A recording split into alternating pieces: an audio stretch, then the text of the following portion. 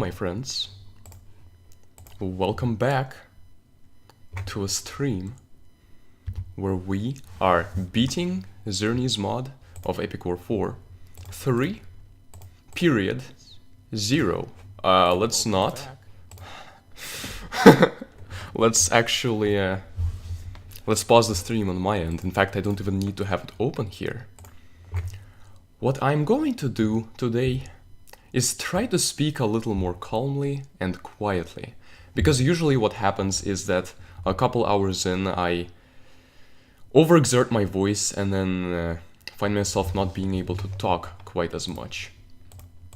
Hopefully I actually remember to stay calm when intense things happen. Hey Scorpion, hey Erdin, hey Lulan. You have a green button. You better smash it. I don't know what you mean by green button. You see this right here? This is not tea, this is coffee. I'm afraid I have betrayed Xerney and his fellow Brits. But I promise that after lunch break, if I do get a hot beverage, it is going to be tea, don't worry. Same shirt, same lightning. Or lightning. Same lightning, same ice bolt, same invincibility and time stop spell. Same skin. Did not change my skin. I never upload any Flash games. Yes, I know that we can play during Flashpoint. I do use it, it's just that I don't upload very much lately. For several reasons. I think I need to sort out certain other areas of my life before I can upload more comfortably. And also I want to spend most of my free time where I can actually do stuff working on EW4. So, but I actually do want to upload more Flash games again. So hopefully it will happen somewhat soon. Also, I don't have a video prepared for lunch break this time. Either we're gonna like snatch another one of Scorpion's videos, or we're just going to have a boring lunch break where it's just a screen and you guys are forced to leave.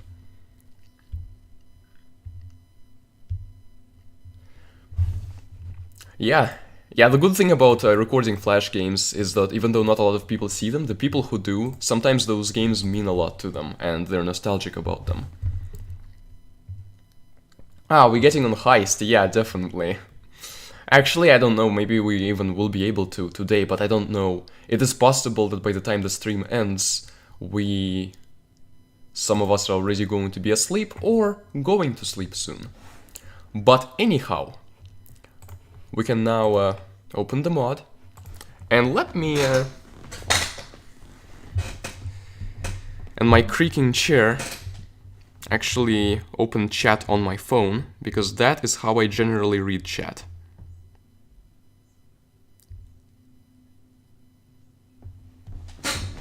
I'm just going to assume it's working.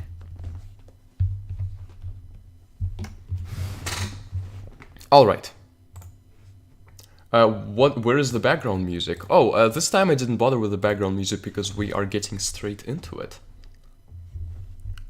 And by my standards, I mean, like 5 or so minutes have already passed. By my standards, we are getting straight into it.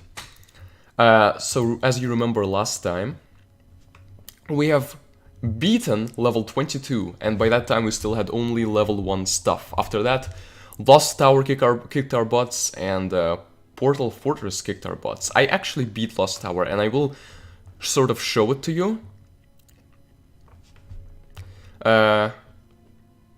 If we go to our upgrades, as you can see, everything here is maxed. Everything here is maxed except for one thing. The Festive Comet, which I think I might not use ever, but I just wanted to... I was a completionist. I grinded the one festive level that we have, which I'm going to show a bunch to max the festive guild, and then for the festive comet shot, we need 35 festive keys, and right now we have 30. Now, if you notice, we go over here to the Christmas tree, we have FT, festive times, the most jolly of times. Thank you for not putting the most jolliest of times, because I would have lost my mind there. In Epic War 5's, damage over time, like burn, poison, etc., is just pointless. It deals almost no damage. It can still help, like maybe it can help stagger people. I plan to stream for maybe a bit longer than last time, because last time I ended kind of maybe prematurely because of getting stuck and having to grind to upgrade.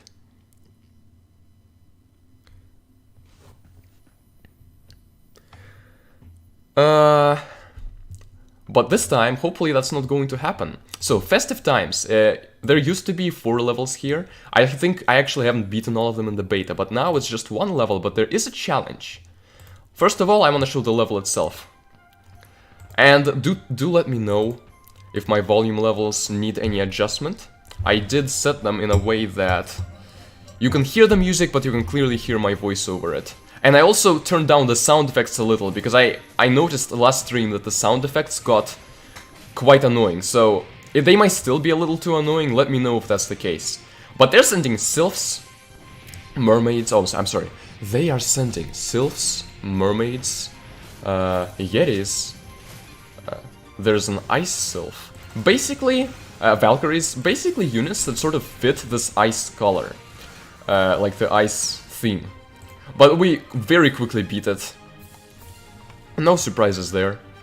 And we got gold bonus, but realistically what we actually got is 6 festive keys. Which, so now we have 36, we upgrade the festive comet shot. We have it maxed, and we have 1 extra festive key lying about.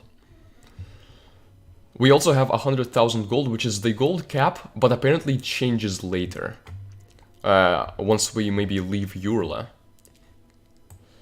Let's try that level though. Let's try that level on challenge mode, see what that entails. Oh, hey Xerney. Oh, there's a bunch of blue people here. Shock or freeze, I'm not sure which of them is longer. I'm not sure if there is even a difference between them. Oh, I did not mean to do that. But I have Berserk now. It lasts for like 15 seconds. It's not even a terrible spell to use. In fact, we used Berserk and then we use Lightning, and those guys are all dead. We might be overleveled for this, I have a feeling. Kara's nowhere close to dying. Yeah. Challenge mode, I think maybe. Either it's the same, or there's just a bit more enemies there, but we definitely beat it just fine. I want to turn down my volume just a little though.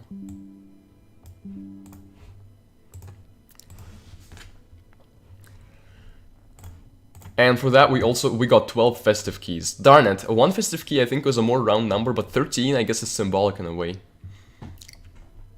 So I wanted to show certain things off. Max Iron Wall just means that we have a lot of castle health. Max Gate means that instead of like if every time a hero dies, it takes longer to respawn. But by default, every time a hero dies, it takes 6 more seconds to respawn than last time. With a maxed gate, or at least a level 5 gate, I don't know if it's gonna have a level 6. With a level 5 gate, now they only take 1 extra second to respawn, meaning they can die a bunch and not be penalized nearly as much for it. I like that quite a bit. We've maxed out Altar, so we're gonna be getting mana faster and having a higher maximum mana reserve. And Guild? That's just naturally we get more gold, and that was one of the first upgrades I maxed. The other was the Void Tower, which is just a very good upgrade to max because it is basically essential for every level.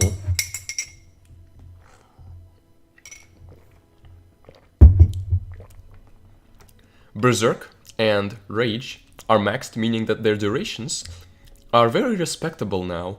And As always, Berserk is a bit more expensive and quite a bit more powerful than Rage, but we can also combine them and use them together, and use them together with spells.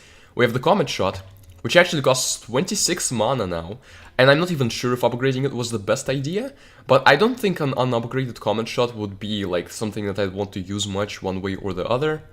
If we want a cheap Comet Shot, we have the Festive one, but I don't know if we're going to need one.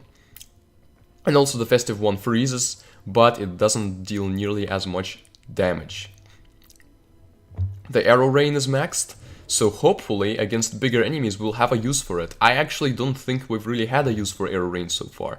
I've used it several times, but it's very arguable whether it actually was more effective than using Rage and Berserk. However, if we use Rage and Berserk, and then a bunch of Arrow Rains on top of it, I think that's the point where it can become impressive. And Thunderbolt, which is more of an area of effect spell that damages an infinite number of people. Also quite good when combined with Rage and Berserk. Pretty good at killing ice sylphs, if I do say so myself. And we have Phoenix, which is... It's funny because I really like Phoenix personally, just in terms of it being a fun spell to use. But it's pretty exploitable under the right circumstances in a way that isn't very intuitive. Which is why I don't super like it. I don't like it, and I might explain it in the future, but as you can see, Phoenix, I took it out for now, and I'm just going to rely on these spells. Comet, I'd probably replace if I had to replace one of these spells, either Comet or Rain of Arrows, but Festive Comet also I am keeping here on the back burner.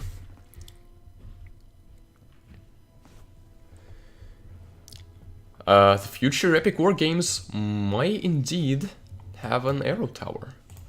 After all, I mean, 1 and 2 had an Arrow Tower, and then 4 had one as a spell.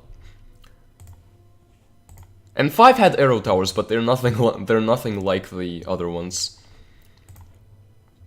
And then if we look at units, most units are maxed, it just means that they have super good stats. So we have Goblins, there's 9, and you can upgrade them to level 6, but it takes Moon Shards, which we're going to earn once we're on the moon.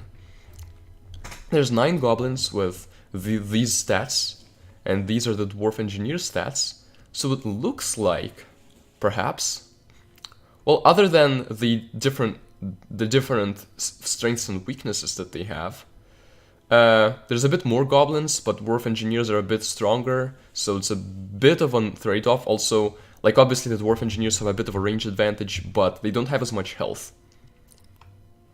We have Tauruses, which have a lot of health comparatively, so if we ever want some tanks who are strong against sorcery, we might use those. Even the Paladins, whom there's only 3 of, are not as beefy as the Tauruses, which is interesting. And then we have Phantom Knights, there's 8 of them, and they deal tremendous attack. And they have good strengths, like they're only weak to bash, but they resist projectiles and are strong versus source.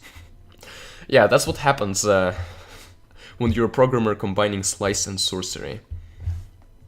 These guys I think are going to be pretty darn awesome.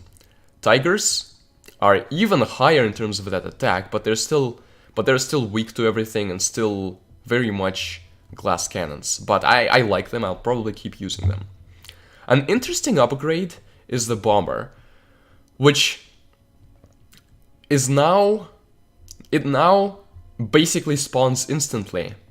And as soon as it dies, it's on the field almost instantly from there. I haven't actually tried it, but that's what the upgrade descriptions say.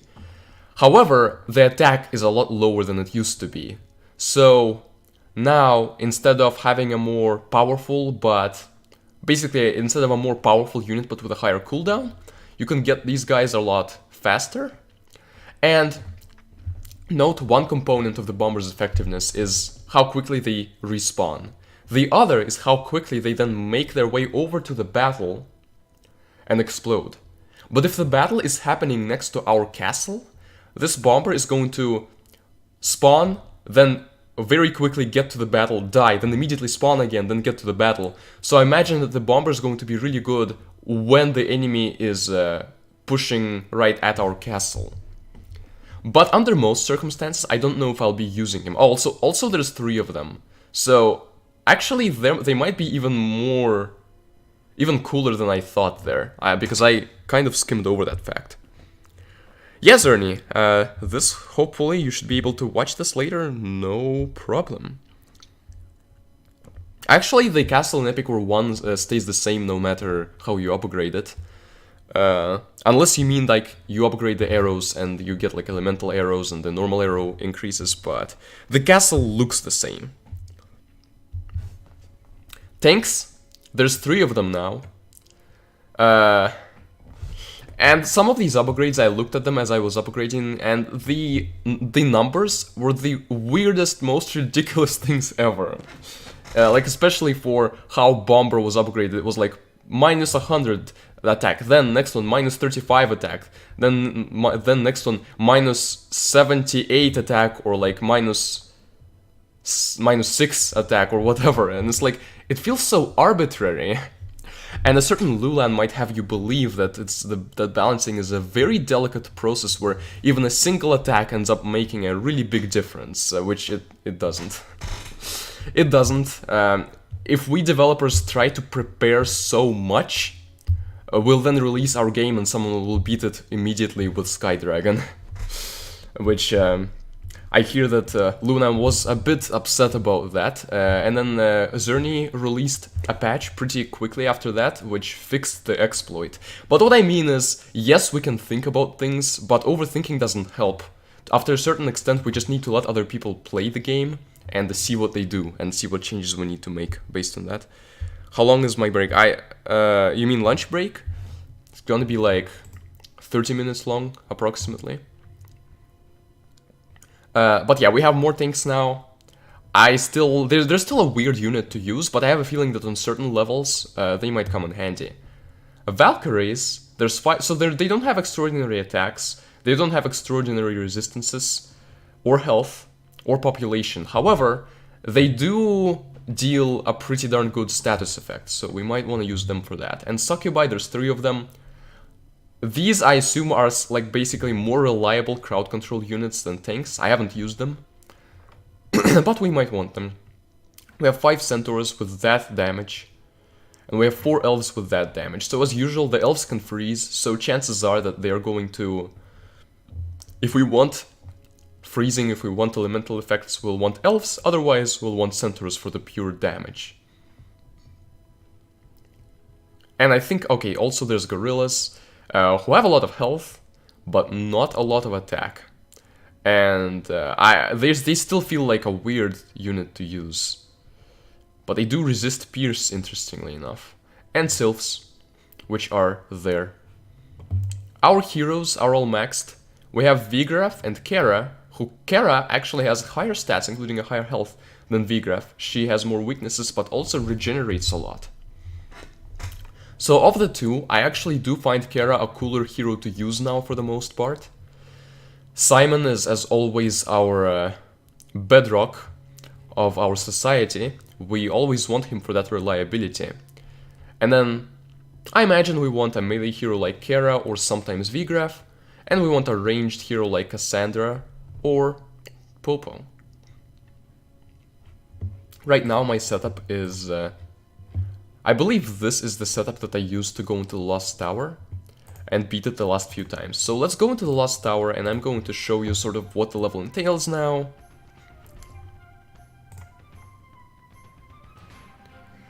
I can actually speedrun it pretty quickly, but I'm not going to show that, I think. I actually forgot what exactly the strat is for speedrunning, but I'll remember.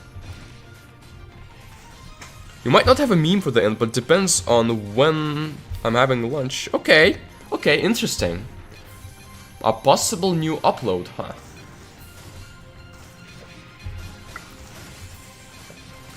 The courses couldn't handle his power. That, or he couldn't handle the horsepower. Okay. So here, we're already about to trigger the revenge waves. Rage and Berserk, and a bunch of lightnings.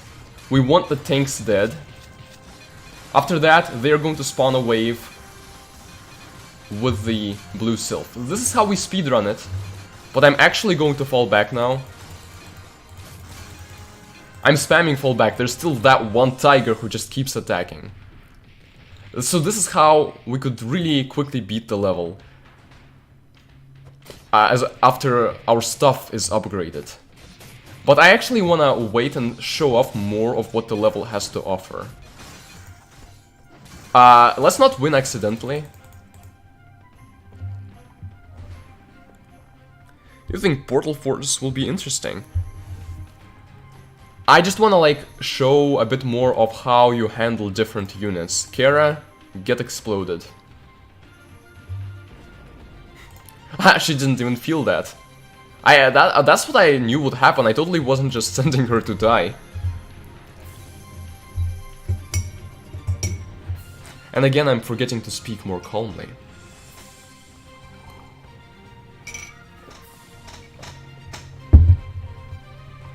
So we're getting the arrow tower very soon. Oh no, it's a Kara. The Kara is a joke. Well, I mean, everything at this point is going to be a joke, other than certain things in the future, just because of my level. Okay, arrow tower. Poor engineer. Let's save up until we can use Berserk and Rage together, and then rush these guys. Okay, quality is on low, we are on 2 times speed, good.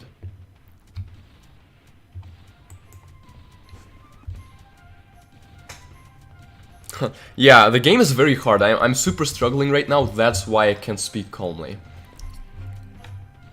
Okay, Berserk, Rage. And we're gonna aim our arrows at little Diablos over here, who is really big Diablos, but he's our little friend. The engineers, these guys are already dead.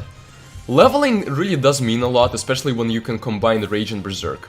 This guy is a little annoying, we can send Kara to keep him in place for a bit. This part of the strat is one that I saw in Lulan's video beating the level. We kind of want to hold him off so that when the next enemies come, we have more space to deal with them. And in my case, I'll win either way. Also, I think I actually am killing the castle, so let's not do that. Yeah, see, this is almost perfect. If only the units controlled a little better.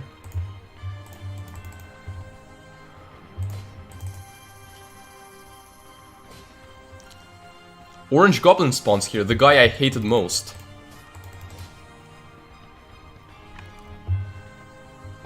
But we can kill him.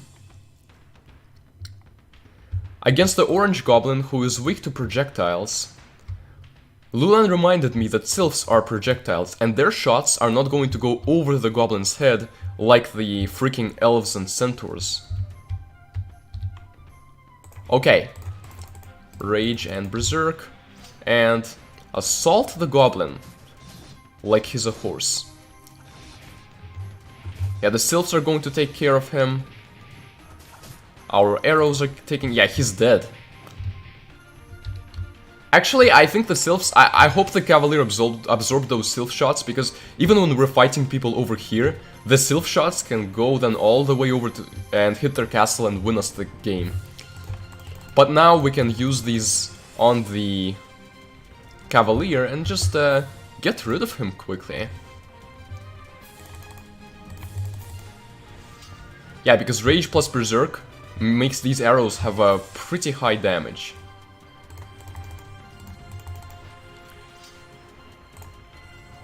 Okay, this duo is coming. But now with the Cavalier dead, they do not stand much chance against us. The thing I hate most about fighting the Succubus Queen is just aiming the arrow tower at her. But yeah, the tower plus Rage and Berserk can really help deal with like pretty much most of those enemies. We have sylphs for the goblin. And we have elves .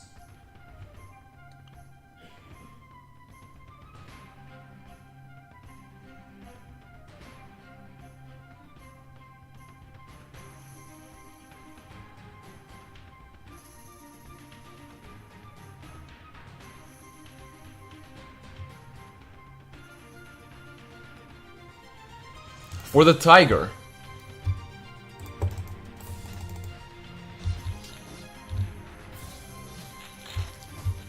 As you remember, this tiger can really get going and kill a bunch of people. But if you crowd control him by freezing him or shocking him,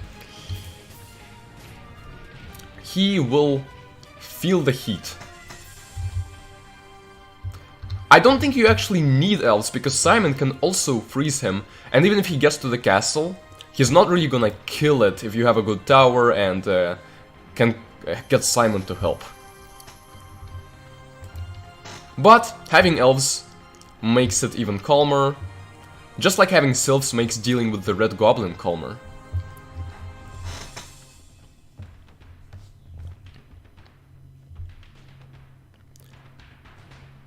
When did I say I hate towers?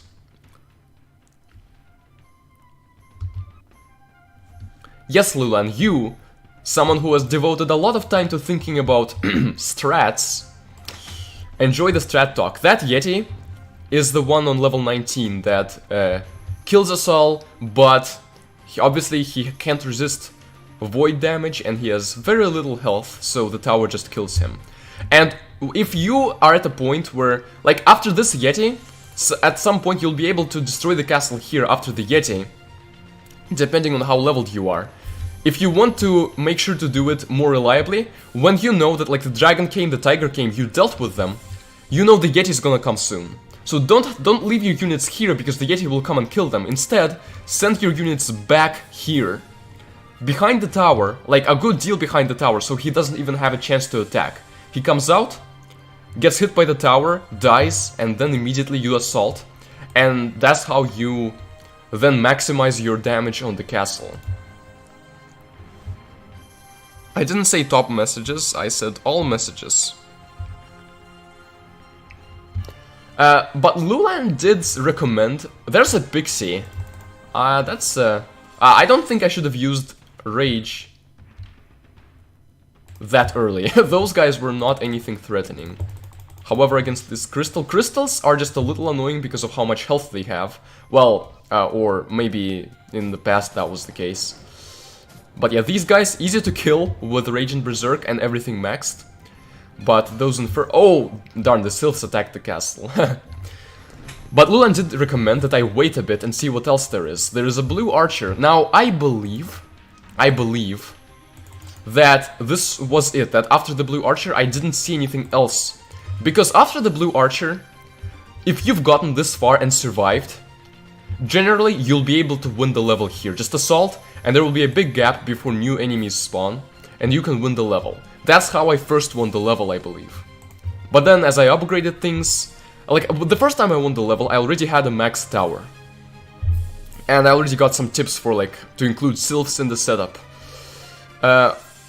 Then, as you upgrade your army more, you'll be able to win quicker and earlier. Until, as you saw, I was able to win before the freaking, like, at about the time when the Ice Sylph came.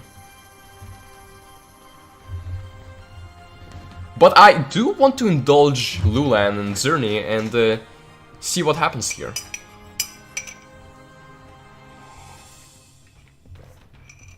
Though, if we have to wait 10 minutes for something to happen, then please do let me know so we can move on there. I'm assuming that something's gonna happen any minute now. In fact, I'm gonna put my people here, just in case something comes and tries to blitz me. And I do have a full tank. I can get another tower, but unfortunately it already exists.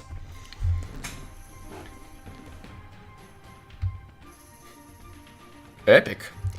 Devil's Pact is not a mystery, it's just an accessory that they ended up not using for Epic War 5. There's a bunch of different upgrades, like different types of upgrades that they ended up not using, and you can see that some of the mods use those upgrades, like Wordines. Like, there's actual icons for them, but they might have not used them for balancing reasons, which if so is a big joke, because balancing in Epic War 5, but I don't know. It may have genuinely been that the game was rushed. As we recently found out, the block, sometimes, like for resistances, it can show normal, weak, strong. So normal is the unit takes normal, like, the damage multiplier for that attack type is 1. It doesn't adjust the damage at all.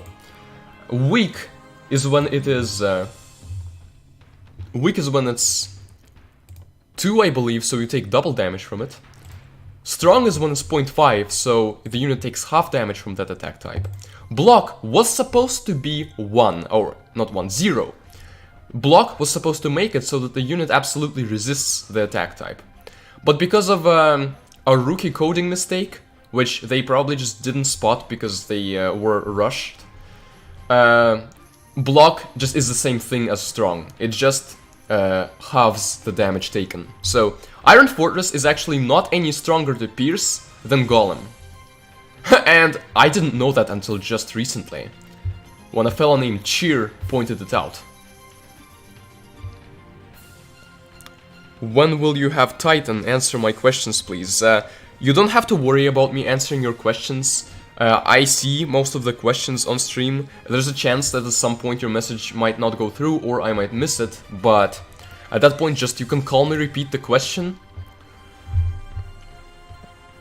But I don't know when I'm going to get Titans in this mod. This is my first time actually playing the mod at this point. Like, I played the beta, and I have a New Year's stream of it. But these levels, I actually either they weren't in the beta, they're new, in the full release, or they are, or I didn't beat them back then. You know what? This is starting to take a bit too long. I asked Luan and Xerney. I said, please let me know if we have to wait 10 minutes for something to happen, and they didn't. They're traitors. And Xerney, now I don't feel bad that I got coffee instead of tea. Okay. Well, but yeah, as you can see, once you are leveled, you can beat the level a lot faster than that. So it's absolutely the best farming level, especially if you have guild. The gold reward for Lost Tower is 26,000, and if you have max guild, it becomes 52,000. So you beat it twice, you already at the gold cap. And I don't think there are any other levels so far from the levels that we've beaten that can compare to that. But now we journey into the land of the unknown. Of the barely known, because I started the level and couldn't beat it. I remember there being 2 smaller and semi-aggressive sky dragons. Should I change my lineup? Who knows? Let's start the level and see.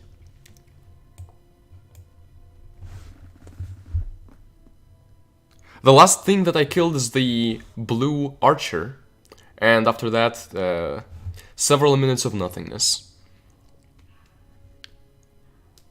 I don't mind playing AAA games, but games that cost like $70, I've never bought games like that. 2, a lot of AAA games have a gameplay that doesn't really interest me, especially like shooting games. And a lot of the games that do interest me, they have they're indie games, and because of that, they have that creativity that makes me interested in them. Alright, let's, Okay, Xerney did actually say that. Okay, Lulan is back. You're back. I was just saying you were a traitor, Lulan, but I guess you can be forgiven just this once. Anyway. Impressive start. Let's try to gain some territory before the enemy assaults us. So as you can see, these dragons are waiting here. Whoa, whoa! Okay, Kara, don't. I'm restarting because that was absolute BS right there. That doesn't even count as an attempt. It's just game controls being stupid. Okay, so Kara is weak against goblins, I guess. I guess goblins. Or maybe Tauruses, or maybe both. Kara might not be a great choice for this level. We might want our boy Vigraf back.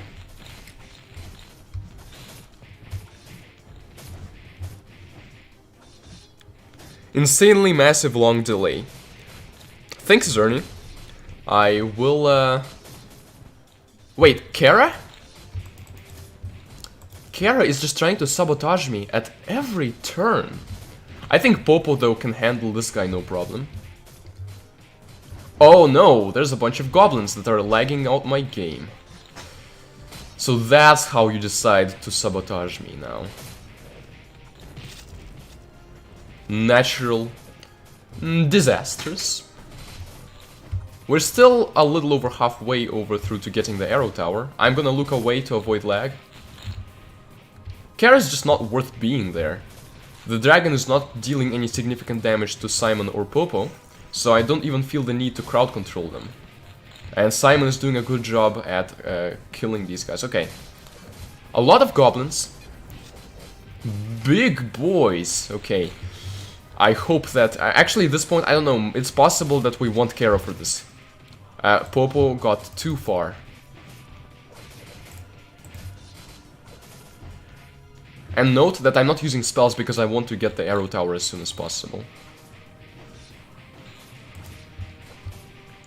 Kara's there. She's not dead yet, but it is a very, very... I need to, like, turn off blood and gore or something. My computer is good, but it's not appease flash levels of good.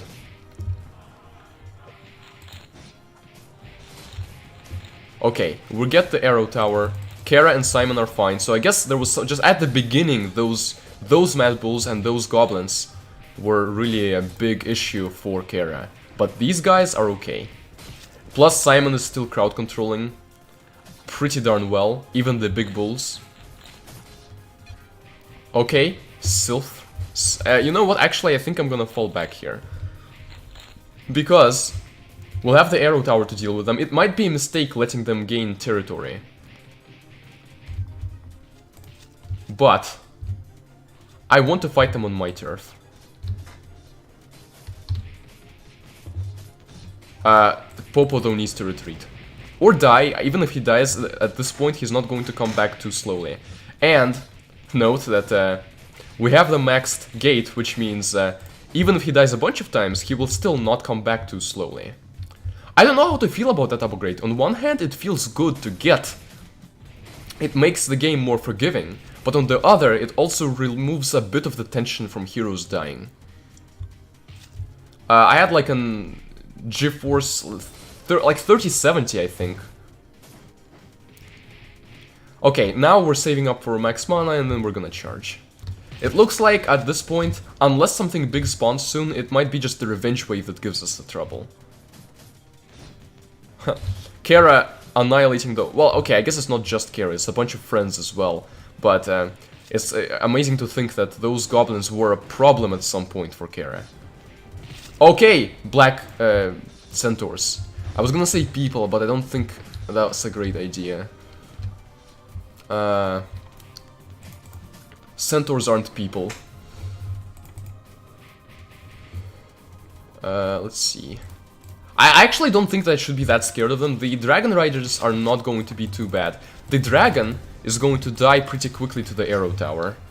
And the centaurs aren't even aggressive. But I should... that is on me. I should have known better, being scared of Xerney's waves. Like, what sort of pleb would do that? This is the first time that I'm feeling actual serious lag in the game. With all of these goblins and all of that blood. Okay, we can... Oh! Uh-oh! I think we want to make sure that our heroes aren't in that radius. We do want to kill the centaurs, but heroes do kindly retreat. I don't even know what the terror is. I assume there's just going to be a smaller version of... Okay, smaller version of the bomb, of the normal bomb, okay. Oh, that was a bit mistimed. But now, let's do this. Yeah, and... Yeah. Yeah. That's a pretty fun enemy though, little bombs. These centaurs are actually beefy. And they shoot a bunch of arrows, making Popo in actual danger. But that's okay, because we have now lured them over to where we have the high ground. Trojan Horse? Well, I don't know if Trojan Horse is supposed to be on this level. We had a Trojan Horse on level 10 and on level 22.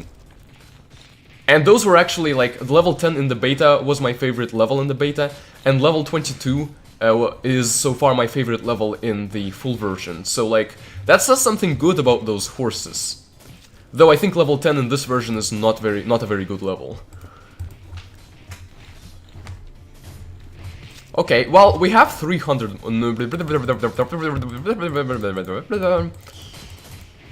Kindly do retreat. In fact, I'm even going to do this, just because I'm not sure if this is the same Yeti or if he's gonna be tanky. Oh, he is tanky, no, hold on. I was afraid that it was the Yeti who just one-shot everyone, and that I had to use the tower to kill him. But this is actually not a very dangerous Yeti, so... but I still think that it was a good idea to retreat and mostly kill him with the tower, because otherwise he still would have killed a lot of our people. And it's just inefficient, you know? And who likes being inefficient? You have Epic War 5? Are you calling the game itself a Trojan Horse? Okay, it feels so far like a bit like a survival level. We have to retreat and and basically use the tower to kill these people. And they keep coming. Now, the waves themselves are fun and cool, but the way of dealing with those waves is not very interesting. You just attack up and shoot them to death.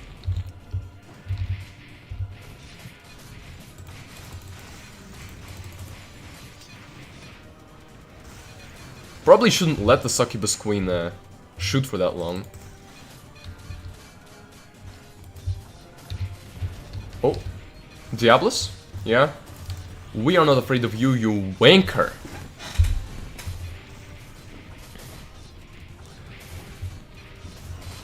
Even more so when you move your mouse. Oh, I guess I shouldn't move my mouse then. I guess moving my mouse is a very unwise idea. I guess I should just keep it still or something, I don't know.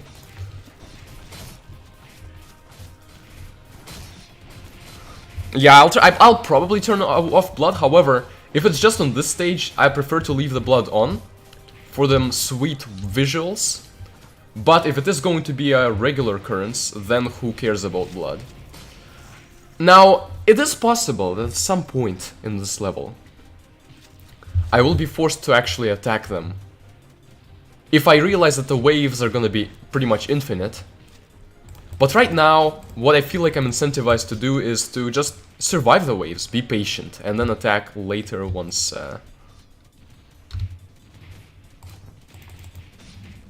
once the waves have calmed down. Okay, it's just Yetis so far, and goblins, but who cares about those? The tigers... It's interesting, for some reason, there's no fatality in this game, it seems. And if you don't know, fatality is when a unit explodes into pieces rather than just playing the death animation. But like the tiger slashes the goblins, and all of those goblins just play their death animation, which is another funny, unimmersive thing compared to like how you would expect it to be. But still, tigers are very nice against these goblins. Now the goblins are gonna get on our back lines, so let's try to get to the castle quickly. And let's have our spells ready. Okay. Bomber didn't do anything significant to any of our heroes. And ultimately, this is a heroes management simulator more so than an army management simulator. Kara, though, got in front because Simon is distracted by stupid goblins. We actually have to retreat Kara now, because Simon got distracted. Okay, I think Simon is getting better. So we can bring Kara back in, and while she fights, she recovers extra quickly. Okay, a bunch of people came. I don't think those people are going to be particularly bad for us. However, I'll still use Rage and Berserk because I can, and we want to avoid problems, right? Just freeze the wave.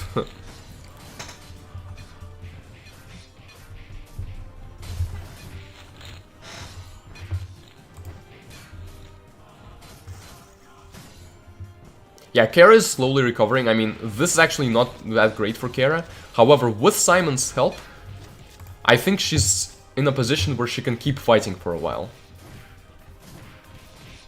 Or maybe not. I mean, I don't know.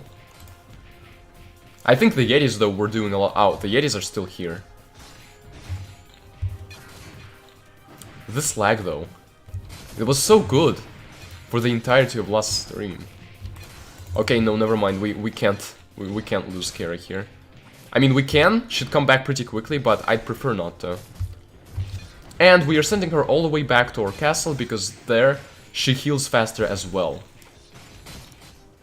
If she's just somewhere in the middle, being idle, she heals a certain amount. If she's attacking and fighting someone, she heals extra, and she heals the same level of extra when she's at the castle.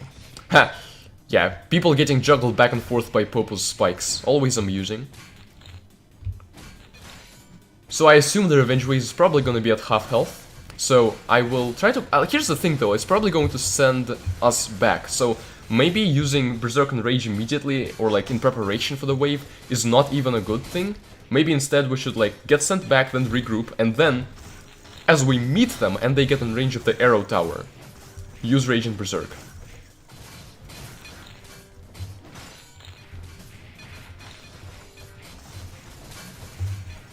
Kara is available again. That Yeti actually made it all the way. I assume he was like launched to knock back a big distance. Okay, are we going to get knocked back? Oh, Simon's about to die. Actually, I think it's better for Simon to die here. Fall back, and hopefully... never mind. I wanted that to trigger the Revenge Wave. Come on, Popo. Unless there isn't a Revenge Wave. You know what? Popo can die here. And then respawn, that's fine.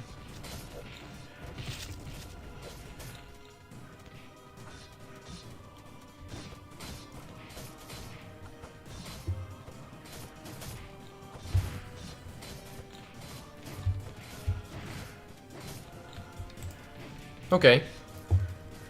Now we can use the arrow tower to help kill these guys. The Yetis are really tanky here. But we can kill the elves pretty quickly with the arrow tower.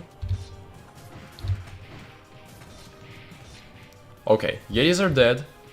But the Yeti group... I guess the Yetis are mainly launched at us here. Which is a funny unit to launch. Yetis being in the air is always amusing. The Ice King from Adventure Time? What? I mean, I don't know any of that. So, maybe you're right. But I'm not even sure whom you're referring to. Or you mean the Yeti?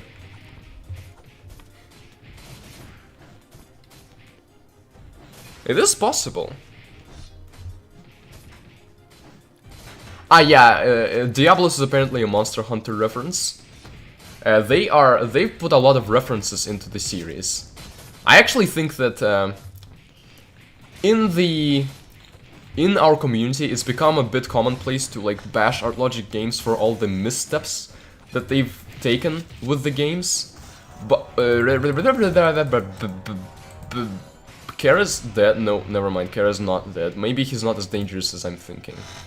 He's also very slow. Xerney loves these very slow mofos. The music though was interesting. Simon! Save your hide, come on.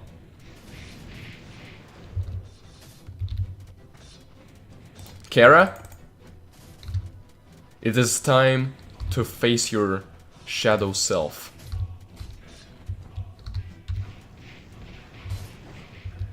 But like, I think ArtLogic games, I think there's a lot of love and attention to detail that ArtLogic games have put into these games that also deserves a lot of acknowledgement and praise. Here is this projectiles, I think. He does not resist magic though. Where's his health bar? The fact that we can't see his health bar is actually like, I want to say bad game design, but I don't want to like go that pedantic on Xerney for a mod. I did not mean to use lightning there, but and there I did mean to use it because I wanted to save Kara, but that didn't matter. It's like when you want to save Kara, I just accept the fact that she's gonna die. Save her, but by not worrying about her.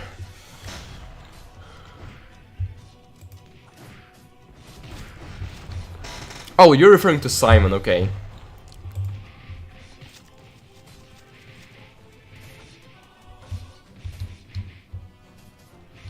Well, let's wait until he's in arrow range. That's how we solve all our problems.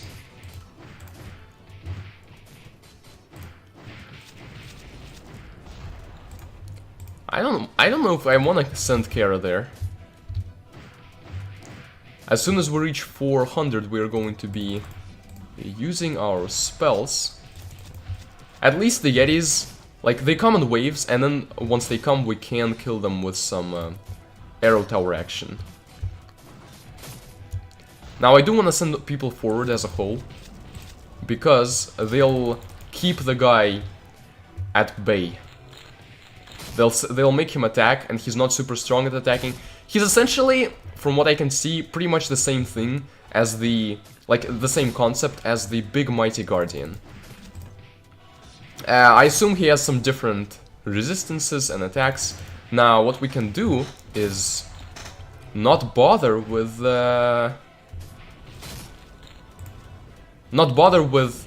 keeping our heroes alive, because they are going to die, but not take that long to respawn.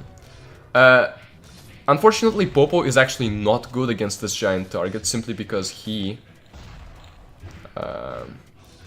resists the spikes. And I think the spikes are projectile. They might be pierced, because not everything makes sense. But either way, they are not the Yetis. At least there's just one Yeti. Okay, there's more Yetis here coming, but we can use our waves to destroy them. Our arrows, sorry. His HP bar is intentionally hidden. I guess it's like a sort of forced way to create tension. I'm gonna prioritize using Berserk. And then also use Rage as my mana allows. Salt the horse. Popo's spikes are pierced, okay.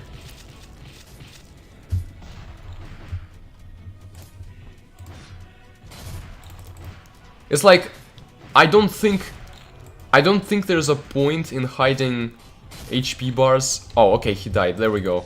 I guess it's like, oh, before now I thought that this might have been a real problem, but he died, and it's like sudden relief. I don't hate the idea.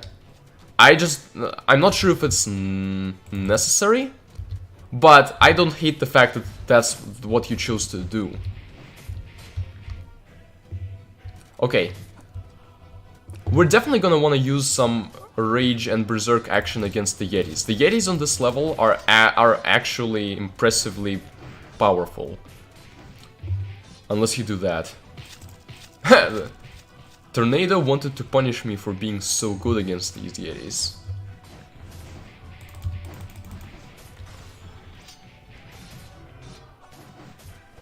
In fact, I think it's the tigers that destroy them, or tigers are one of the things that destroys them.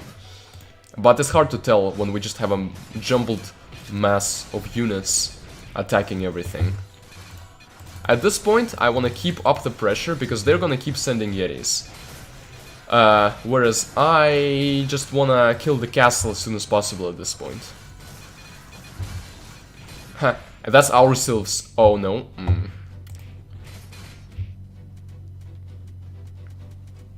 That guy, if that guy keeps showing up on levels, he's going to turn into a mere annoyance very quickly. Because it's not like you have to figure out how to deal with him. He was fine on level 19. But if it's just, oh, well, now your army is dead, or you have to retreat them specifically.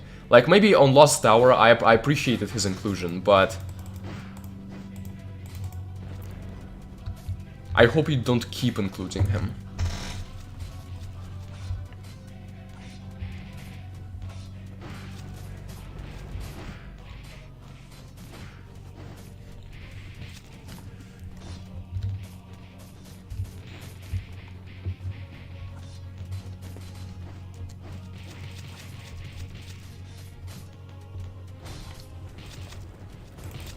Okay, heroes go forth. Kara, though, stay a little behind. We want Simon to lock down their base, then you come in and help destroy it.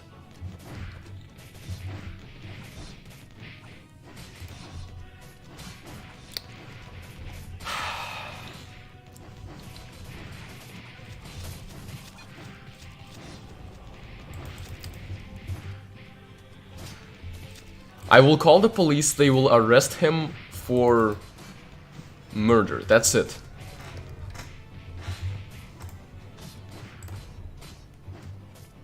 Okay, now we can have Kara come in there, assisted by spells.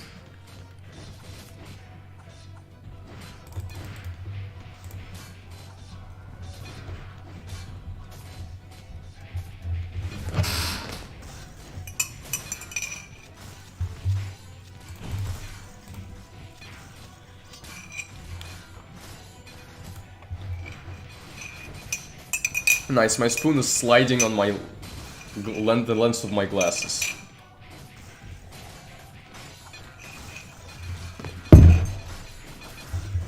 Anyway, I think the level is over, it's just lag is trying to keep us here just a little longer. If suddenly all our heroes die, I'll be like, darn it. Okay, a portal has appeared, trials and G240 unlocked. Okay, so this level might be a new... Well, actually, I don't think so. I think beating Lost Tower twice might be faster, but I might find a way to beat this level faster than beating Lost Tower twice. That level was okay. Nothing super special, but nothing that I would super complain about either. All that gold, though, was wasted because I was already at my max. Okay, Meteor Blast. I've unlocked it. Meteor Blast is dark. Is this our first source of dark damage, I wonder?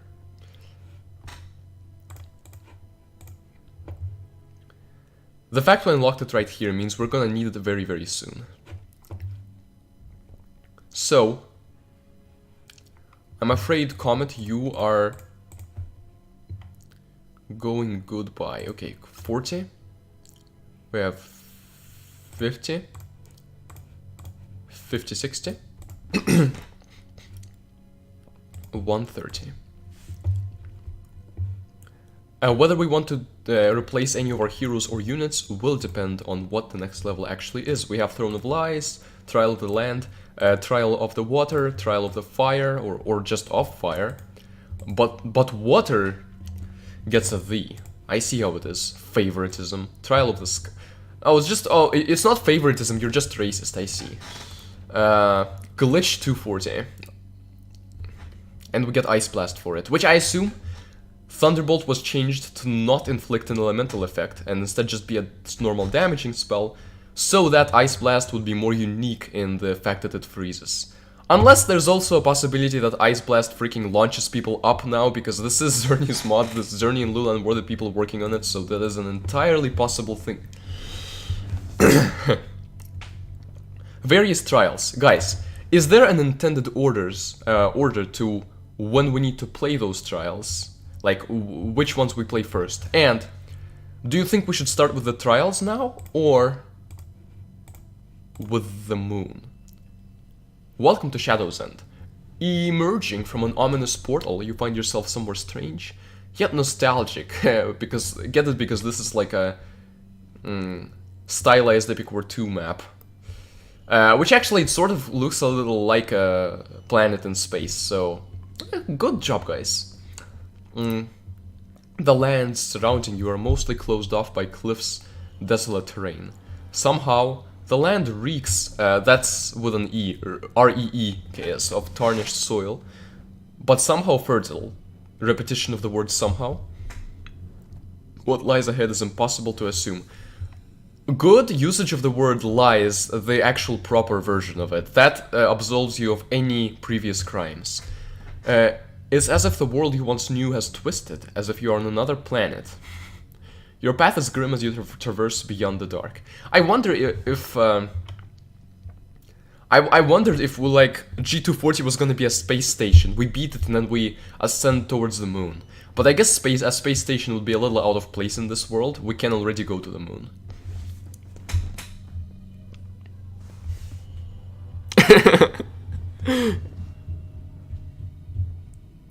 I murdered 1,000,000 monkeys, okay? I didn't murder 1,000,000 people.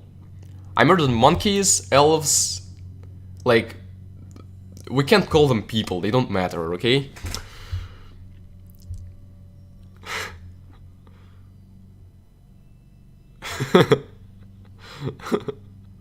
Okay, yeah, Xerney's probably not here anymore, but...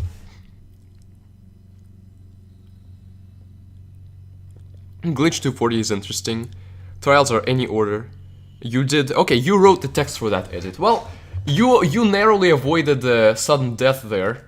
So, congrats. By the way, if you want the cog to spin in a different speed, you can slow it down a little and then speed it back up once it has had enough rest. We can go to the moon. There's a person of color on the moon. That's really scary. But we can also play trials. Land, water, fire, sky, and glitch 240. we have a difficulty meter actually. So this is all but 3. This is 7 out of 10. 7 out of 10. Okay, all of these are 7 out of 10. We get Zombie for Trial of the Sky. Pyramid for Trial of Fire, which is it looks so much like a pyramid, man. Looks so much like a pyramid, man. Mermaid for Trial of the Water, and Giant Taurus for Trial of the Land. The only level to not keep up the theme of getting epic were 3 units. And then for here we get Ice Blast. Okay. Well, you know what we should do? I guess we should go clockwise. Land, water, fire, sky, and glitch. I should at least look at it. Okay. I mean, I'm gonna look at it when I beat it, am I right? Let's look at Trial of the Land. After all, land is a great starting point.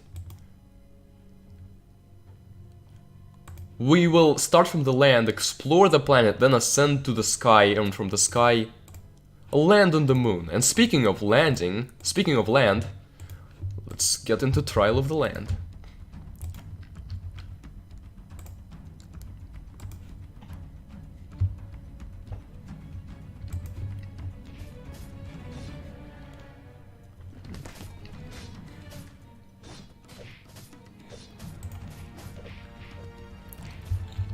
Oh no, it's you. It's you, of all people! Kara is not feeling well. In other words, it is an average Tuesday.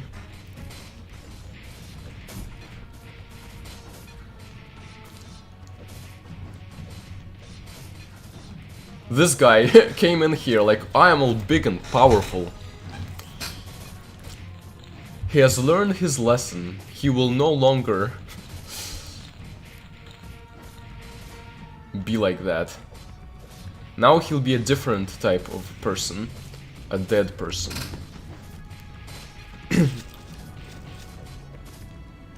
We've seen a lot of this already.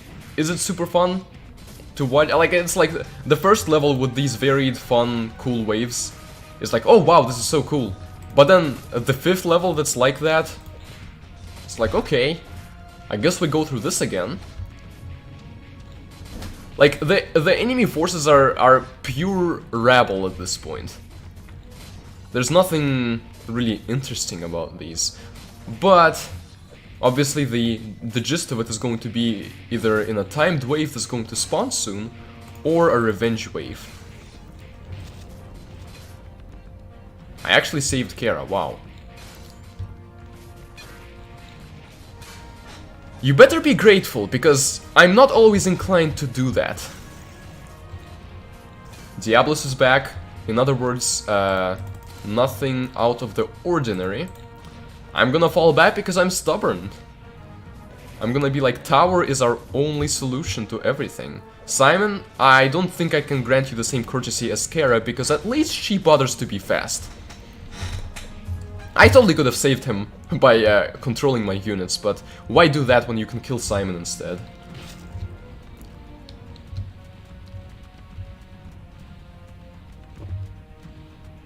Now we attack and use our stuff. I actually think the big Tauruses are not going to be a problem at all. They are getting very quickly beaten by certain units we have. In fact, they might be Tigers. I love Tigers, like, despite the fact that they're even glacier cannons than last time. I love them, or last time. When I say last time, I mean in original EW4. I still love using them. They deal a lot of damage, and yes, they die very quickly, but that's essentially what units are in this mod. Fodder. Fodder that you carefully pick to maximize your damage output. Whereas heroes are the people you actually care about. Well, heroes who aren't Kara and Simon, evidently. I shouldn't be mean to Simon when he has been so reliable to me in the past.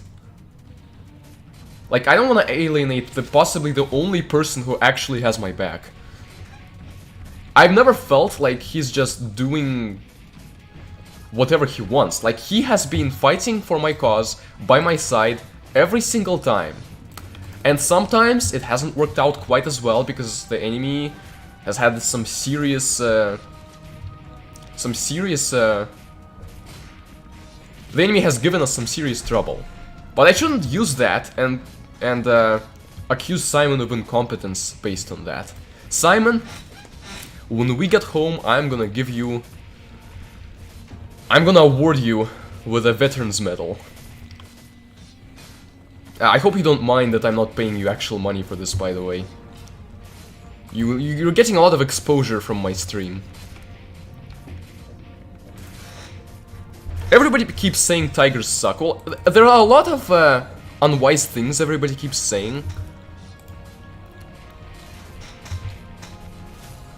So far you've tried to save a woman every time you saw her. How many women? I don't think that's true. Like, how many women have I seen? Can't be more than 2. What happened to movie night? We've never set up a movie night. I know that there's something that you're interested in. But we'll see. It's also, the issue is that time zones are a thing, and chances are that it's best to set up a movie night like on the evening for you European folk, and then I probably won't be able to make it unless it's like, I don't know, maybe on Saturdays whenever we don't have a stream we can like have a movie night. Popo, actually Popo, I'm sorry, I genuinely couldn't, maybe I should have paid more attention beforehand, but once I saw the peril you were at, I couldn't have saved, like, I genuinely wanted to, so don't take this personal. At least I've given you the power of the gate, so you are back in no time. I don't know what things you're into. Horses. Simon? Look Simon, I'm doing this for you. Simon, look at me, look at me. Look how expertly I just saved your life. And you deserve it, 100% of it.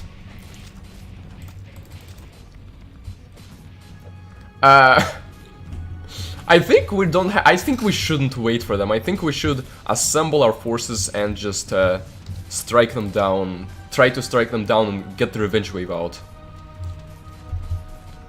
Oh, this level had nothing to do, had nothing but fodder. What, taking you so long to hit the castle then? Oh, I'm just procrastinating. I do that a lot, so don't be surprised.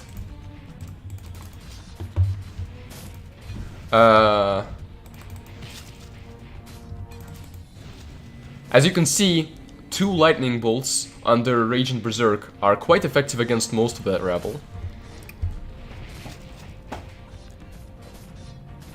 Saturday is not tomorrow.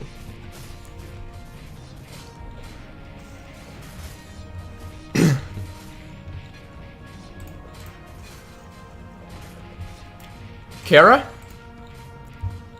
Look, I've learned to pay attention. Now go back and come back quickly. Simon, I trust you to not get launched by the tank. That's not what I meant to do. He got launched by the tank.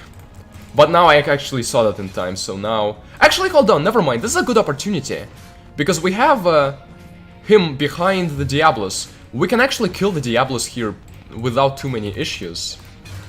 And Simon himself isn't super weak against Diablos. It's just those people back there. But a quick lightning... Oh, come on! Simon, get the tank, please. If Simon... Okay, Simon, get the tank, get the tank, get the tank. Yeah. The tank survived on like barely any HP there. It was a little concerning. This guy acting tough again. Got like 2 hits in, maybe 3. Phone, please don't turn off when I'm trying to read chat.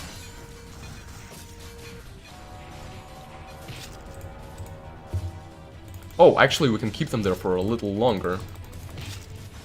Kara actually wants... Kara, I think you are making the sacrifice of death on your own free will. No, never mind, you just wanted to leave. That's okay too. There's a goblin there. I don't like the idea of that goblin. Goblins have been a little frustrating to handle here. And it looks like the goblin is the boss because everything else on the level we already seen. He heals from stuff. If I had to get... Okay, so it's not... Okay, so it's not projectile that he heals from. It might be sorcery, which means Valkyries. Don't stand there.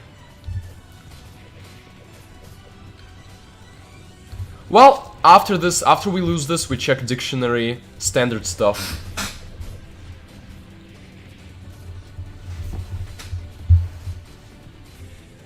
Well, dictionary, I meant bestiary, but same thing. Guys, at this point, I genuinely cannot save any of the 3 of you. I am sorry for that, but we will be back and we will have our vengeance.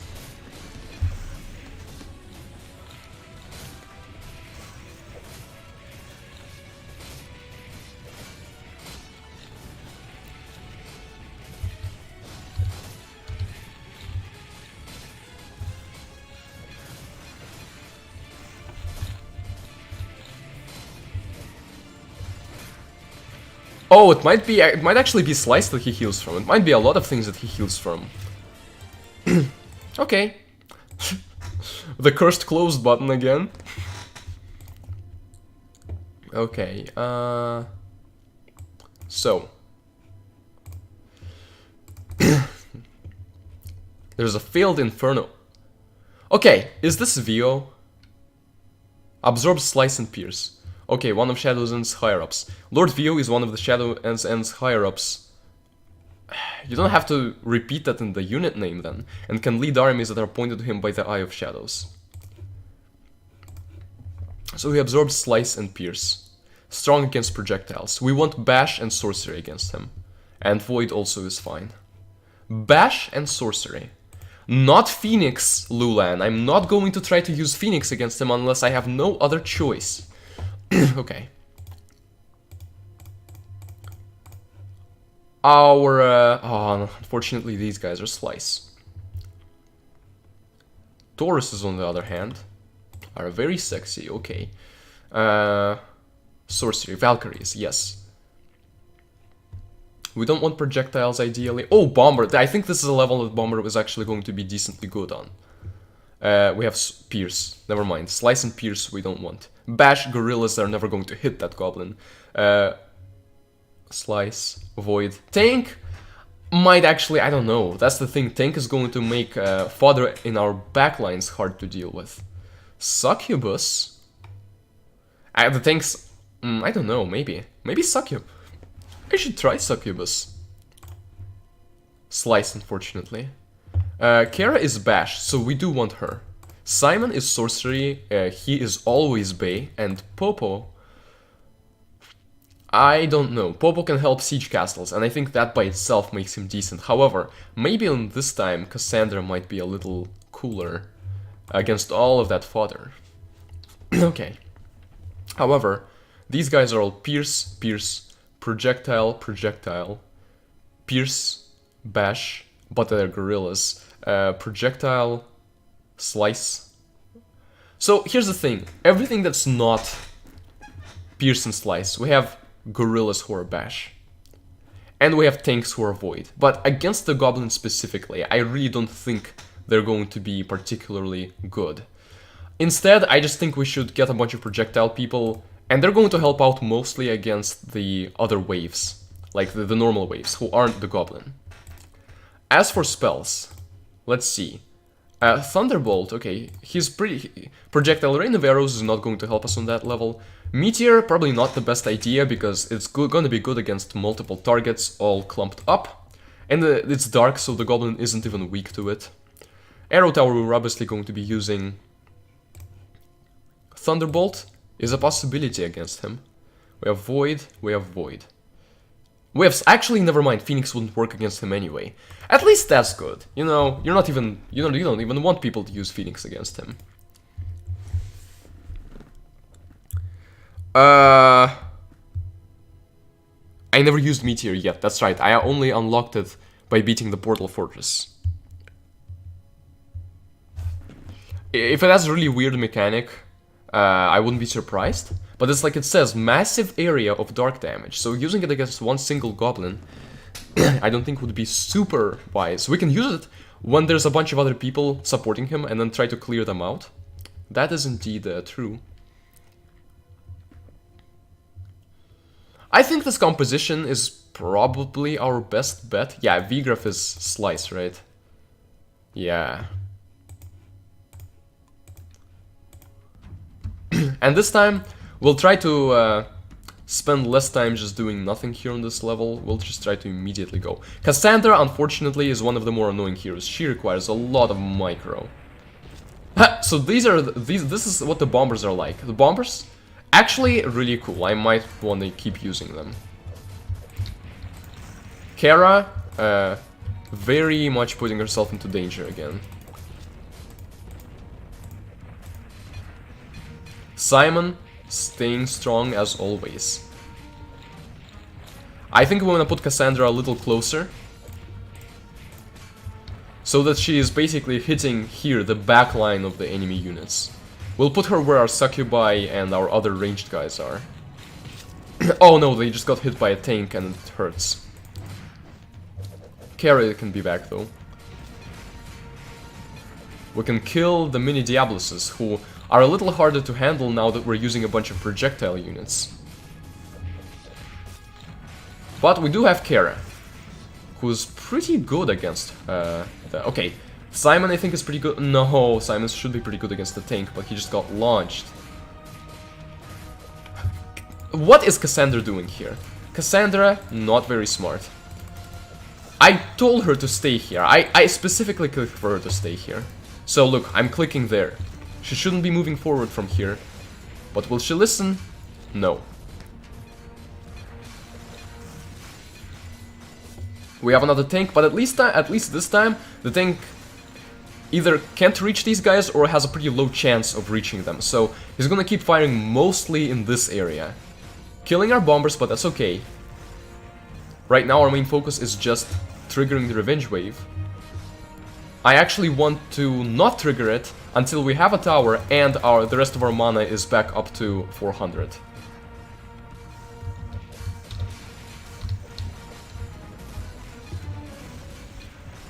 Okay, we got some Diabluses. As if they can do anything.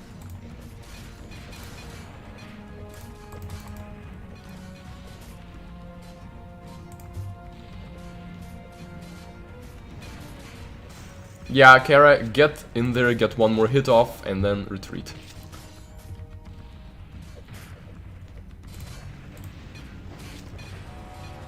Oh, never. Hold on.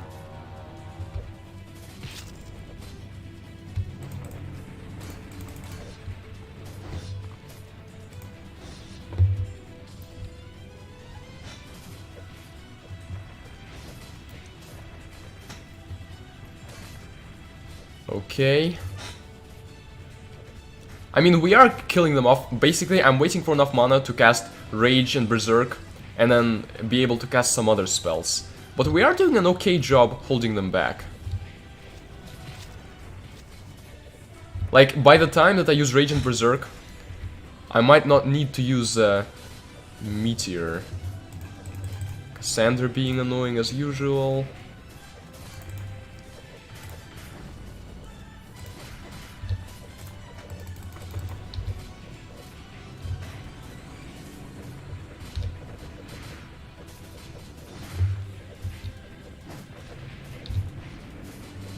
Essentially, what we want to do is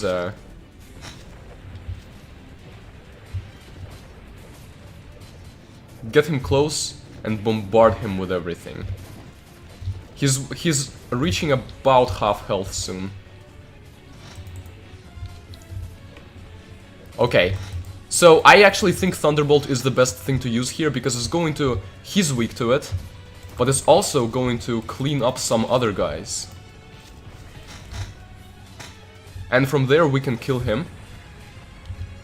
And then we need to kill the rest of these guys.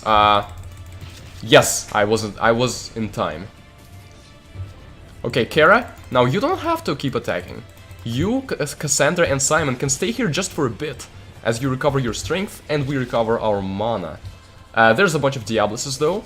We're gonna want another coordinated usage of our spells to make sure to kill them with the arrow tower and everything. How about anything else? Well, they keep sending tanks, which is a little annoying. However, they're not sending anything that by itself makes us really afraid. It's more so just the fact that there's a lot of everything that can make us a little afraid. Okay, stand here, and then Cassandra will be able to start shooting people. I actually think that at this point what I should do is use 2 Thunderbolts to clean these guys up, including the tank. Meanwhile, my arrow tower, under the influence of Rage and Berserk, is killing these guys. Bombers are fun to use, I do admit that. Kara can march forward at this... I think I picked a bad time for her to march forward. Oh, but she actually didn't get launched up into the air. Okay, after we kill the Diabluses, we can make another push and see what the second revenge wave is gonna be like. Because they're not yet at half health, and that revenge wave, we killed it, so I'm guessing that there's more to this level. That Diabolus is dying thanks to being in range of our tower, good. Now Cassandra, make sure not to get overzealous. As I said on last stream, pretty much every hero has some annoying qualities that make them hard to manage and work with and save and have on our team. However, Simon is the exception, he is just awesome. Using the 3 heroes that... What? Everyone likes Kara. I think you have a bit of a skill issue there. Well, by skill we mean not having a perfect understanding of the player base, which, how dare you not have a perfect understanding of the player base?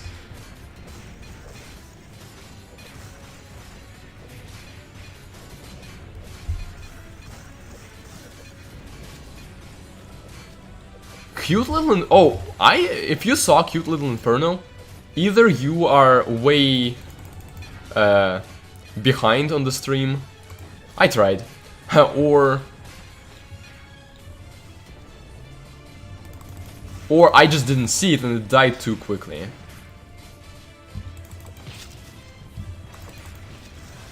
Yeah, the lightning actually really helps to kill, like, even the mini Diabluses. But also the...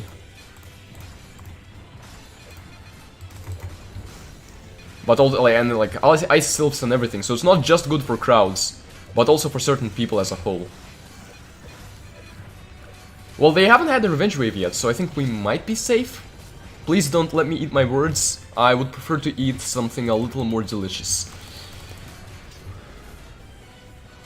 Okay, Kara's back. Cassandra, stay here. I know what thoughts you're getting. What very intrusive thoughts. Okay,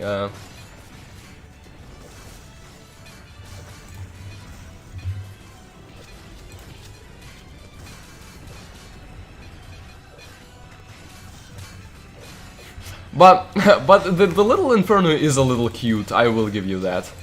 Also, I wonder if those Diabloses earlier were actually natural Diabloses, like they weren't from the Revenge Wave. Yeah, kill... Oh, the tank didn't... Okay, but the tank's gonna die to the Succubi, I think. Speaking of Succubi, have been, I think, pretty good to use as a whole. Cassandra, what in the world are you doing?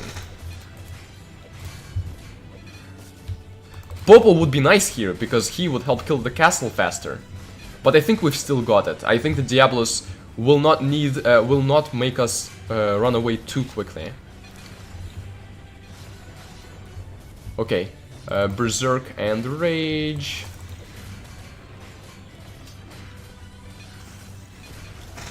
Yeah, Kara just consistently resists the Diablos' launch attack. Though, in a way, it actually makes her a little more vulnerable. Kara, try to retreat for a bit.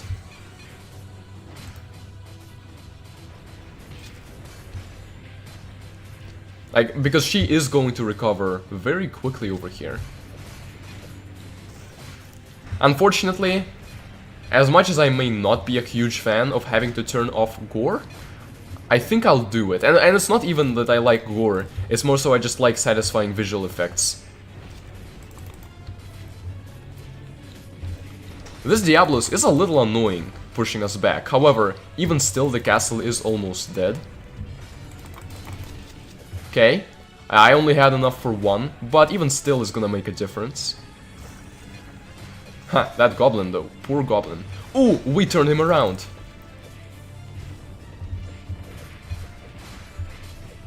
Oh, in Lost Tower, yeah, there was a little Inferno in Lost Tower.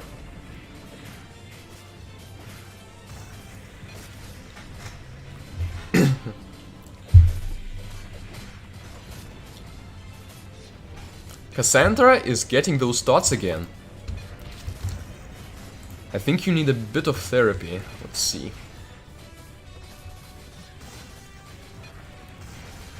Speaking of, saying like you need therapy, some people just say that like as a way to like insult someone or roast them, but really it's something that's good for everyone. We all have things that it would be nice to have therapy for. We have unlocked the giant Taurus with a bit of purple pixels. He is a big meat shield. Strong versus projectile, super strong versus dark, but sorcery... Okay, so it's sorcery that deals with him well. So it's not the tigers, it's more so the Valkyries that are really good against him in my composition. Plus Simon. But Simon is more of a crowd control kind of guy. Alright, we'll get him. That level was alright. Just a little exhausting having to fight all of those waves. But it was a normal, you know, adjust your composition and then win type of level. Yeah, so what I wanted to do was this.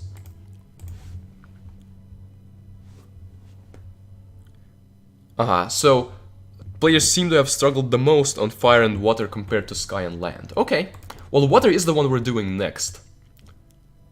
Before I go in there, there's going to be blue sylphs. And blue archers, probably.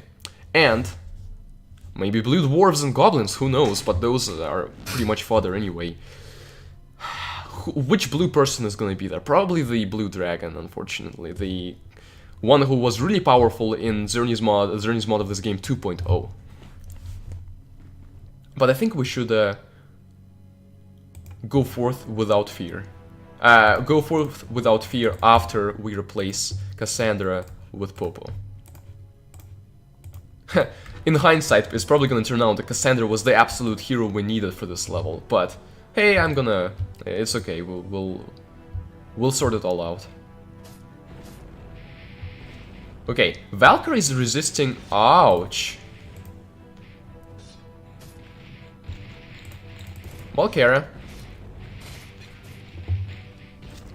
I can't even say it happens every time anymore, because there have been times where I genuinely saved her.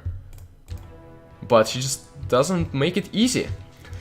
Okay, Assault.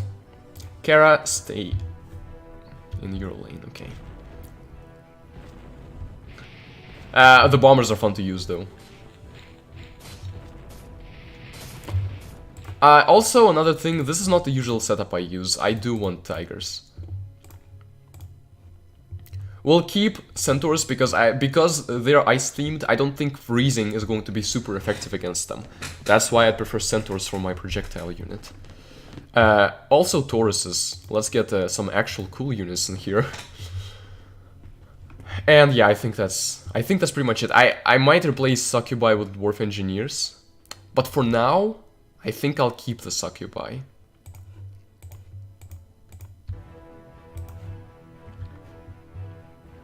Might even want Vigraf for this level.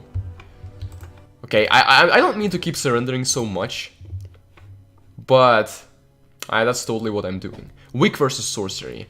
I think it's better if instead we have Vigraf, even if Vigraf is not as cool to use.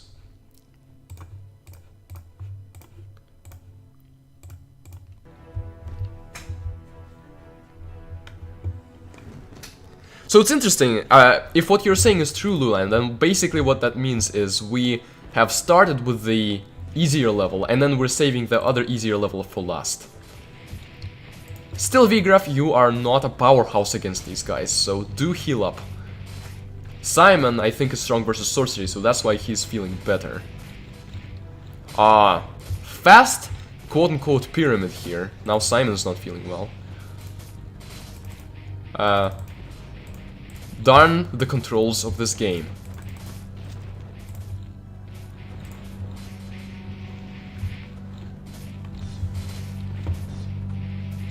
I'm just wondering if there's going to be a level where the optimal strat isn't to just save up for Arrow Tower first. It might even be this level. I mean, we are under some serious fire right here. However, I don't know if...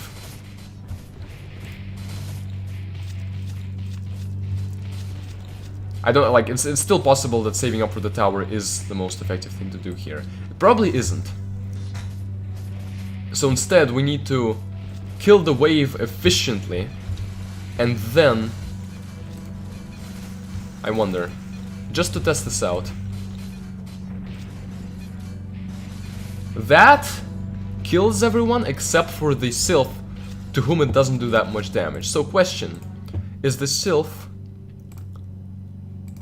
weak against sorcery? Oh, super weak against sorcery and projectile. That's why Thunderbolts work so well against the Sylph. So I think I'm going to need to use some magic there instead of trying to save up for the tower. Okay.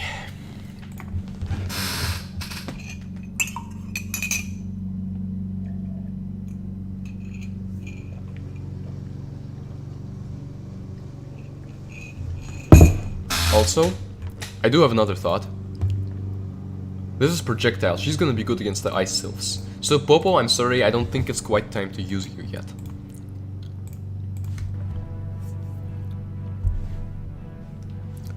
Nowhere near as cool as Saga. I don't remember what the meteor in Saga, like, isn't it the same meteors in 5?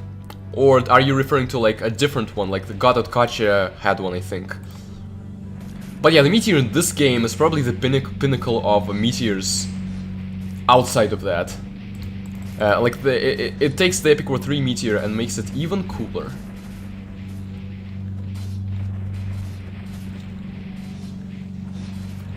Yeah, if we just advance... Heck, in fact, retreat our heroes, except Cassandra, who just decided she would just die. Excuse me. We can send her forward. Okay, I guess let's keep her here. So, Rage Berserk. Yeah, the Sylph died. I don't even think we need to continue using spells at this point. We just need to push back before the next Ice Sylph comes.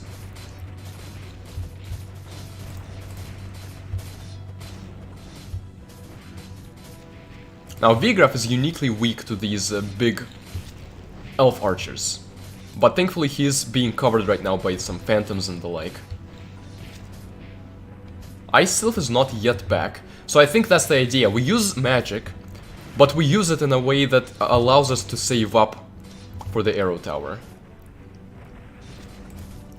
Guys, stay a little behind, especially against this quote-unquote pyramid.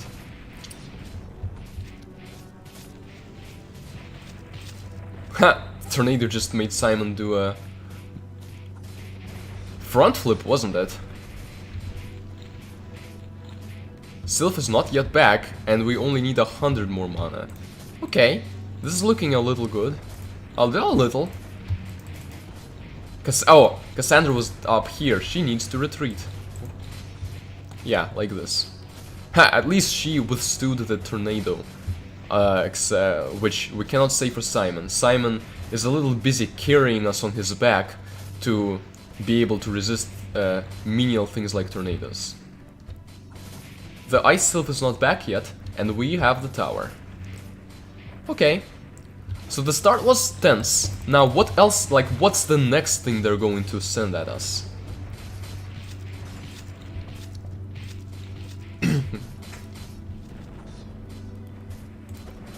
Actually, no, okay, assault, but heroes stay here. We want to keep our control of territory, but we also want to save up and have a bunch of Raging Berserks available for when we actually siege their castle.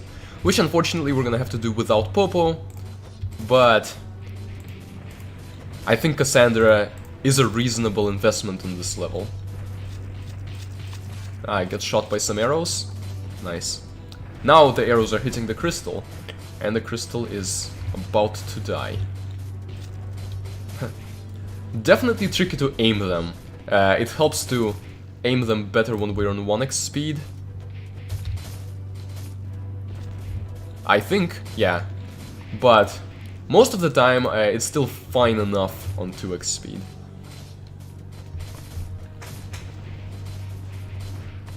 Only the women with... You do keep talking about women, I see. Where's Cassandra? Okay, did I send her back or something? Or did she die and then respawn because she was stupid? That's a pretty likely option, unfortunately. Simon, send you back a bit again.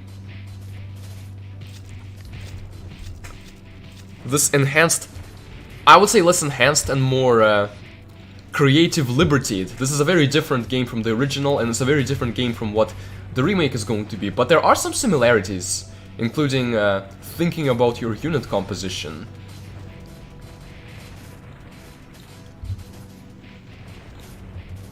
Fast crystals are a little bit more interesting than regular crystals, especially since they don't take too long to die. Simon is getting overzealous. However, for Simon, him getting in front is okay because he's not fast enough to get in too deep too quickly. Where's Cassandra? Okay, Cassandra is here. She's like, okay. I caught her trying to sneak forwards, but hopefully she dares not disobey a direct order to stay in one place. Which actually, speaking of, let's go, because we have enough mana. I change my mind sometimes.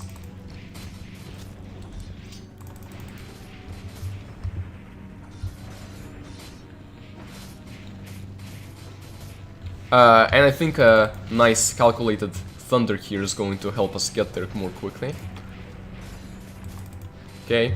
I think I might do this. I might try alternating between using Berserk and Rage simultaneously and just using Berserk. Because I don't want to drain the mana too quickly, and Berserk, I do believe, is the better of the two spells. Because I think its effectiveness... its boost in effectiveness is more potent than its mana boost is destructive. There's a black Okay, so there's some dark blue centaurs and there's a black centaur.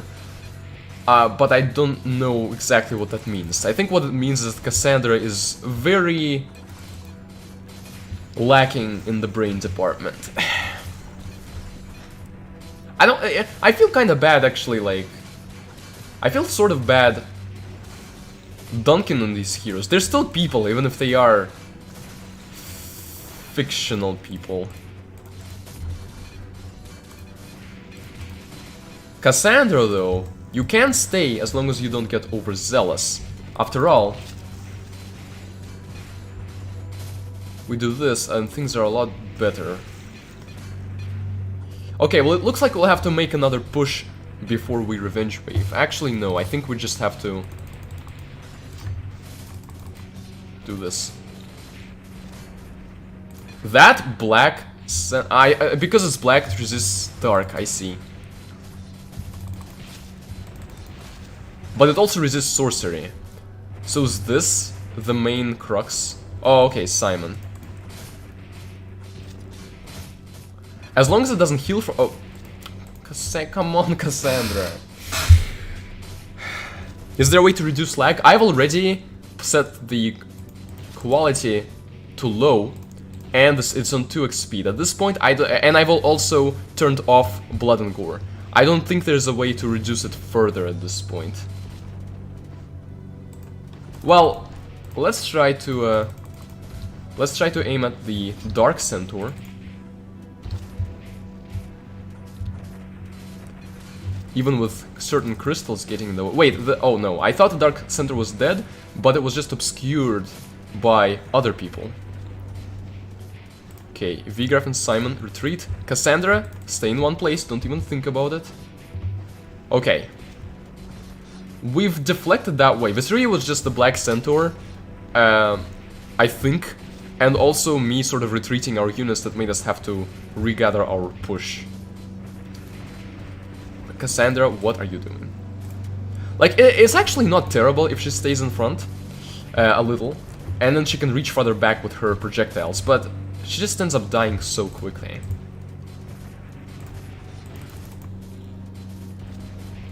Okay, when we're in range of our tower, the crystals are a lot less of a hassle.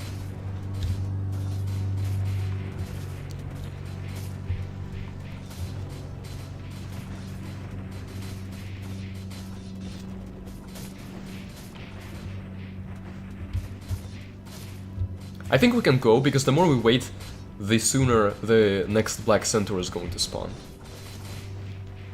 Realistically, we should be trying to push quicker. Okay, look, here's what we do with these guys. Rage, Berserk, Thunderbolt. I will keep the rest of my mana for later. But our Rage and Berserk made it pretty quick to dispose of that crystal, which is good.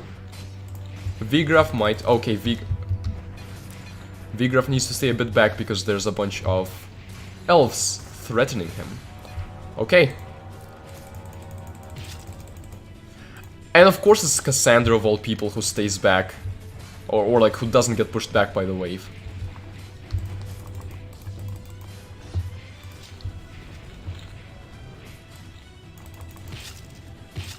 Okay, who's the boss? Oh, there's a boss mermaid. So chances are sorcery is not going to be that good against her. Okay, Meteor. That did something. However... Okay, Vigraf, send you back. Even Simon, send you back.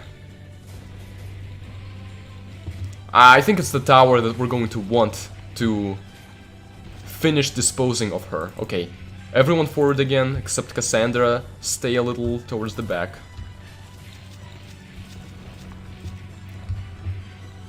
The music's pretty cool.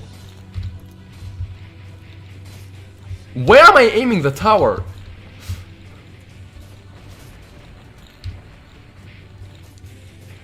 I'm not actually sure. It looks like the mermaid might be like really good at freezing us or something, but she's not. She doesn't spawn like hundreds of projectiles unless I'm just missing them all. Cassandra. So I did this to buy time. Now we can use this and attack the mermaid.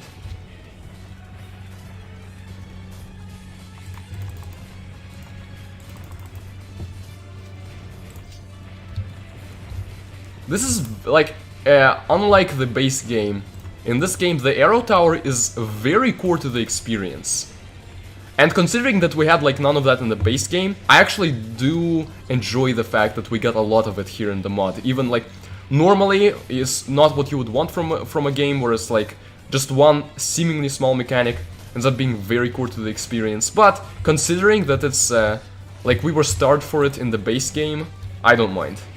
Okay, we've resisted the main threat of the revenge wave. Cassandra's taking a bit to come back. I wonder why.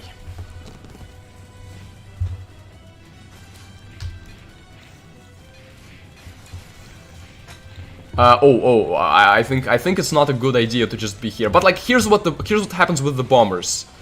They exploded and they are already coming back. That's why they're pretty cool. I think we want these centaurs dead though. It's also always convenient when we can use the tower to stun them and not let them attack. Because then, even if they take a bit to kill with the tower, it's still okay. Okay, no huge threats yet. There's no black centaur, there's no blue mermaid. So I think we can rush.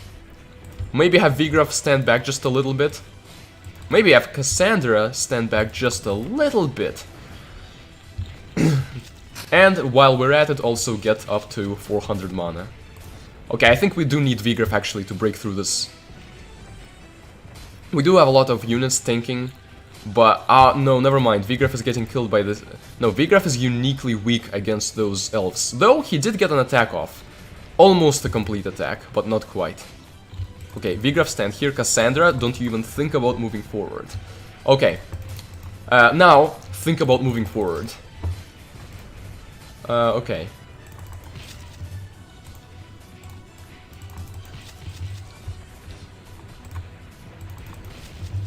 And the Thunderbolt spell is cheap enough that I find it okay to use it in situations like this. Now, because we used it like that, we are back at the castle quicker. However, just as with the last level, I don't trust this. I think there might be another revenge wave here.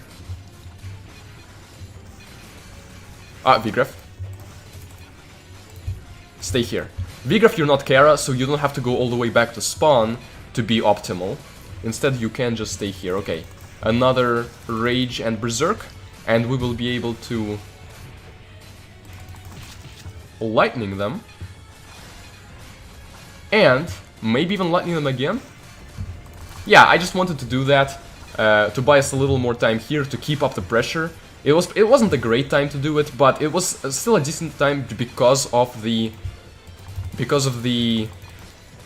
fact that we still had our Rage and Berserk up.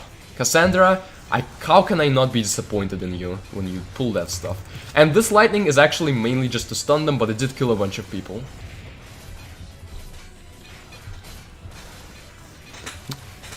I thought you said Lord of the Rings, but no, that R was not there. We just said lot, capitalized. The most annoying enemy is the crystals. Yeah, crystals can be pretty annoying. But in this case, they were not that big a deal. Okay. The difference between this level and the last one, they were pretty similar, but the difference here is that it took more, like, adjustments at the beginning of the level, where I said, okay, instead I would rather do this, and then I quit the level without having spent a lot of time on it. And, actually, I think, yeah, I actually this time handled the revenge wave first try. The main loss that I suffered was in the beginning, when I tried to save up for the arrow tower and then got overrun by everyone, including the blue sylph. But the revenge wave itself, we were able to handle first try. Now we have unlocked the that's so pixelated, but we have unlocked the mermaids. It's pixelated because ArtLogic Games had access to some better sprites before, like they downscaled them for the game, but they still had the original versions to put into like stuff like that. But we can have the mermaid, who is also projectile. At this point, we have some projectile oversaturation there. However, because we're hitting the gold cap, I actually do think we want to upgrade people. So we max out the mermaid. We can almost upgrade Taurus again, but nah, okay. And the Taurus is a semi-titan. Bathroom break real quick. And I'm actually going to put on the right screen this time, don't worry.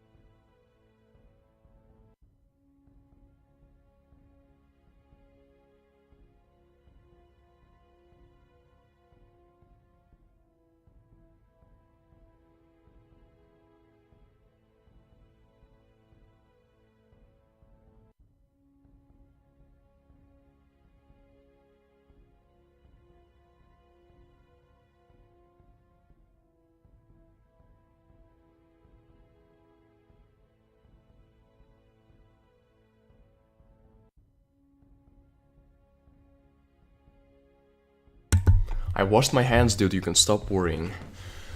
My voice is actually doing okay. I mean, it's kind of close to getting tired, but not quite there yet. Okay. So we do have mermaids, but just like with sylphs, I don't know. I think they might freeze. Yeah, they can freeze. So that's the difference compared to sylphs.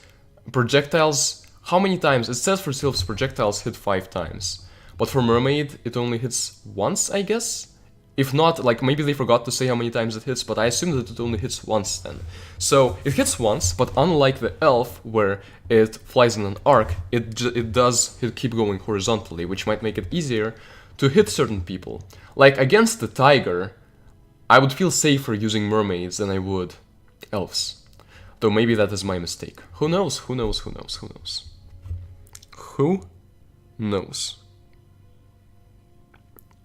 Here you can have your own colored versions of units. I think some of them. I think we will unlock some color versions. We have unlocked the giant Taurus, who is very big, and obviously in the original only the enemy had access to such a big, such upscaled units. And it doesn't make sense to have many of those in a regular game, but in a mod, it does make a lot of sense. Okay, mermaid hits 3, that makes sense. Okay. I just keep holding out hope. I just said Pope. I keep holding out hope that we are going to have a use for Popo. So apparently I am holding out Pope. But in any case, we shall now embark onto the lava.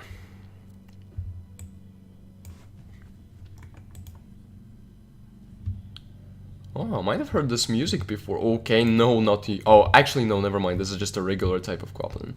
I think this is my preferred composition to use. I prefer using Kara over Vigraf because she's cooler, and she's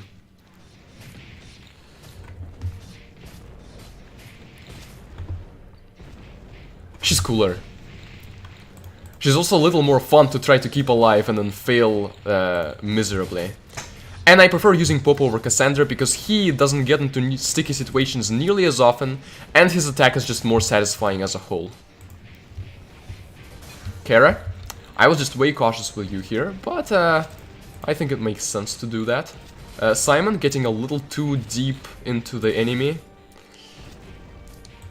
Let's remember that you are in fact enemies.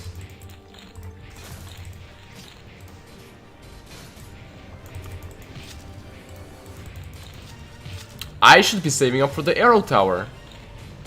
But it's like, I subconsciously try to forget about that fact and just use spells at the beginning. And then Popo gets in danger. Simon is great here, except the crystals are not. Yeah, I should have saved up for the arrow tower. Maybe it would have been fun to see my attempt there try to survive despite that.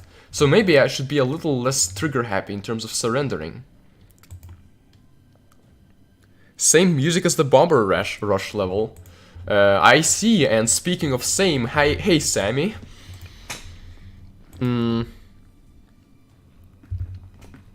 Okay. I'm still using Bombers, I still enjoy them. I'm still using Tigers, I still enjoy them. I'm still using Succubi, I am decently happy with them.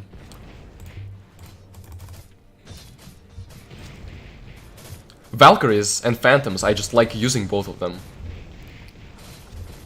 The only unit here that I'm sort of meh on are Centaurs, but it's nice to just have a projectile unit for various occasions.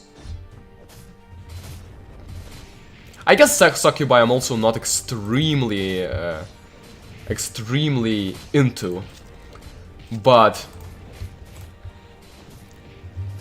I do find them worthy. In any case, without having spells to relieve some of this pressure, this is actually going to be a little tricky to handle while having to save up for the tower. As soon as we have the tower, this immediately becomes easier. And Popo, I'll tell you the same thing that I've been telling Cassandra, which is try to... Okay, Inferno's here. We'll have the arrow tower just in time.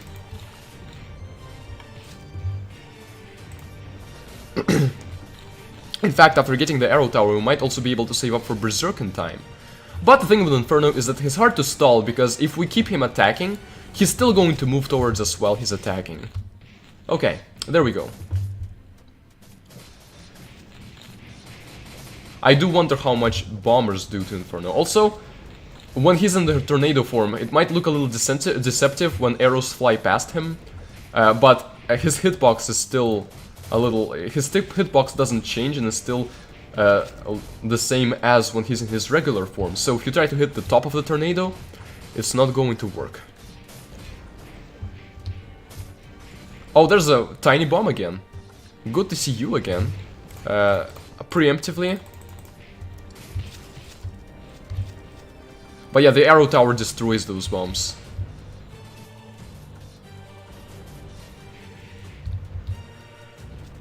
It's funny how the bomb's shockwave sort of follows the other enemies as they advance. Follows or paves the way for, depending on how you choose to look at it. But yeah, crystals are definitely the people that we need to aim at, and then we can send Simon to handle the rest of these guys. Very much a hero-focused game. Like, I think that's the main difference between it and how epic war games will be in terms of standards. Like, Saga is obviously still very hero-focused, but that's not how we want to keep it, and that's not what we want to do by default. Popo can also go forward. A little scared for Kara yet. Let's actually kill this guy first. If I had acted in time, I would have sent the Succubi and Centaurs a little back. But hey, yeah, we can get them back in time, don't worry, okay. Assault. Crystals again. Some of the crystals are actually waiting a bit before attacking. And Rage Berserk. Ah, I somehow aimed my tower specifically where there were no enemies. Nice. Berserk against the crystals. Rage.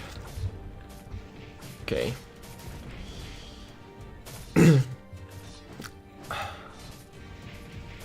I'm not sure, so I guess this level has regular Infernos spawning, which I'm not... I don't know, it sounds like it's gonna be annoying to handle. Inferno might actually help us here.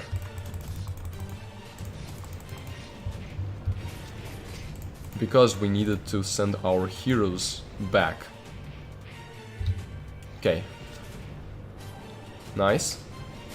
But like there's crystals, there's regular Infernos. They really don't want us advancing too quickly. No, that's not what I meant. That was a misclick.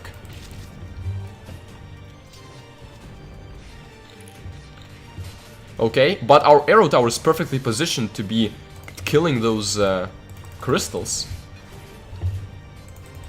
With the next Inferno, I think we should try to sort of make him walk past us into the arrow tower. He's gonna try to knock us back though, that's the main issue. So using Rage and Berserk is important here because we want to get to the castle as soon as possible. Using Popo I think is also a good idea on this level because of these castle problems.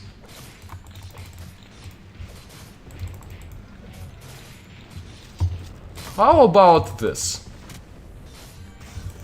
It's like a Rain of Arrows is almost worth it this time. Oh, Popo though. Popo is also nice here. Okay, nice. So, he's not a Superman at least. Kiara's not a Superman either. And I feel bad sending her back because I know that the Inferno is gonna be there again very soon. I just got misled by the UI into casting Berserk twice. That's not the kind of difficulty I enjoy, thank you very much. At least Popo's doing something.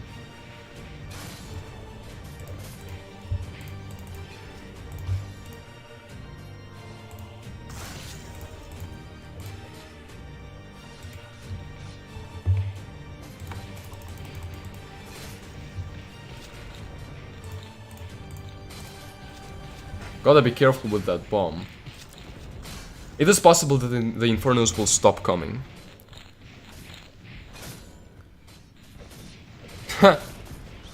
Saga remake is... yeah, you have very unfitting tastes, no pun intended, for what Epic War is going to be. Oh, Popo actually survived that, okay. Kara actually was completely fine with that, except for being quote-unquote time-stopped, which really just means crowd-controlled for a while. I think we need to build up mana or something.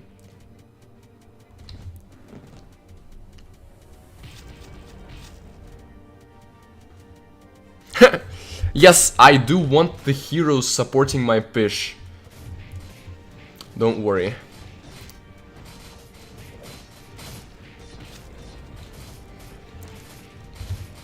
Yeah, also, basically, it's different from a regular Epic War game because you don't really feel like a commander of units. You feel like a micromanager of heroes, which is a perfectly valid direction to take this sort of mod in. So, and I do enjoy this.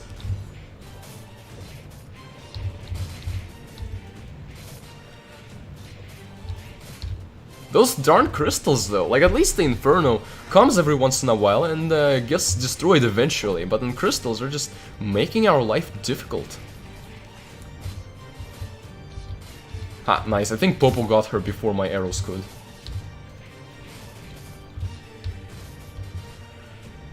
So, next time Inferno comes, we are going to rush and meet him to the point where we can kill him with arrow towers. And then, but also rush forward and make a push at exactly that moment. There we go. There.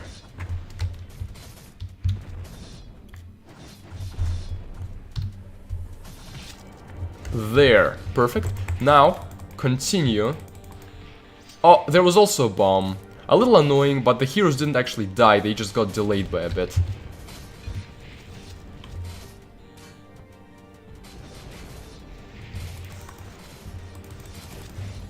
Okay, attack, attack, attack, attack. I might need to actually use some offensive spells as well to make our way forward during this, to make sure that we're there in time. However, the main issue is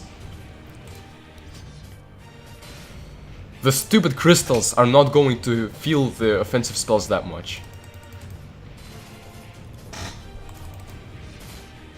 While we're making it to the castle, we can deal some castle damage, but it might be very, very cheap damage. Actually, what I'm gonna do is just I'm gonna not mind the fact that we have the Inferno there. And if a bomb comes out, I'm also not gonna mind that we have a bomb there. Let's just kill the Inferno normally without even using Rain of Arrows, because it's going to... it's not worth it for the mana it subtracts. Which I have a bit of a gripe with the Rain of Arrow due to that. Like, the things against which you'd think it would be good, it's not. I did try to send her back.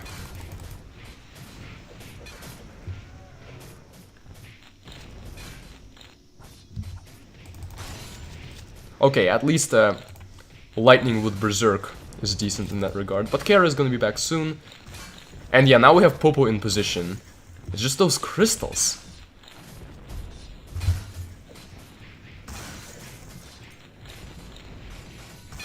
It's like the enemy has a specific playstyle. Yeah, but like my impression as a player is that the enemy's specific playstyle is to use a bunch of powerful enemies coming out every once in a while, and a bunch of annoying enemies to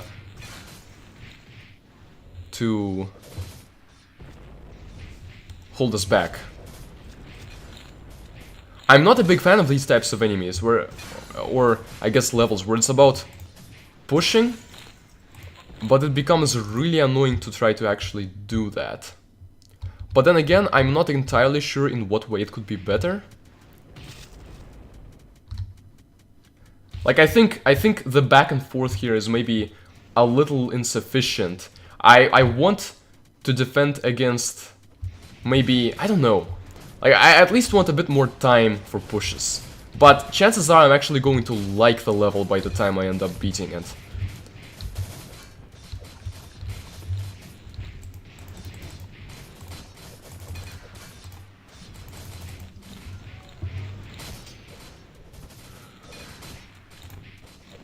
Let's explode our bombers here.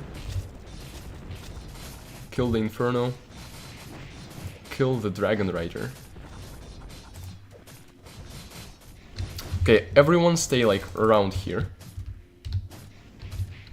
When the next Inferno comes, after that we make our push, I think. Bombers though can keep marching forward. We are on Trial of Fire, and hello Connor. We've beaten Trial of the Land and Trial of the Water.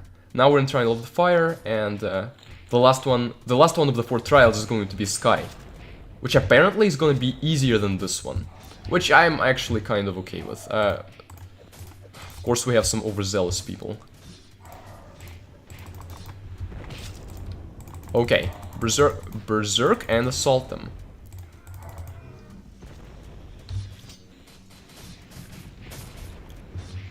This is actually going to be good. We have a lot of people damaging them. The crystal is about to die. The Inferno is gonna die pretty soon. There's a bomb, which is unfortunate. But I'm not actually sure if there's like very effective counterplay against the bomb. Like, I'm not sure if it's worth it to pull your heroes back for it. Actually, on second thought... no, never mind. The crystals are very resilient against thunderbolts. Okay, but now we're starting to lock them down again. And I'm actually gonna try not using Rage this time, because even though I wanted like every little bit to matter in terms of how quickly we do this, I want to keep a little more mana for when the Inferno comes again.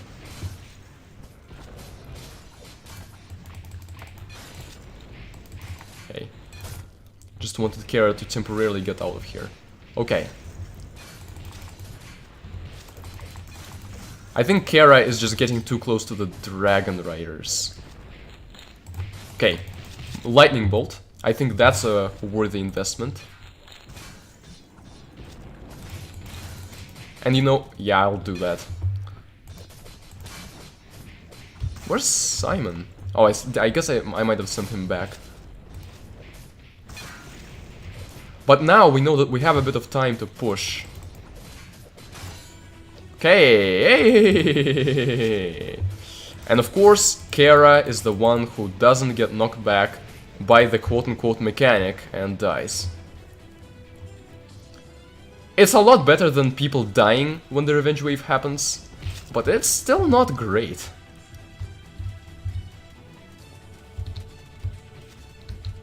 Dude? Okay, assault. And kind of like on level 22 with the horse and sylph, the Succubus Queen gets ahead of the Infernos, and we have a bit more of a chance to kill her this way. Okay. Gigantic Inferno is slower, so we have a chance to focus on these smaller ones. Ah, there's a bit of Tiny Inferno's action as well. Kill the bomb, and actually retreat the heroes so that the heroes don't get hit by the bomb. The problem is that Kara, despite being the fastest hero in the game, really doesn't do things like that in time. Actually, I have an idea about this. I have a feeling... I think my feeling is wrong, though. This guy is not going to be that hard to beat. Oh no, my feeling was right, my feeling was right, my feeling was right, my feeling was right. We... oh, it's sticky keys, I see, sticky keys are the core of the issue. So anyway, this guy, we can't let him attack, we have to let him move normally.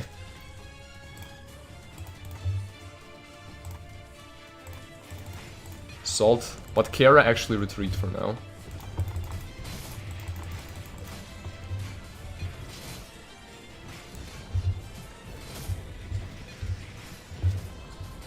I should have trusted my gut instincts. It's like I thought, well this... Oh, this Inferno is like that as well, but they're both about to die, thankfully. Okay, I think we've survived that, but yeah, he's very slow when actually walking forward. But when he attacks, he becomes fast.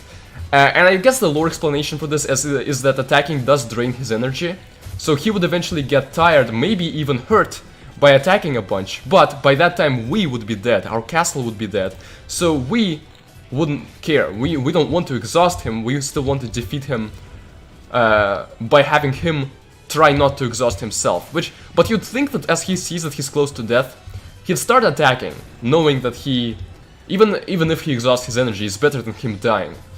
But maybe his critical thinking skills are not the best. Here we save up mana again and we'll make another push. And I have an idea approximately of how we organize that push, so for now we just need more mana.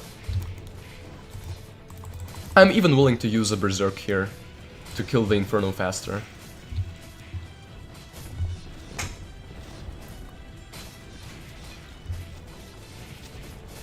There's a lot of messages to everyone new whom I haven't greeted yet. Hey everyone, I'm a little like engrossed in the level itself and not dying to the revenge wave, which is why I am a bit behind on messages.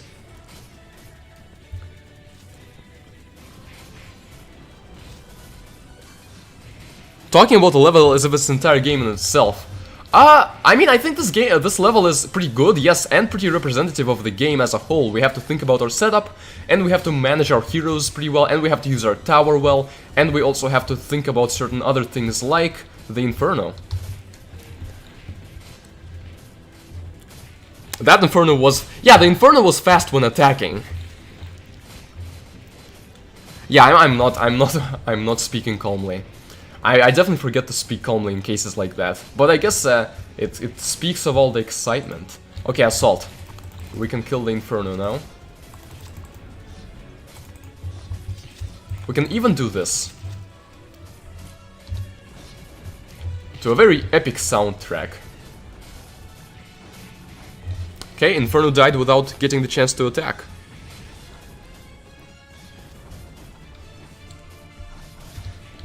I dealt with it very optimally, I see. Well, yeah, the fact that I let the Succubus Queen advance, it wasn't really even an optimal choice. It was just, in fact, I almost think that would be a better level if the knockback didn't happen, because then, with the knockback not happening,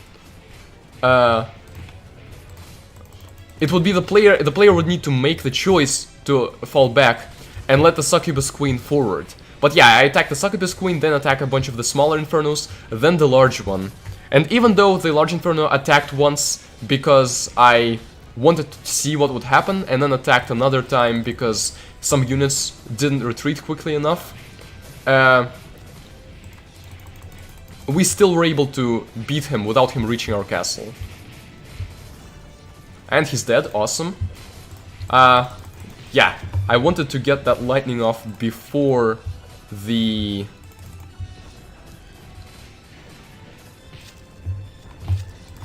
Okay, Berserk. We keep using Berserk to push, but we don't use Rage or other spells most of the time, because we want to save them for when the Inferno comes. Some goblin just got sent to the South Pole. Succubus is one of the units who appears a bunch... Yeah, Succubus appears a bunch in Epic War, but I don't think Succubus exists in Epic War 2. Epic War 2 has a unit called Totem, which is an orc unit that functions very similarly to the Succubi in Epic Wars 3, 4, and 5, where it creates a fire blast that attacks from the ground and launches units up. So basically they took the totems from Epic War 2 and used the idea for Succubi in the subsequent games.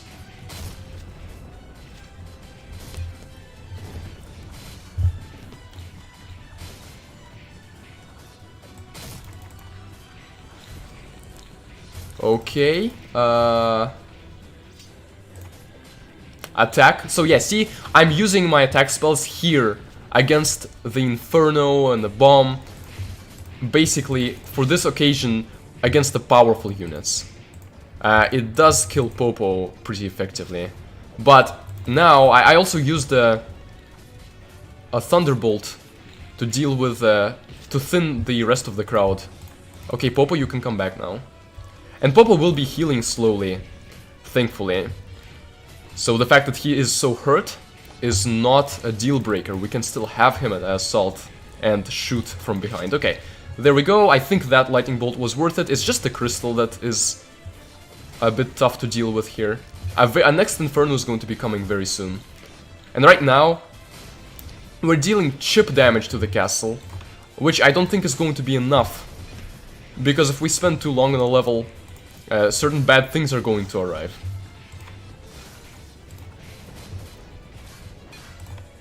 Okay, Berserk and Rage. This time, I guess I'll still use Thunderbolt. Thunderbolt combined with Berserk and Rage is pretty effective, and the Inferno still dies pretty quickly. Rain of Arrows is not... Oh! I think I have something in my army that the Inferno is just really weak to. Because his health went down really fast there. This time I'm keeping up both Rage and Berserk, and I'm using a bunch of Thunderbolts. Actually, I won't use that one, but this time I want to maintain optimal pressure here before the next Inferno comes. We might even be able to win before the next Inferno comes, but not a guarantee.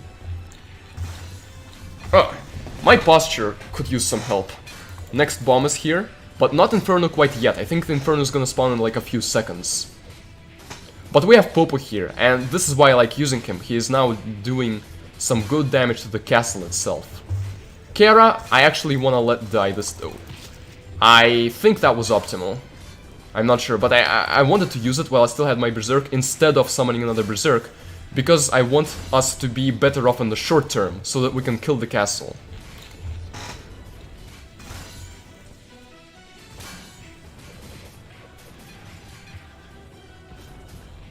Okay.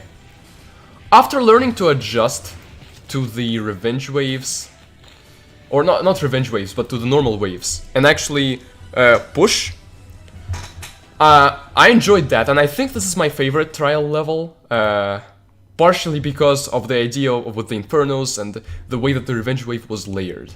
Yeah, I think the trial of the land, the water, and the fire, I think this is my favorite trial. And I think it's going to remain my favorite trial, but we'll see what the trial of the sky holds. We have a Pyramid, aka the Thunder Crystal, with a very low attack, but he can shock. So he is a Meat Shield who can also shock. Well, let's upgrade him so that we don't... Wow! His upgrade cost scales very highly, but there's 2 of them now, and they'll be able to have 9,000 health and be strong against most things. Only super weak versus dark, and obviously normal versus void.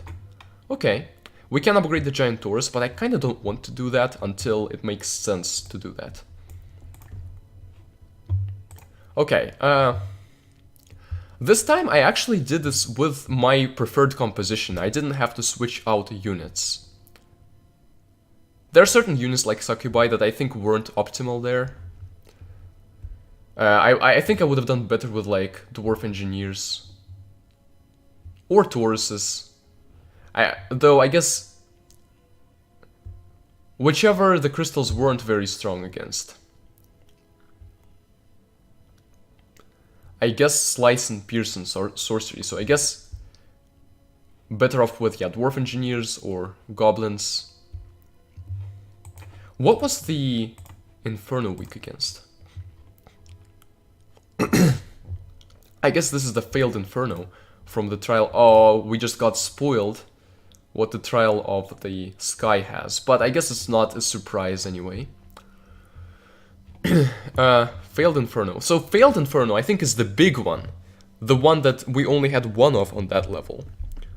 Upgrade Taurus. Well, the thing about the gold cap is I don't think we have enough money to reach it, but I guess we'll upgrade him, sure. We got like 60,000 for that level, so we still wouldn't have reached the gold cap, but maybe we'll get more for the next level, so I guess you're right. So Failed Inferno, the big one, was weak against Bash, Pierce, and Slice. I think Dwarf Engineers would have helped against him, yeah. But he resists Sorcery and absorbs Projectile. Wow. Centaurs really weren't optimal there, I guess. And the normal Inferno. He resists Sorcery, weak against Slice, Bash, and Pierce. Okay. Well, somewhat similar, but he does not absorb Projectile this time. Okay. Since this is pretty much my preferred composition... Wait, whom did I take out? I took out the Succubi. Let's get in the Dwarf Engineers, and then... Probably keep the Centaurs? Probably. Trial of the Sky. And... yeah, totems targeted clusters as well. They targeted the person who's been on there for longest, I think.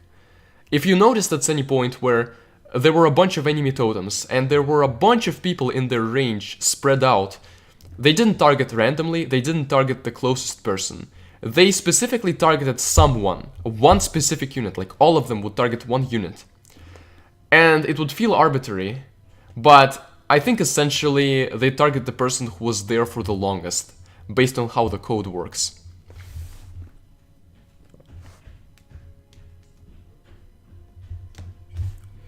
The Colossal Ext. I'm not sure. Hold on.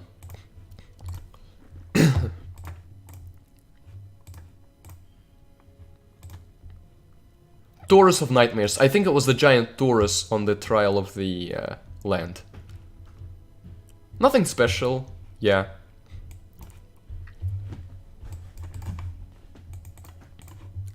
Okay, but this arrangement of units, I think I could experiment and replace Centaurs with Elves. We'll see if I regret that. Against the Golden Angel, I'm not gonna check her Bestiary profile yet, but I doubt either of them would be super... Well, actually, maybe they would be. Maybe I should keep the Centaurs just for the extra DPS. And then... I doubt Sorcery would be... See, I'm already making decisions based on what I think the unit is going to be. But I don't know what exactly the unit is going to be.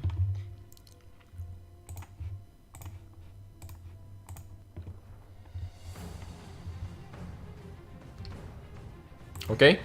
Try to keep the dragon there for longer. I'm glad we have Popo. Yeah, the bombers do feel fun to use here.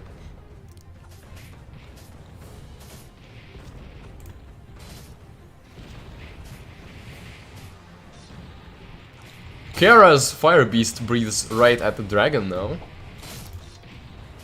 And you can see that when the dragon lands, it barely hurts Kara. I think she's strong against that type of stuff. Oh, Simon... wait, something is really damaging Simon there.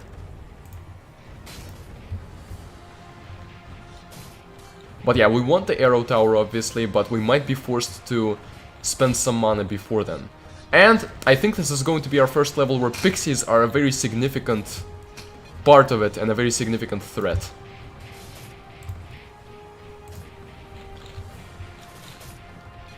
Must be the sylphs or whatever.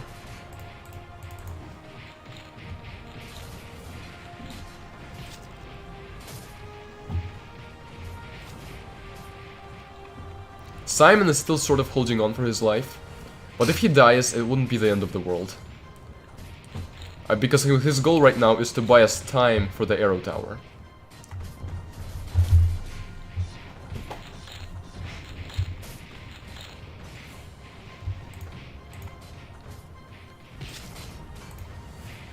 Though I probably would prefer to hold him back still. No, I'll resist this. This would be a nice meteor target.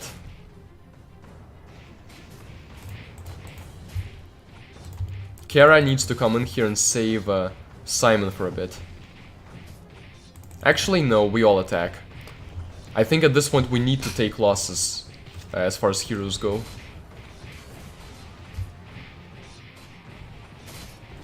And it's laggy. I genuinely want to, like, look away from the action. Now we send Simon back. Now we have enough mana.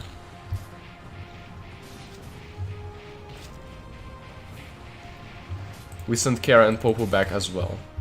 Popo's way too deep, but hopefully the arrow tower can help do something about that. Oh, and the bombers can help too. Nice.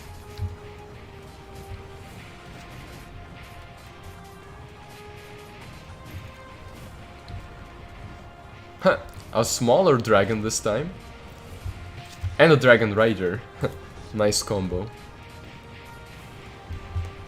Meanwhile, our heroes are relaxing and recuperating. Could have sworn Kara was a beast slayer in the lore. Well, the lore was pretty like not very explicit about it, but I think that was the implication, yeah. But there's not. It's not like there's a beast type in this game. Like, it's not like. It's not like there's you can specify for the dragon. Oh, this unit is weak to beast slayers. Kara's attack type is bash, and there are a lot of other people like Tauruses, and a bunch of other people who also have that attack type.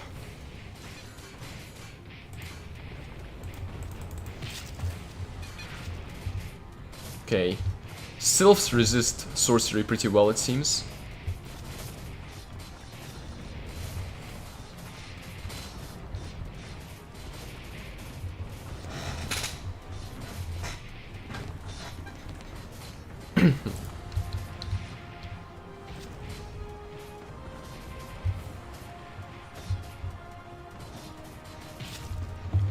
Okay, time to berserk again. And even rage. There.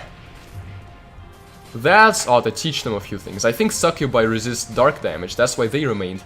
But when they're alone by themselves, they are super easy to take care of. Okay, and we push, and we use Berserk. At this point, we just get by with just Berserk.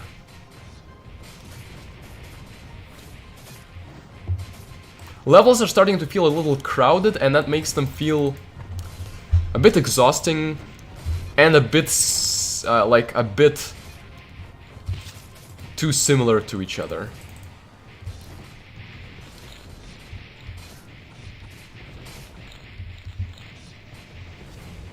Even though the composition is different, it feels like it's like basically the same stuff on every level at this point.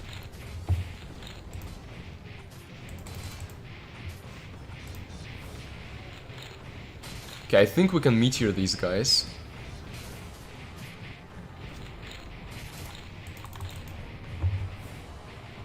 And Kara can come back in time for that.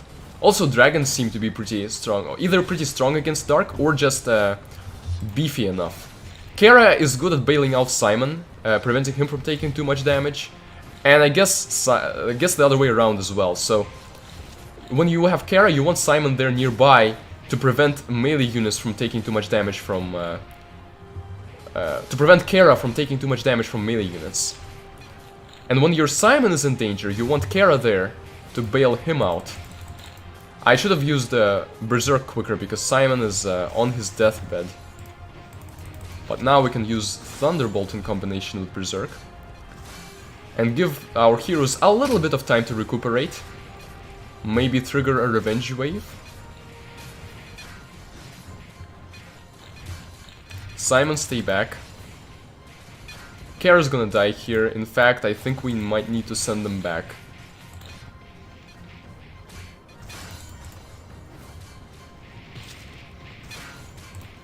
Yeah, let's send the heroes back. I think this push is... Actually, no. Popo, stay there.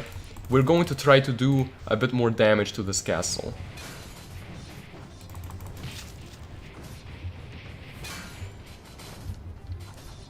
We don't want to trigger the revenge wave just yet, because we want a full mana stock for this. But we do want to get close to... never mind. It's not at exactly half. I don't know why it's not. These values can feel pretty arbitrary sometimes, but I guess that's partially... is some nice unpredictability, partially.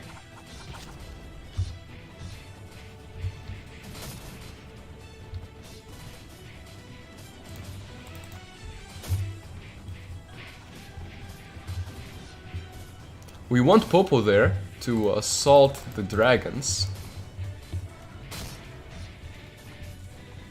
We also want Lightning to kill a bunch of other people, though I guess Sylphs are going to... not Sylphs, but Pixies are going to be immune to it.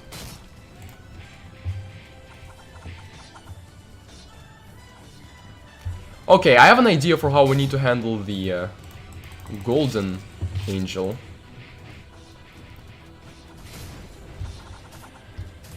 Kara, go forward. Okay, at this point, everyone assault. Dragon is in arrow range.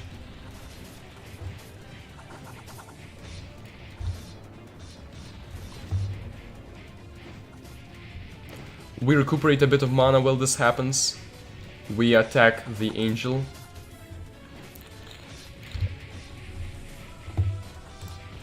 I think the important thing here might be less to damage the angel with spells, and more to use spells to clear out the rest of the way, so that our people can actually hold the angel back while the tower shoots the angel.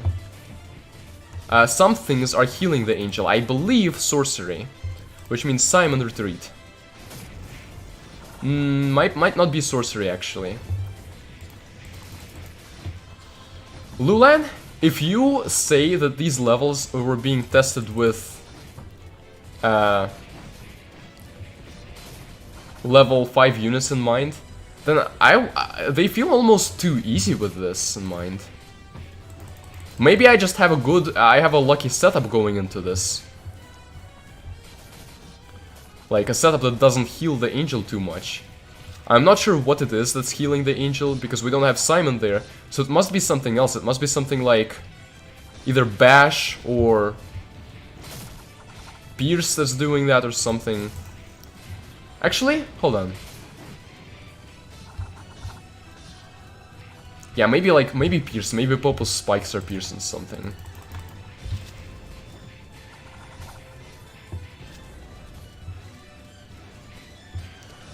If I put it on 1x speed, I probably will be able to see what it is that's doing it. Okay, Berserk right now. I think that's better timing, yes.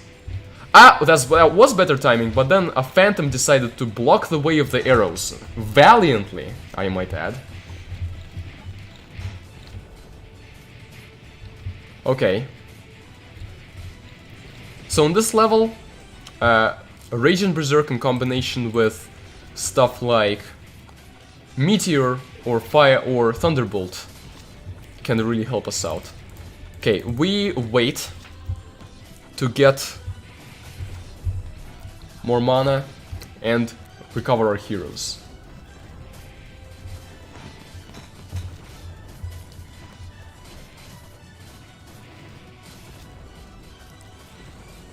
Oh, I know that having the perfectly balanced arrangement isn't always the best arrangement. But it's more so just about the way it feels like you approach the levels once you, like, selecting your setup feels different for every level. But the way you approach it after you select the setup feels a little too similar. Yeah, it's not super challenging to a pro player. In fact, I don't even really want it to be super challenging for, like, me. I just want it to be decently challenging, and, like, it's giving me that.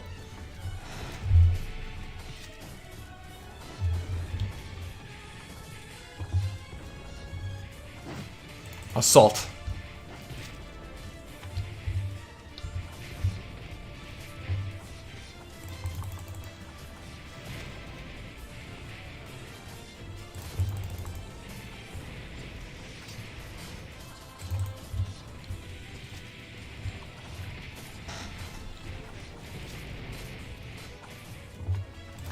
For now, we'll use only Berserks. I think we'll be more concerned with using damaging spells as we get closer to their castle and need to lock the castle down.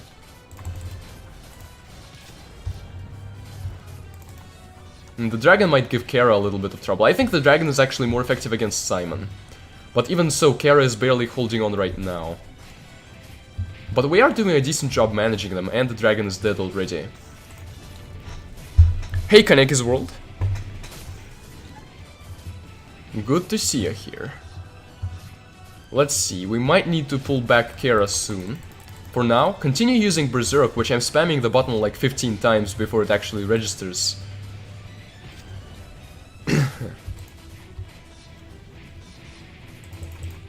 Okay, yeah, this is where we need to send Kara back.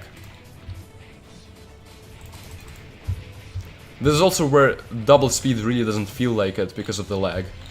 Like, I mean, if I set it to 1x speed, it's gonna be about similar.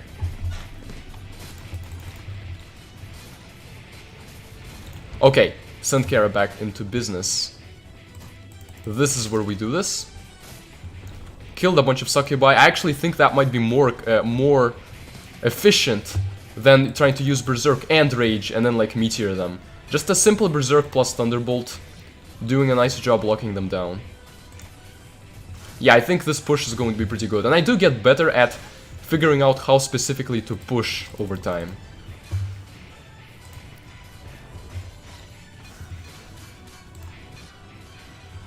Right now, for example, I don't think we need a damaging spell. We just need to keep up and maintain the momentum. When the next dragon comes, we might want to combine the Ray, like, other than casting Berserk as we are now, we might want to also cast a bunch of Rages.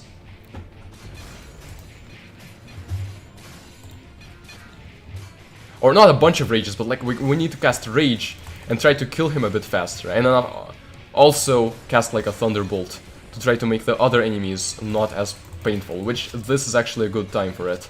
Killed a bunch of Dragon Riders and Succubi. Ha! Pixies being immune to magic as usual. Okay, dragons coming soon, I think.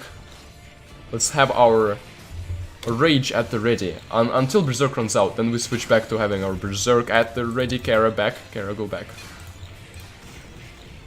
It's just not good to try to micromanage her. But see, now that we don't have Kara there, we only have one front line, one person holding back the front line. Now it makes some sense to actually use a damaging spell to make sure that he stays there for longer while Kara comes back. But yeah, we've won this. Dragon appeared just at the last frame. I know, but I don't want to zoom out for purposes of stream production quality. Well, we've beaten the trials, and Trial of Fire was my favorite.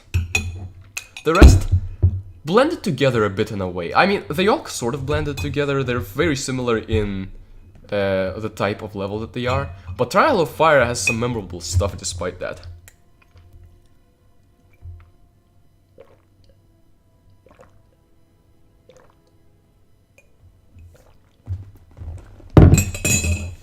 Okay, let us see. Oh, we have the Grandmaster Trial unlocked. Oh! This unlocks COG and I don't know what DOE stands for. I also don't know what COC stands for, but I guess like Clash of Clans or something.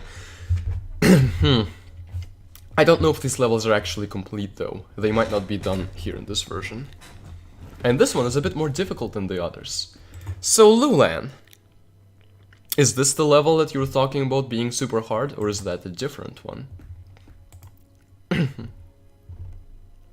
Yeah, COC and DOE are the only ones that we have yet to be able to play. Okay, COC is the only not complete level. There is G40 as well, which I guess we should play before going into Grandmaster Trial. I named the stream for the moon. Okay, we have a zombie. Max out zombie, okay. They're also definitely more of a think type unit. Okay, different level.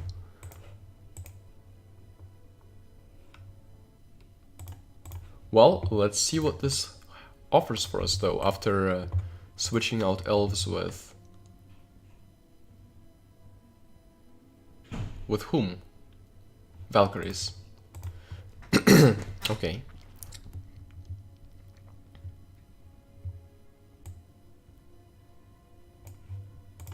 If I wanted to be thematic with my setup, I'd go Phantoms and Tigers on Kara, Engineers and Bombers on Popo, and then Centaurs and Valkyries on Simons. Centaurs are not super thematic. Like, if we wanted to be thematic, we'd use Elves for our choice of projectile unit. But I'm sticking to Centaurs. So let us enter Glitch 240. A very different kind of music off the get-go. And then we have the background being duplicated, and there's a Xerney in the background, which is very scary.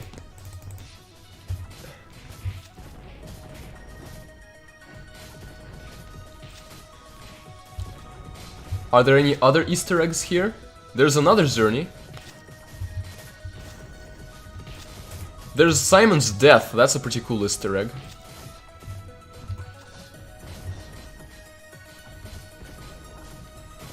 There's stairs here, nice. Oh, Scorpion is gonna be happy about this. What about here? Doesn't look like anything else. Popo's getting a little too far.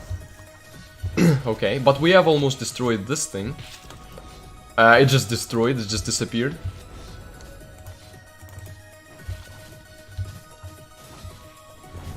Wonder what this music is, and why specifically you guys chose it for the levels.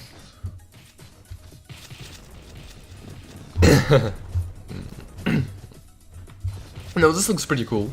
Also, the goblins are glitching out. It's almost as if you found a bug somewhere and decided to turn it into a feature. But that would be a weird bug to find, and especially if it didn't appear on any other level. So yeah, I'm pretty sure it is a feature. Also, speedy goblins are actually going to damage our castle, wow. Tower, although I'm not sure how relevant tower is going to be in this specific instance. They are definitely Simon's Bane. They can really get through all kinds of resistances, and they get healed by something, not projectiles. I think they get healed by Slice? No, they don't get healed by Slice. I think this might be our first level where Simon is not a great hero to use.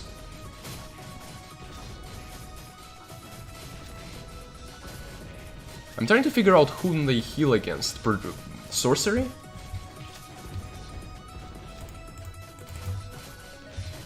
Oh, they also resist... Wait, what? Some of them just resist, like, the arrows. Or no, it's just that when the arrows fall down into the ground, that's when that happens to them. Yeah, Simon's not great for this one.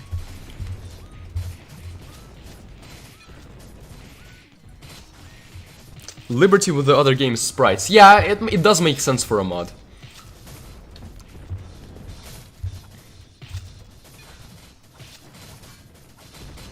Oh! There's a lot of different types of glitches here, and that's cool. Oh! Bash. They heal from Bash. So, essentially, my heroes are basically just really bad for this level.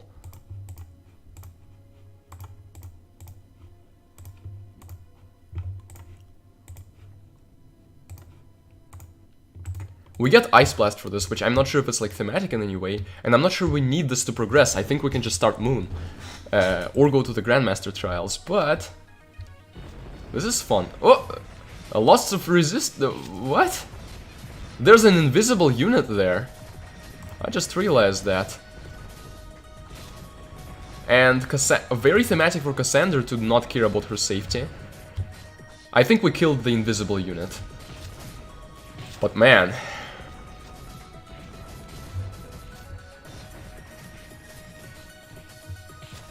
Do we have any other Bash units? I don't think so.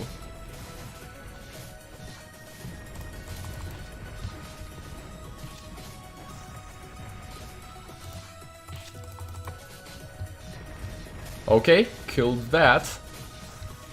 We want the tower. Huh. This knockback is very funny to see on these guys.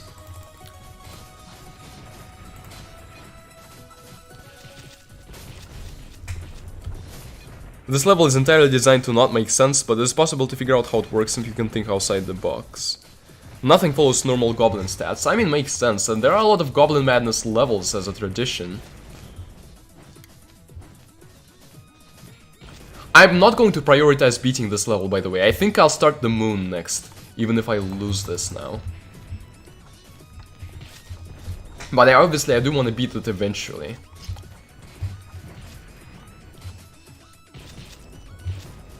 Okay, Assault, but maybe keep Vigraf and Cassandra back.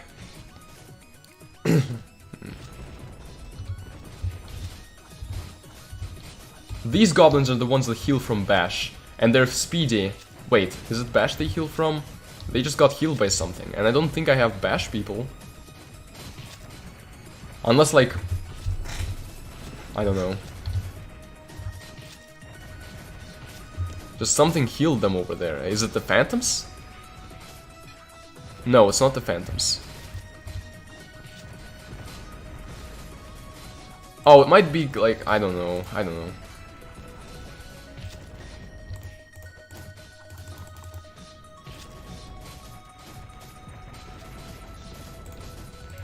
Okay, I'm a bit impatient. Let's go forward and berserk them.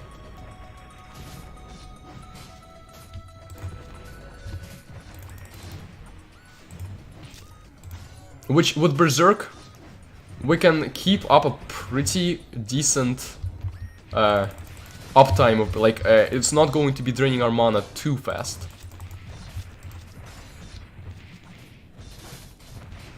But I'm sure they're going to throw some goblins at us as well.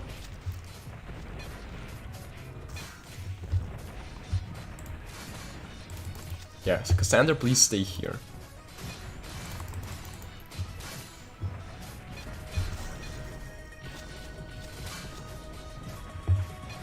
And now some goblins are making their way over there. Darn it.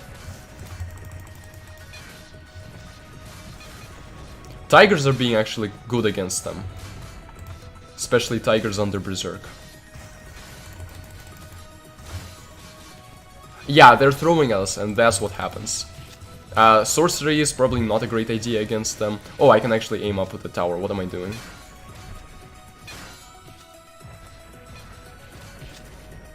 Let Popo attack.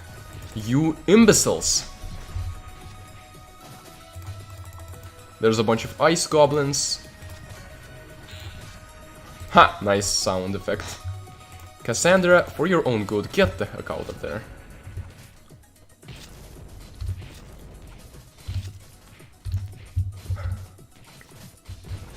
Again, the tower proving itself as a very core feature of this game.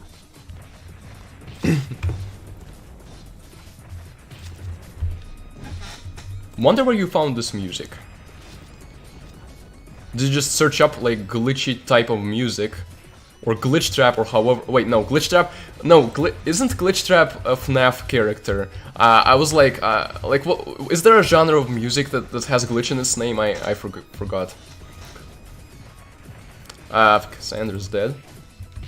But that's okay! Everything is worth getting to 400 mana. The goblins that resist stuff are definitely our bane on this level. Ah, just got launched over there. Okay. Yeah, the fast ones. Okay. Assault and keep an uptime of Berserk and heck, even Rage.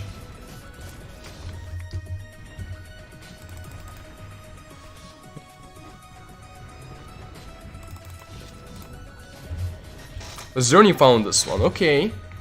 Oops. Oh, I think that actually was almost optimal for us. It fits the level more than any other level. Yeah, I definitely agree with that. Our bane is that they throw goblins behind us, and our ranged... In a way, it makes sense to actually want our ranged heroes to come closer to the castle, so that they can be protected by the melee units, and not be... Oh, there's a black one. That actually applies to a lot of levels, how there's like a black goblin, or a black Taurus, or a black Yeti, or a black... what was that? There was another black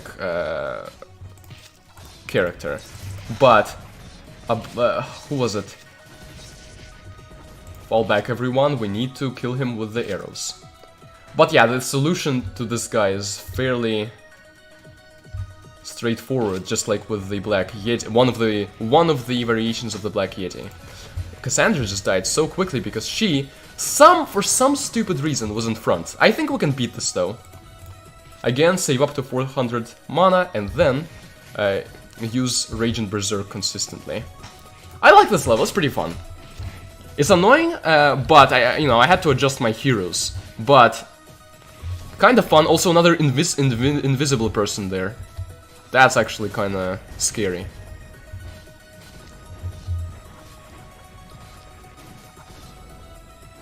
Yeah, I like the music. Okay, attack.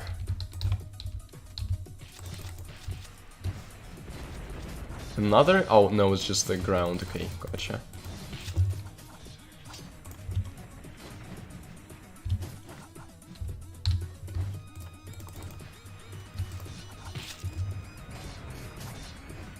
But the black that's not what I meant to do. I guess the silver lining is that maybe it did something for us. But even then I kind of doubt it. But yeah, the silver lining, or not the silver lining, the black goblins seem to have... Well, I mean, the black goblin, the silver lining, an adjective describing color and then a noun. Same thing, right? But yeah, it seems to have been a one-time thing for a revenge wave. So now we beat it. Okay, cool. Pretty fun level. We can max out the crystal, and I will do that. Although we did unlock something else, right? Ice Blast. We can also unlock it. Nice. Medium area of pierce damage. It can't freeze either? Sounds extremely weird. I thought the entire point of changing Thunderbolt was to make Ice Blast more unique. Otherwise, maybe the point of changing Thunderbolt and Ice Blast was to make them more lame, which I wouldn't be surprised. But yeah, I enjoyed that level. You remember the Black Goblin? Yeah, you had to use Meteor on it, or get the Angel or the Dragon. I think the Angel is the worst Titan to use on that level, because it's just going to take forever to get anywhere. The Dragon at least is going to inch forward bit by bit, until eventually it can lock down their castle, though it is in danger of dying. Whereas with the Angel, I don't know, it feels even harder to get the Angel up where you want it to be. Grandmaster Trial. Again, let's replace heroes to my preferred setup, and then see what Grandmaster Trial has to offer. Ice Blast freezes. Okay, good. Just inconsistent description, okay.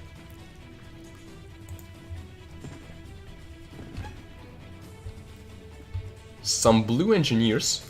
Oh, Kara's not the best against them. Simon's probably gonna be good against them, just... Okay, Pixie is... I wonder if we could trigger the Revenge Wave before getting the tower. It's probably not gonna be a good idea, but I just wonder if we can do it. Kara is actually still healing enough to be okay here. And as long as we kill the corresponding... Oh, these Pixies are so tanky, wow. But the Bombers are letting us advance.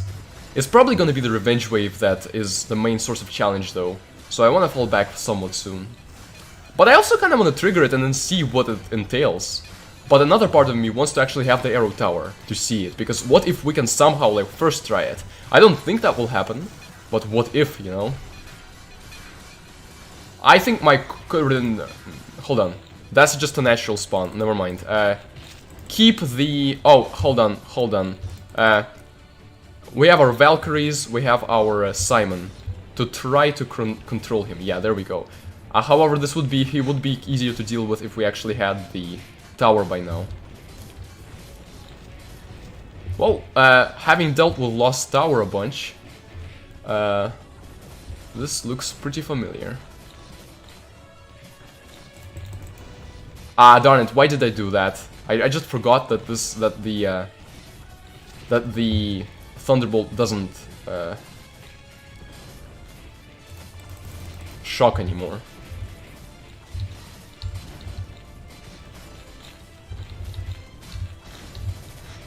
Okay, well, we know that if anything, we do want elves for this level. Diablos? Yeah. Dragon, Popo Retreat. There's a minor dragon, and then there's Diablos. Now, I don't believe that any of that came from a Revenge Wave. I'm pretty sure it's just a normal spawn, so the fact that we dealt a bunch of castle damage before then, I like that. Oh no, there's this Lost Tower flashback, seriously. But I think this time we're powerful enough to just be okay on our own with just Berserk and stuff.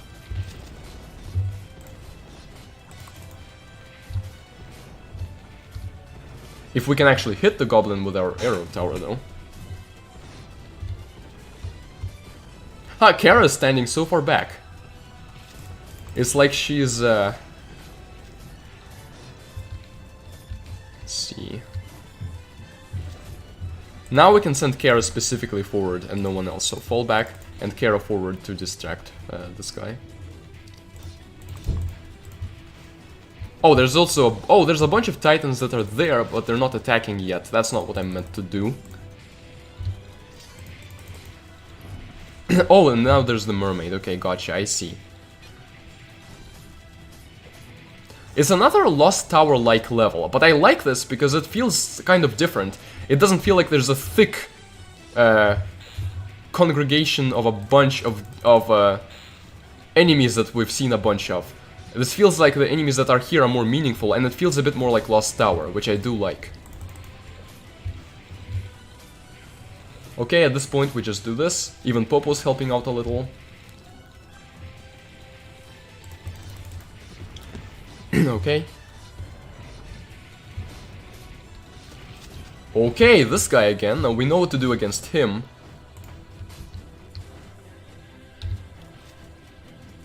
Is he on the offense? Are the titans waiting for him?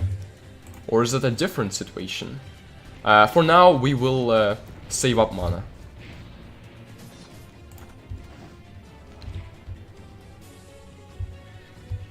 I actually am not that scared of the Titans, because I think all three of them will still be manageable with our arrow tower. Even if they do assault. But I am a little scared of them assaulting together with the big one.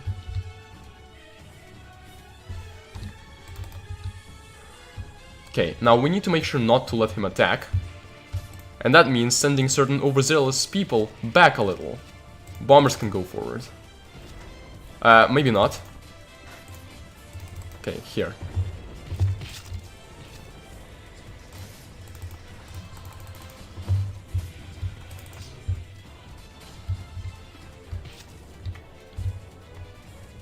I wonder...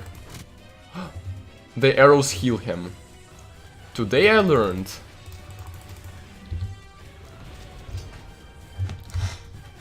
But yeah, I think we're fine against him. I don't think he's the main threat of the level or anything. The main threat is obviously the blue dwarf engineers. Now, because the ground isn't shaking, stupid goblin. Because the ground isn't shaking, the Titans aren't coming yet. It's just this stupid goblin that we now have to deal with. I'm actually not confident we can deal with him. At least we are now aiming specifically at him. And we have a bunch of bombers. I forgot what specifically heals him. I think Kara might heal him. In which case it's good that she's not here. Okay, but when we do this, I think we will kill him before he kills our base. Kara's somehow surviving over there. But I actually think that she does need to retreat now. We have killed him. No, we are just about to kill him. Come on. Okay, we've killed him, but we are quite low on health. There is now a golden angel. So that means that we really need... Now we actually really need to stand our ground here. Meaning... maybe Popo stand back a bit. Maybe Centaurs stand back a bit.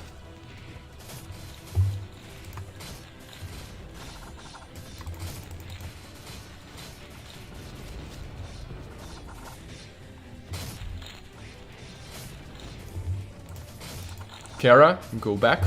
We don't need you right now. And that's meant with no disrespect. Titans are now starting to attack. But this is good timing. I think we'll be able to... Actually, this is not super good timing, because there's still the... There's the blue... Archer. That's the main issue here, I think. Because I think the angel is close enough to death as is. Oh! I aimed down to hit the Inferno, but instead I hit the angel who was teleporting forwards. And that worked out. No, these Titans are actually not as aggressive as I thought they were going to be. The issue with the mermaid is that she might be hitting our castle. Let's aim down and kill the archer. Ha! Dragon went to attack and then was like, never mind. Nope, I'm fine where I am. But I think we've killed the archer. And now, we can have Popo destroy the dragon.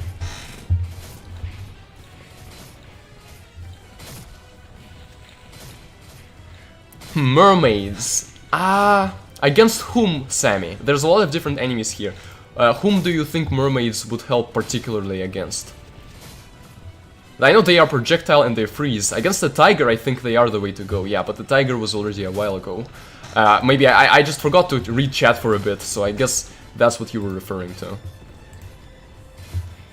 Oh no, Black Centaur. I actually think we need to let the tower handle this one. And the Black Goblin. Yeah, we definitely need to let the tower handle this one. The tower with Berserk and Rage.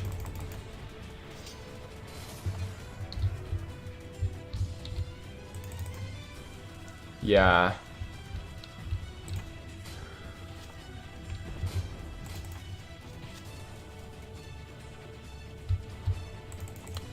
I think we should go forward though, try to trigger the revenge wave before too long, because we don't want to stall and risk losing the level to time.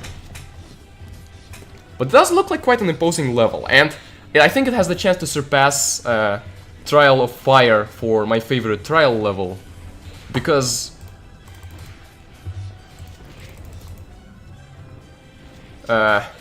there's a bunch of interesting enemies here.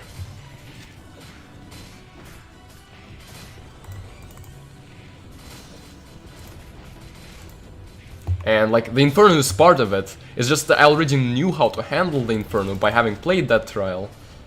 So he was not a big issue, but even then there was some tension in that fight, in those waves. And none of that was revenge waves. Some of us are healing the guy, but it looks like most of us are definitely dunking on him.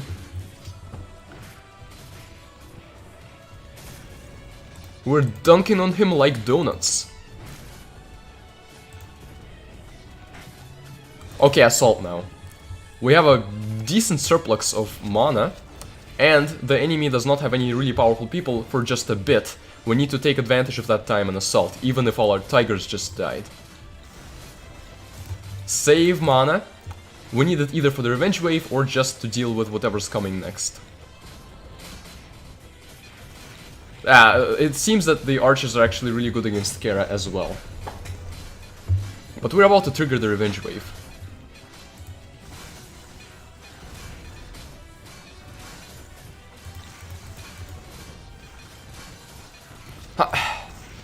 This person was in to the 2.0 version of this mod. Also, the fact that we didn't get knocked back makes me think that we're supposed to use that to our advantage and actually keep them there for a bit. However, Kara died so quickly. Okay, critical rage, and then I'm thinking we meteor them. Might not. No, not the best idea against Yetis at all.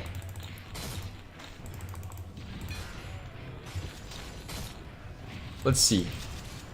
Thunderbolt under Rage and Berserk is doing decent damage against the orangutan. You know, I did tell the Simon to advance. Oh no, oh no, I see the gist of this level. Oh no, we actually can't let him advance far enough to reach our arrows, because while our arrows are reaching him, he's reaching the castle. Let's see if arrows are gonna be effective against him. Like, surely there's gotta be a level where arrows are the way to go. Oh yes, they definitely are. Huh! The rock is acting strangely here. I think he's bumping into Kara. And so with that means having Kara there is absolutely crucial. We need to save up a bunch more mana and then do Rage Berserk and a bunch of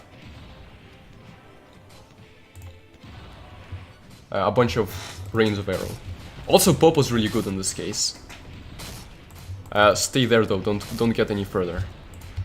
In fact, retreat just a little bit, and now stay here.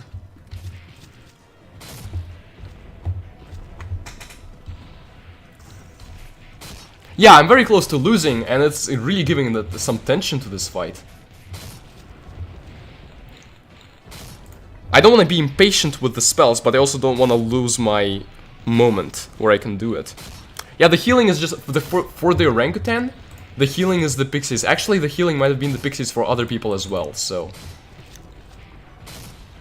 I think he's very slowly damaging the base. I think Popo is actually damaging him a pretty significant amount.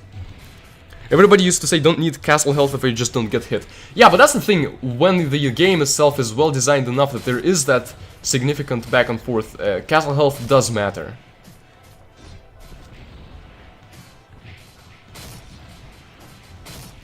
Monarch Bong, Kong's long-lost cousin. Well, you can interpret Kong in different ways, alright? Considering that this is Epic War we're talking about.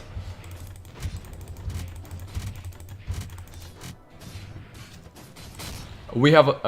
no, we're not gonna have another chance at that. However, he is very close to death one way or another.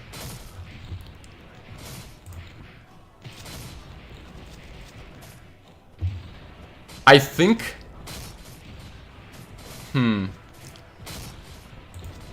I'm not sure. If we actually retreated, what would he do? I'm actually going to try this out. Everyone retreat. Would he advance forward? How long is his detection range? It's okay, never mind. I think this might be a slightly cheesable level. It depends on how much he's getting damaged by the arrow tower. I think I just happened to take a more climactic approach towards beating the level. What I did though, retreating now of all times, was a suboptimal play. But now the issue is that he can reach the castle, and because of how close it was earlier, now we have a bit of tension there. However, with Kara's gonna come back soon, we need Kara there to prevent the rocks from reaching the castle. We want a Berserk Rage and at least one no, never mind. Berserk this and we win. We didn't even need Berserk there. Now, let's hang back and recuperate. All hang over here. Ha! Over here with it, that tornado just came. And bombers can go forward. Phew! Boss is functioning exactly as intended. Yeah, I don't know if it's a good intention. Because I don't know, it might... Well, I guess that's the thing, it's a trade-off. When he's here, the rocks might not reach the castle. But when he's here, he gets hit by the arrow tower, so it is a bit of a trade-off. But either way, I genuinely like that boss quite a bit. I think this is my favorite trial, especially if I can just win now without running into serious difficulties on the way, or serious annoyances more than that. Not difficulties, but like annoyances. It is going to be my favorite trial.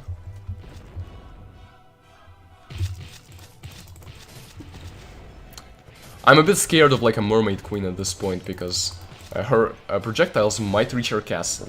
Obviously, another giant orangutan showing up might also have a similar effect, but I don't think that's quite going to happen.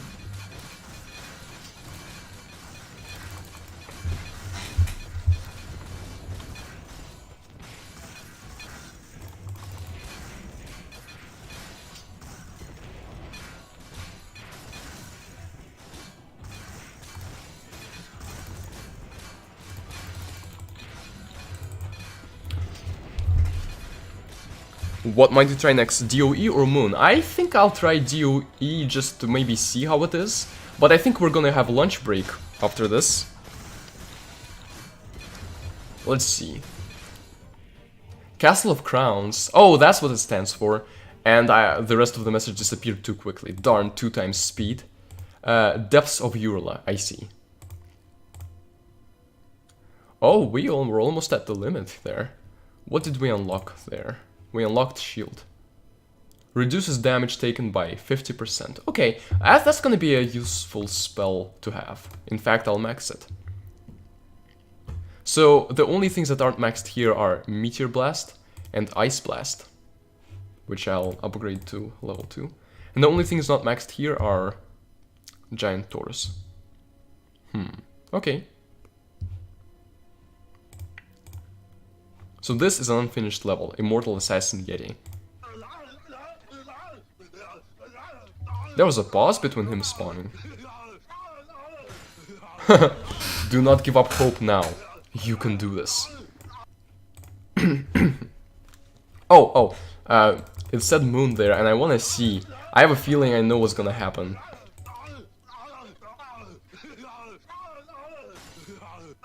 Okay, I'm holding it down. Actually?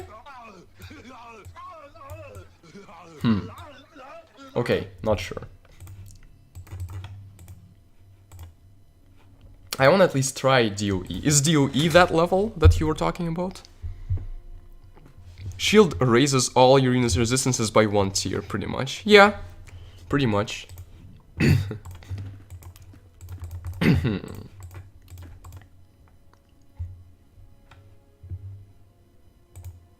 It does not look like Scorpion has a video ready. Which is a tad unfortunate. But all good.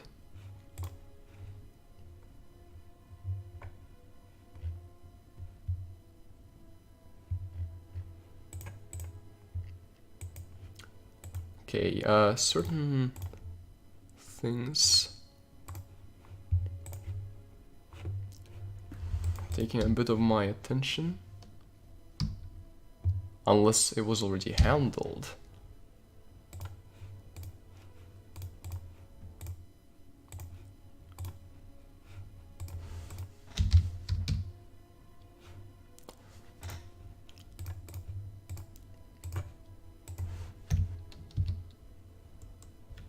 Yeah, it does look like it was handled. Or was it?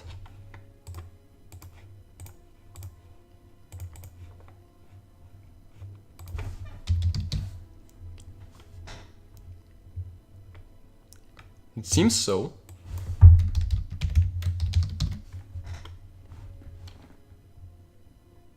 The level you mentioned is on the moon, okay.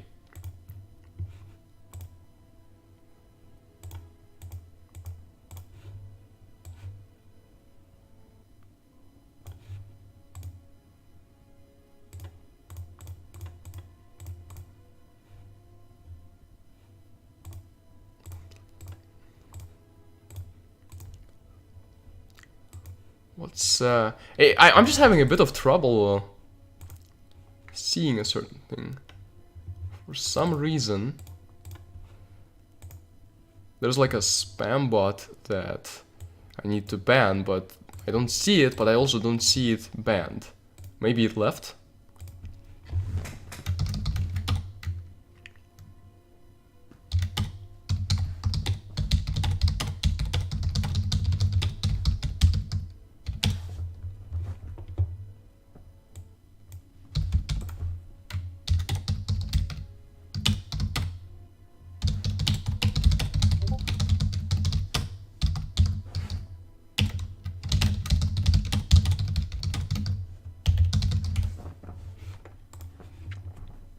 Hey Vince. Oh yeah, I just we are just about to have a lunch break. Actually, we have beaten a bunch of stuff. Look, we've beaten Portal Fortress. We've unlocked and beaten Trials of the Land, Water, Fire, which was pretty fire, and Sky.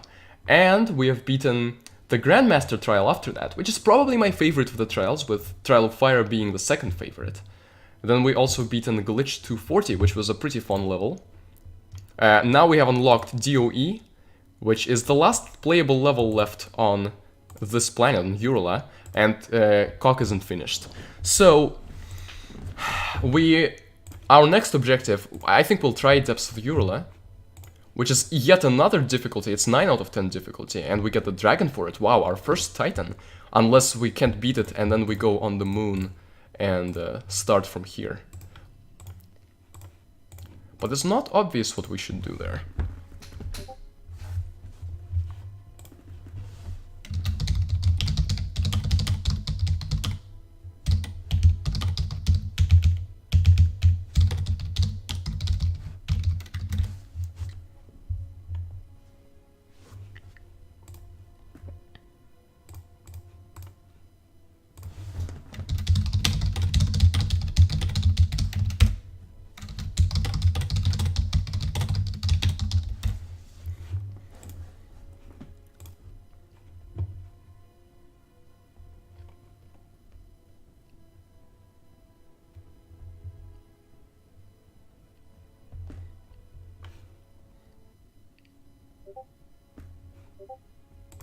Okay, yeah, Scorpion says that the video is not going to be ready here. Yeah, the moon is the Epic War 2 map with an effect that actually makes it look somewhat fitting for the moon, so I guess good job to Lulan on that, if he said he did the backgrounds.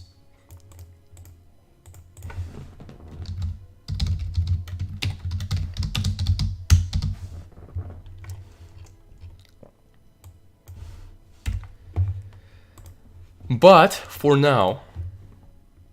Yeah, so many menus in this game. Hey, Go Man.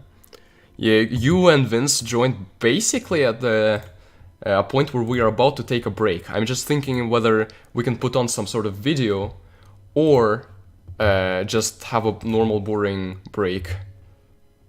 Let's see.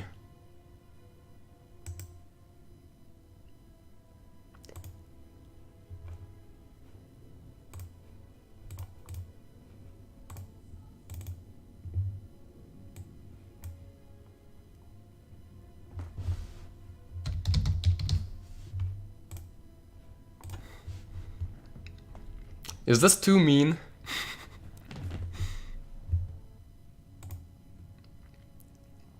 One of my old videos, oh no.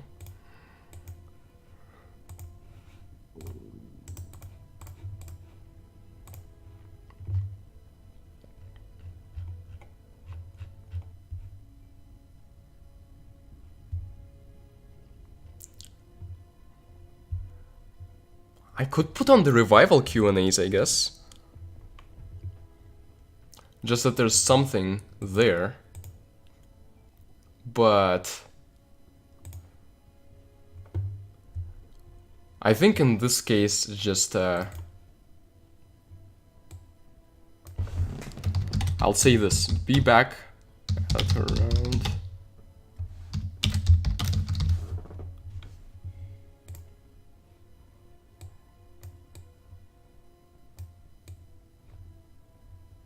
Here.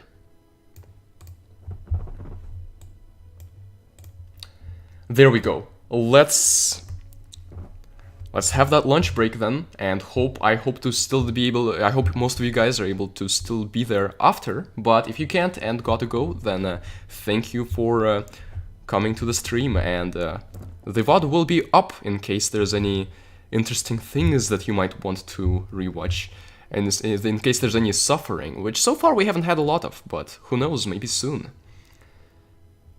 But yeah, let's go grab some food for anyone who's hungry.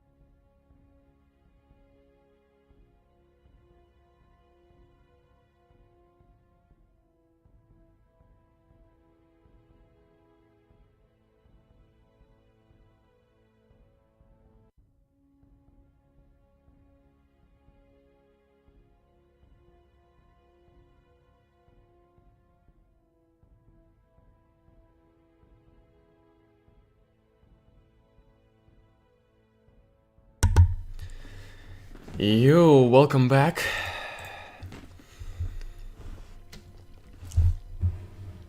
I'm all eaten and ready to go.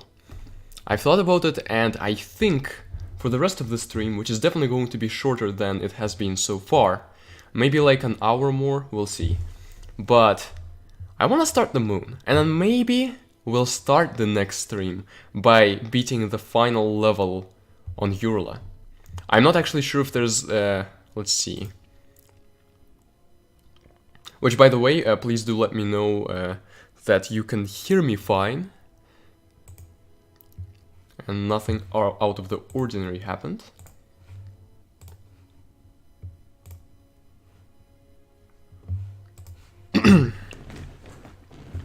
Yeah, so DOE here, I think we'll tackle at the beginning of the next stream, and I hope the next stream we can actually finish the thing. Like, there is another planet here, but I don't know if it's available in this version, or if it was just something that, like, Xerney may have been planning for the future, but isn't really gonna be there, because there's only gonna be, like, one more update to add certain things like lore and COC. But it is possible that it is already an existing planet, and it's just gonna be unlocked after beating the moon. The moon, however, has some boss levels, 4, 6, 8, and 10. It has an SE sound effect, it has a person of color, it has a disqualification.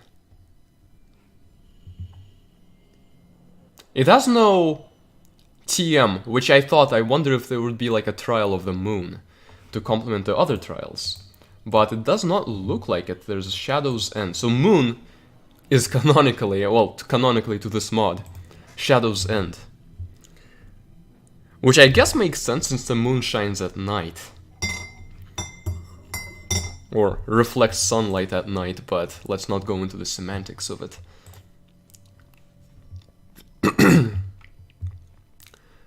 For the most part, this is my preferred composition.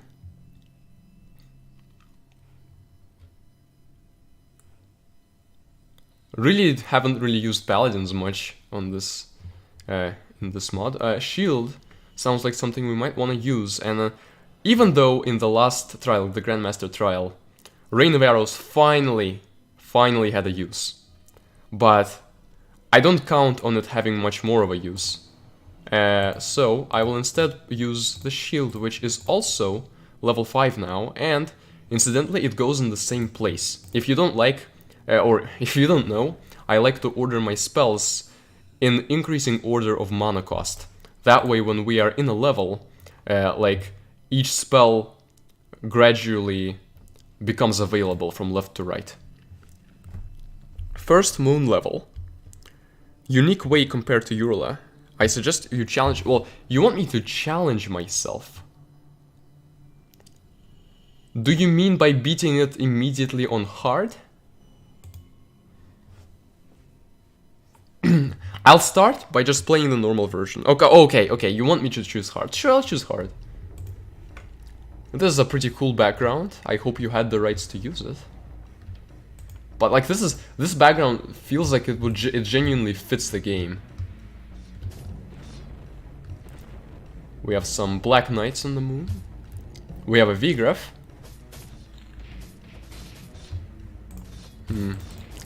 Kara's vulnerable there. Now V-Graph here might be Simon's Bane, but Simon's actually holding up decently well against him. Decently. But there's more than one, that's the thing.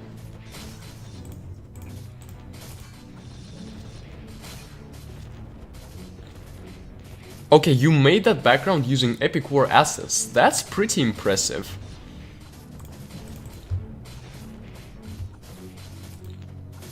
I do wonder what it was, but because like this seems very fitting.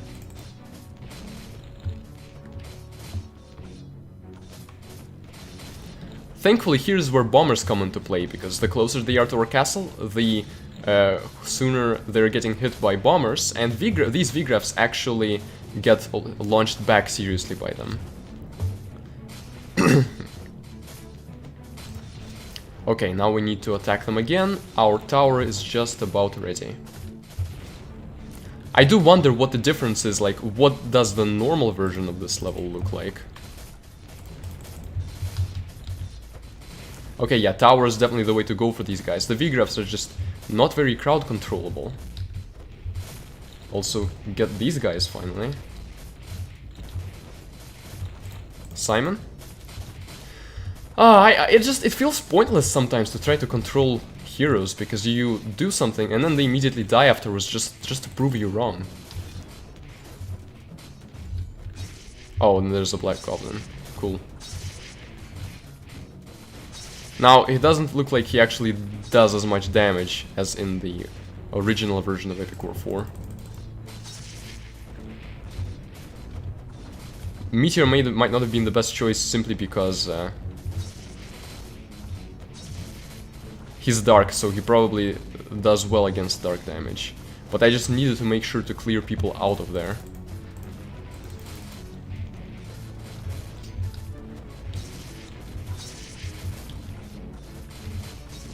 And then he gets thrashed around to the point where it just doesn't feel very good to try to aim at him, because like you're gonna aim and then immediately he'll be somewhere else. Okay, but he is dead, thankfully.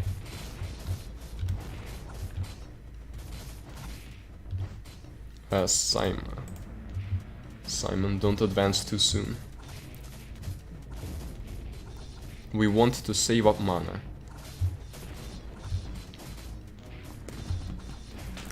Heart is meant to...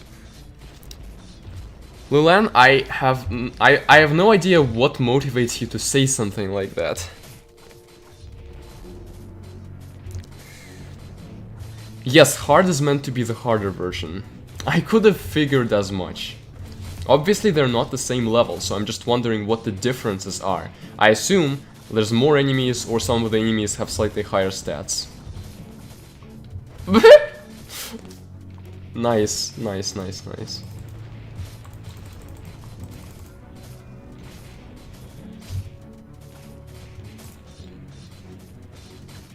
This is the point we advance as a group.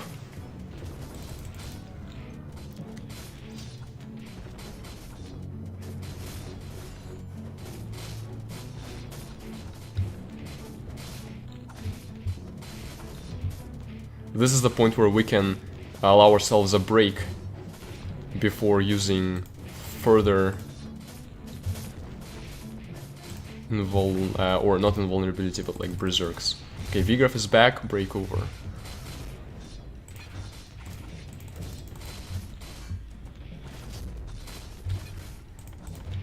Overall, we're doing pretty well against them when we have something like Berserk and Rage. But like, I'm gonna use just Berserk to try to keep more of my mana. Oh no, there's a black... Okay, so I will say that there is still a pretty big gap between the Black Goblins, so I don't feel like cheated here. Okay, but now he is in our range. So we can attack him with the tower and with other people, some of which heal him. I'm genuinely concerned about who's healing him.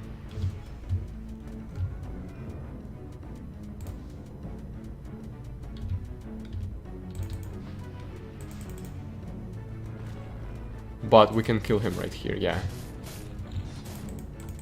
Another horse is probably gonna be on the way.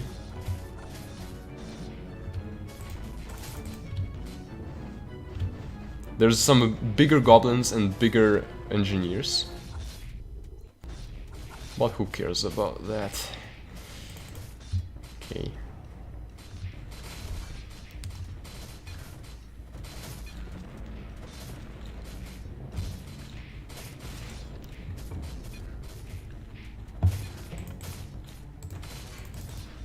Okay.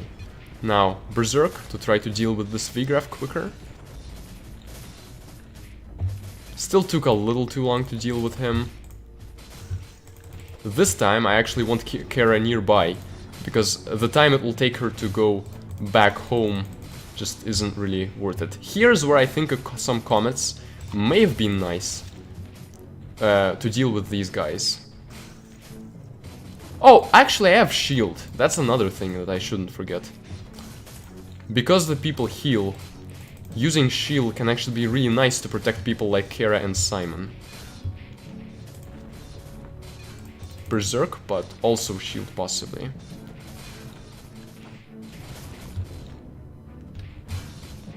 I still think I prefer using Berserk, but I need to remember, because shield can be really nice, specifically for the healing type. Like for Kara, shield is going to make a big ass difference.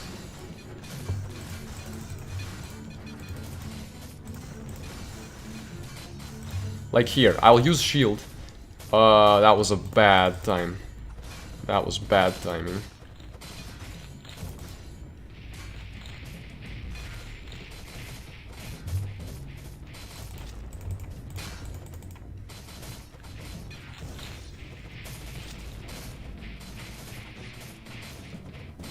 I don't... okay, so there's a bunch of sylphs there. I don't actually think that the sylphs are individually super powerful. Of course, there's a Dark Goblin, but that's a natural one, not in the Revenge Wave. Ha! Phantoms showing their resistance to sorcery.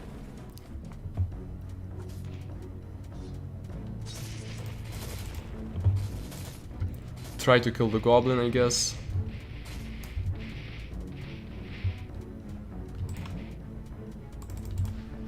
No!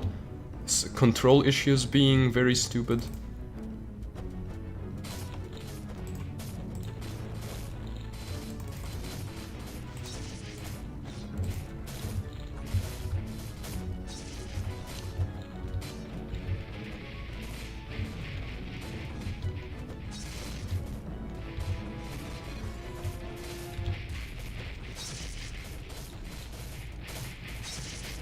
Very tanky sylphs here.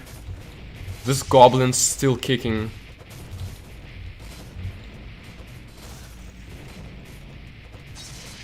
Like, come on, we're just about to do well. Okay, the goblin died. That's the main issue. From there, we need to kill the sylphs. And I did this because it's gonna help against some other enemies as well. Okay, the elves now are an issue. Elves and sylphs, really.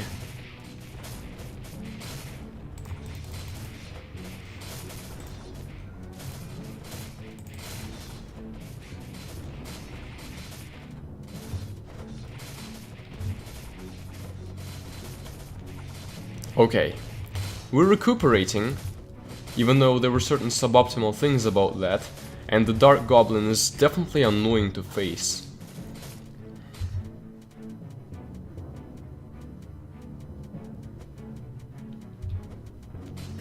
Horse? With horse I think we just need to make it up there a little more quickly and get rid of it a little more quickly.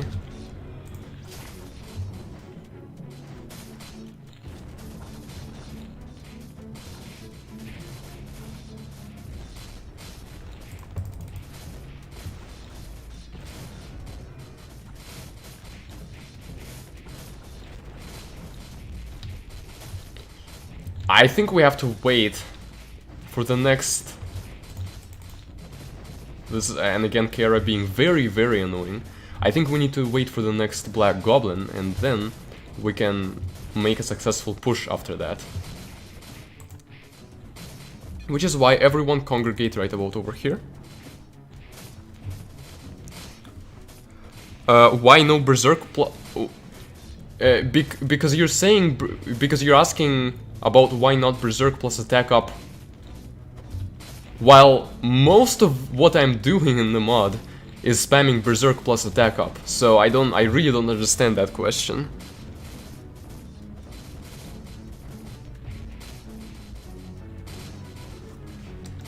Okay, oh, Black Goblin.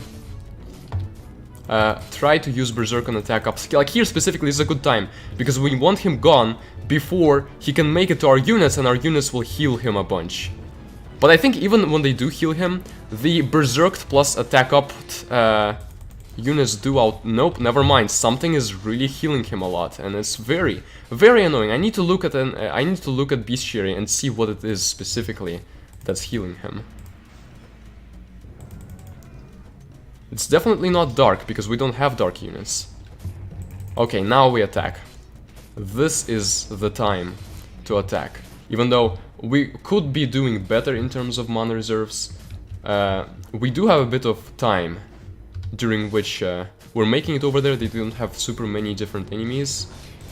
And we don't have to use spells yet.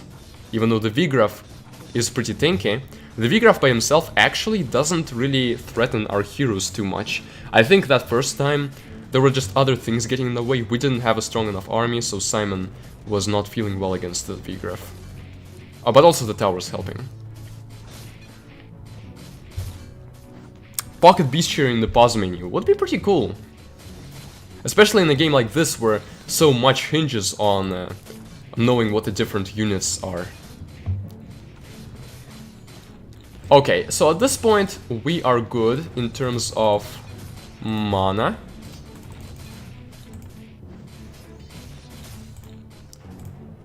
Though I do not want to lose Kara here.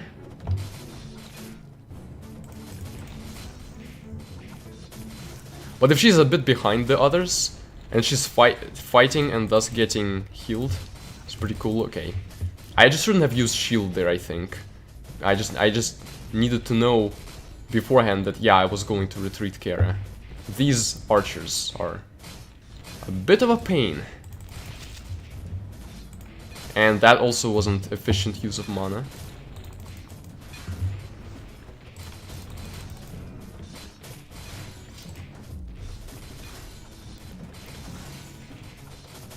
Yeah, I guess so, but you can still act upon it in the game. Like, for example, if I knew that it were like the Valkyries that were healing the goblin, I would specifically send them back while the others moved forward. So that we could deal with the goblin before the goblin was about to reach our base. Another black goblin. These black goblins!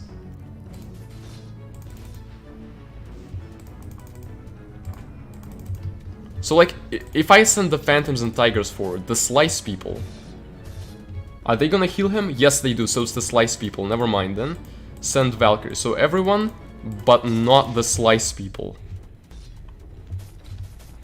Also the archers heal him. Okay. I guess we're learning, little by little. At least Pierce, the dwarf engineers, doesn't heal him. Okay. So now we know that Slice and Projectile heals the Black Goblin.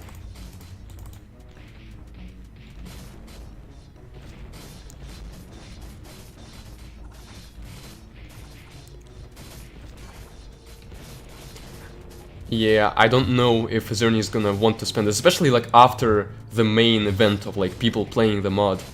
Updating it with like genuinely big tedious updates might not be something, might not be, I guess, the best idea for everyone involved.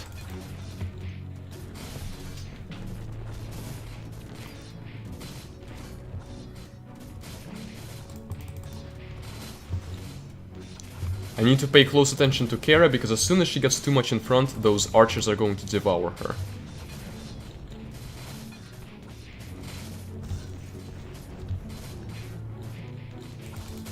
Okay, Kara, stay in the back just a little, while we can make it. Actually, never mind, the archer's just about to die. Yeah, go forward now, all of you.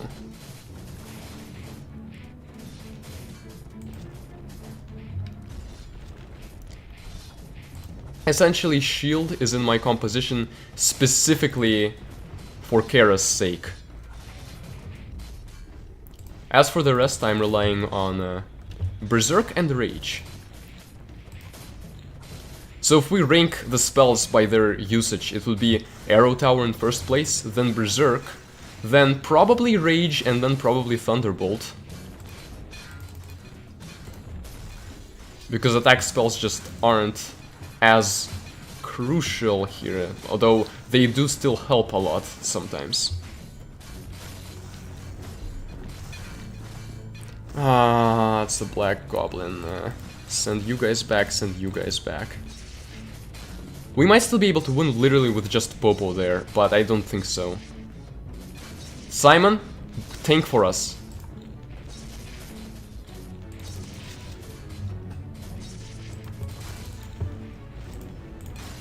Okay, Oh, come on, you were just about... Popo is just about to do it. It's just so frustrating.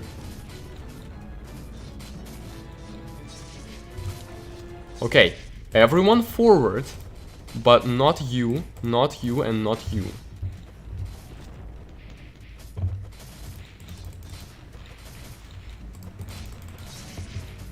And not you, I guess. But no, again, trying to save Kara is such a futile, meaningless idea. I know that I am handicapping myself by playing on 2 times speed, but I'm proving a point here, darn it. It just doesn't feel good to play on what isn't the max speed. Okay, Berserk and Rage.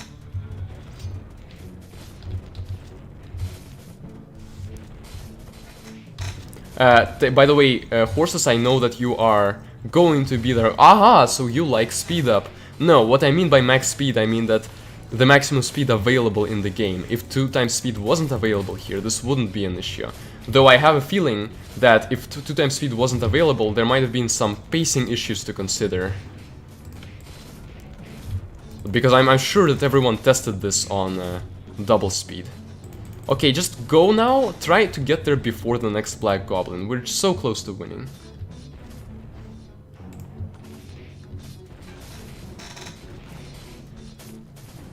If I use shield and stayed on aggression, maybe. It would keep us alive for longer.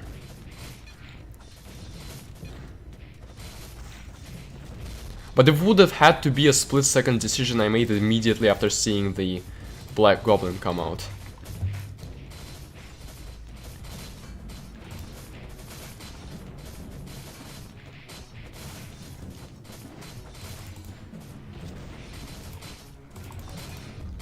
Okay, Kara, come back into the fray.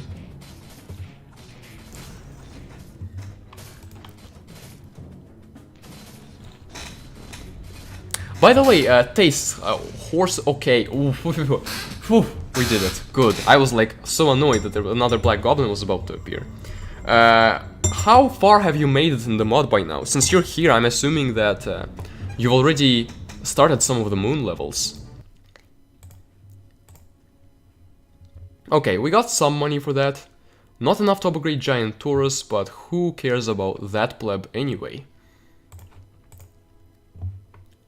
Meteor could help, but no, it's a notoriously expensive spell as well, which means let's max Ice Blast instead. Just have as many things maxed as possible.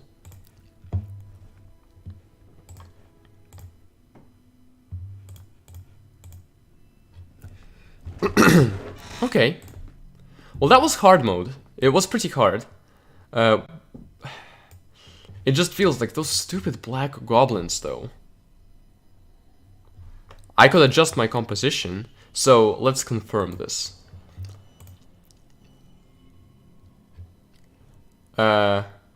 Is it this guy? Shadow Dark. Okay, so he's super strong. He absorbs Slice and Projectile. Yeah, that's what we found out. And he's relatively weaker against Sorcery than against Dark Bash and Pierce. So, the absolute best thing to use against him is Void, hence the Tower. Sorcery is like a nice fallback option. However, sorcery units in this tend to be some, for the most part, crowd controllers. We got Succubi, Valkyries, Paladins, I think. Wait, actually, Paladins might not be it. Hold on. Yeah, these are Pierce. So we got Valkyries. So Valkyries specifically are going to be pretty good against him. I can see that. But like Succubi and Simon, definitely not. I don't think they can crowd control him.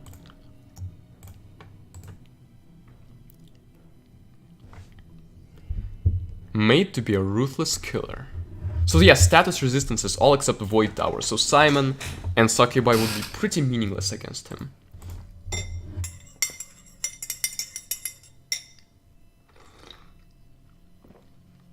The loop on pretty much like... There are many songs where I noticed the loop just cutting off way too early, before the song actually ends. So I guess either you cut it up weirdly or it's something else. Yeah, and this is actual tea, by the way, so Xerney will be happy.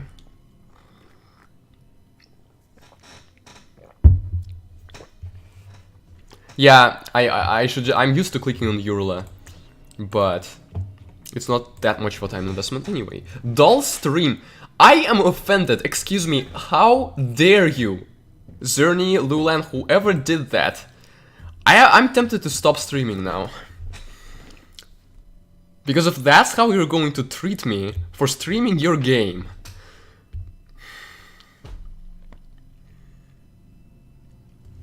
Okay, well, I guess let's take this on head on.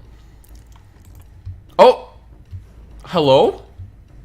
Oh, they're falling. On the map, it looks like they're just appearing out of thin air, but they are falling. So, we don't want to go too far for now. Oh, there's... I see. So the moon does seem to be often themed around our heroes. The first level was Vigraf, the second is Kara. Two really cool heroes in the original game, and still pretty cool here. I guess Popo, though, was the boss of the original game.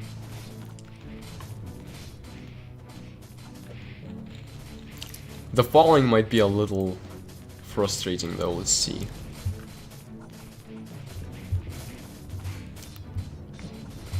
We might need to, like, leave a unit behind just to deal with the falling engineers. I mean, bombers are gonna be decent against that, but I don't think bombers alone will kill the engineers very nicely.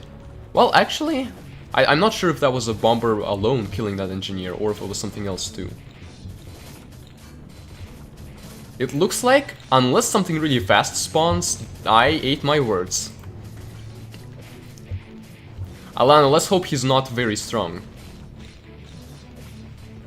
He's pretty strong, but Simon, it looks like, can still crowd control him. Somehow, miraculously, Kara escaped that. Okay, so it looks like we will have the tower. Now, if the bull one-shots the castle, I'll be pretty annoyed.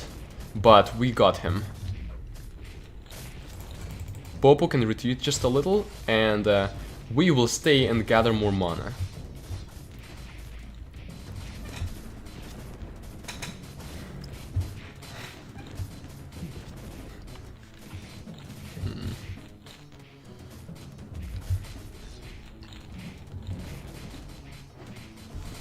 Let's all gather over here.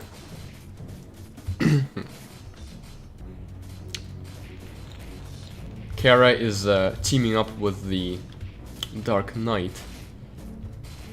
And it looks like it might be the Revenge Wave that is the primary source of conflict here. Unless it has some very slowly spawning but very powerful units, like sort of the Dark Goblin was last time, and the Tiny Iron Horse. But, well, I guess the Dark Mad Bull counts as that, so we can wait until the next one spawns, then go and attack after we kill him.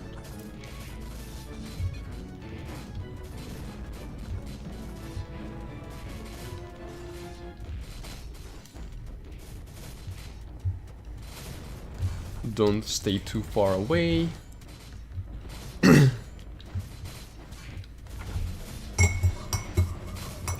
Yeah, they do make it a little difficult, okay.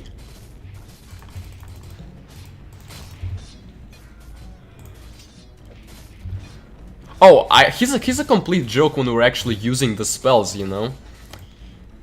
When we're actually using them. That means that the Revenge Wave of this level is going to be pretty darn scary. I'm actually not worried about these engineers for one simple reason, and that is that our units are constantly dying. They are not like our heroes, where they only die if we make a mistake, or if somehow the game screws us over.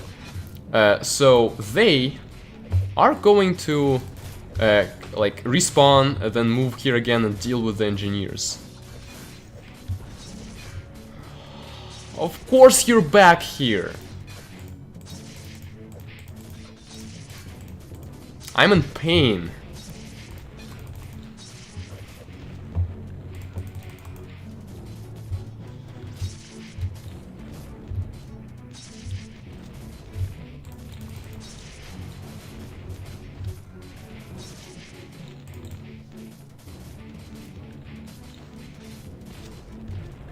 It's like I wouldn't think naturally to change my composition to account for dark goblins just by that last level, because all of that really tells us is, okay, that level had a dark goblin. It doesn't tell us, hey, every level from here on is going to have dark, stupid goblins. Now there's a dark sylph and a dark Taurus.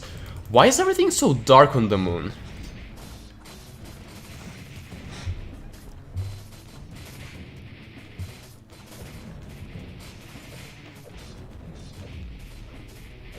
I guess this is the Shadow's End, so it makes sense, but the darkness is so real.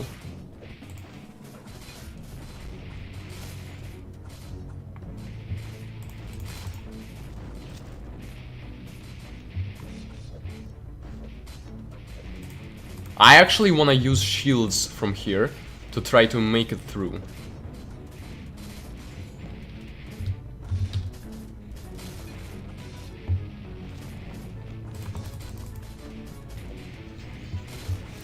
Popo's in an unfortunate position.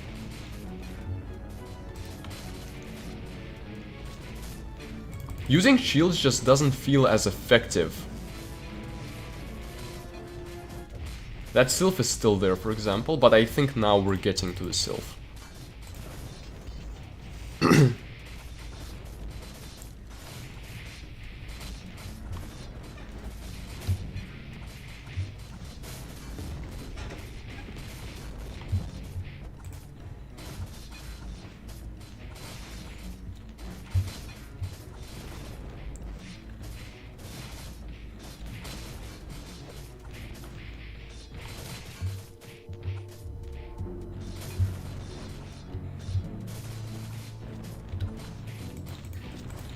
I like how my Kara just died and there's another Kara dying, but that this time is from the enemy.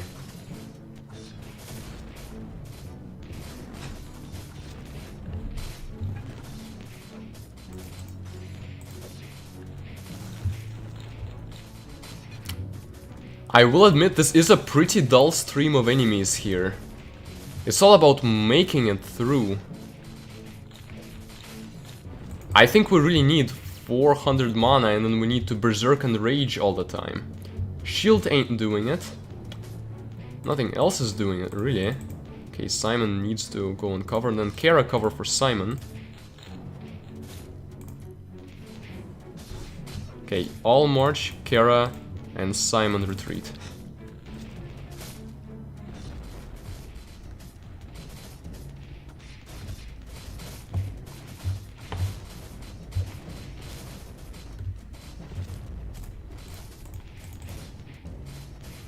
Okay, so we heal up our heroes. We are already at 400 mana.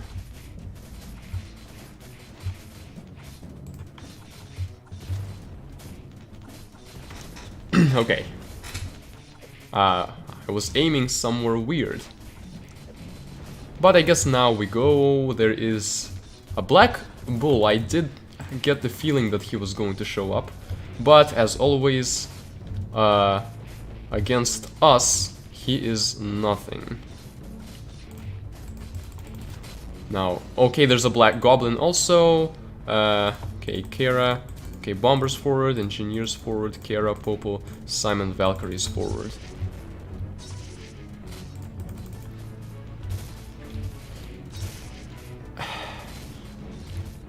If the Dark Goblin is a continuously spawning threat on the next level too, I will be pretty frustrated.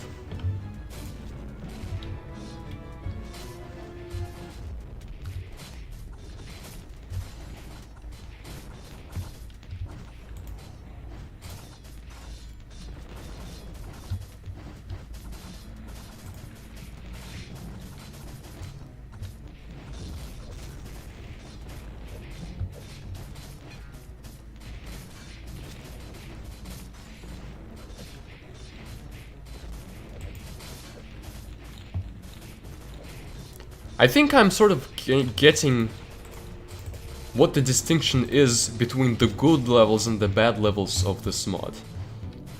In the good levels, we figure out how to approach the level, meaning what to bring here and how to execute it in battle. Once we figure out, we see serious improvements in our performance, and we win and get satisfaction out of winning. But on the bad levels, it's just a struggle to get to them and kill them.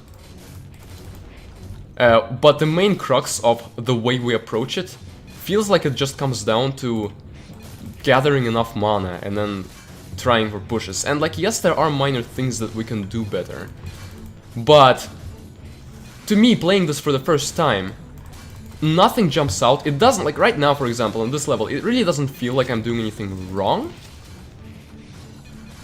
but it does feel like it's just taking forever.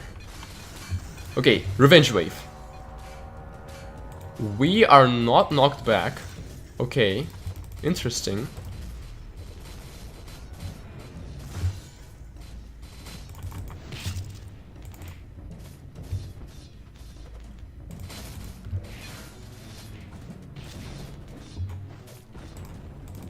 Okay, I guess we'll have to use Berserk here.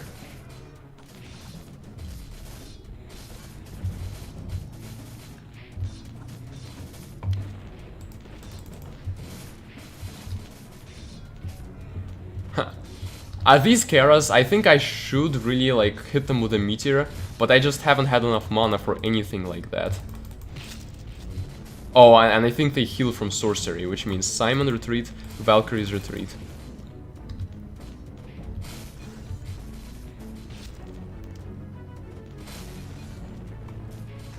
Okay.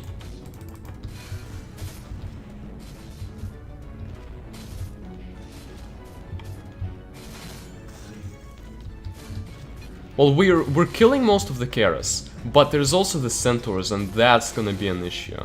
The Black Centaur is well, actually there's two of them. I think we might be kind of okay. Oh, there's also a Dark Sylph, however, the Dark Sylph also is kind of okay.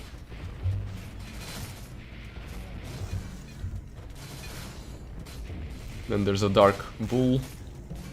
Maybe I shouldn't be prioritizing the Dark Sylph. Oh well, the Dark Sylph died anyway, so I guess it was okay. We are hanging on here. Having an upgraded castle definitely helps in that regard.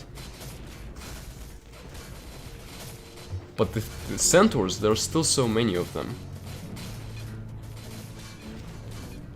At least our bombers are holding off the Karas. The bombers are definitely good units. It looks like we're gonna lose this though, just because of the stupid Centaurs. So, my impression's very mixed on this level.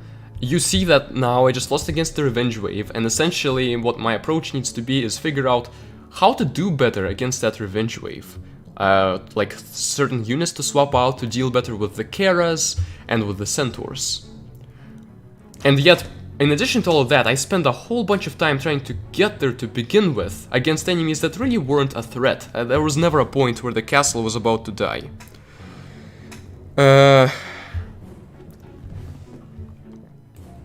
So essentially, it feels like there's a good level there somewhere hidden amidst a bunch of time being wasted. And I get what you're trying to say, like the game doesn't accommodate, like it's not a completely a puzzle game where there's just one solution and you find it. It's possible to have like a setup that isn't optimal or do things that aren't optimal and still be doing decently, but not decently enough to actually play well.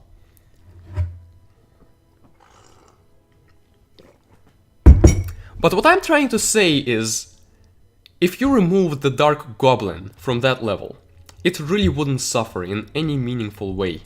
The Dark Goblin feels like nothing but a time waster that gets you to prioritize using certain... it's like a soft push towards not using slice and projectile units. If that's what your intention was, if you wanted it to be that, oh, the player needs to try to win without slice and projectile units, you could have put those goblins in the Revenge Wave, perhaps. But instead, they come out regularly and are just a pain to deal with. There is normal mode. Actually, I might try normal mode for that. But here's the thing. Having dealt with that Revenge Wave and sort of become somewhat close to winning it, I now feel compelled to try to win the Revenge Wave because I actually enjoyed trying to deal with it. Like, I would pick a better setup. A setup that doesn't involve sorcery units so that we deal with the Karas quicker, and from there we can snipe the Centaurs.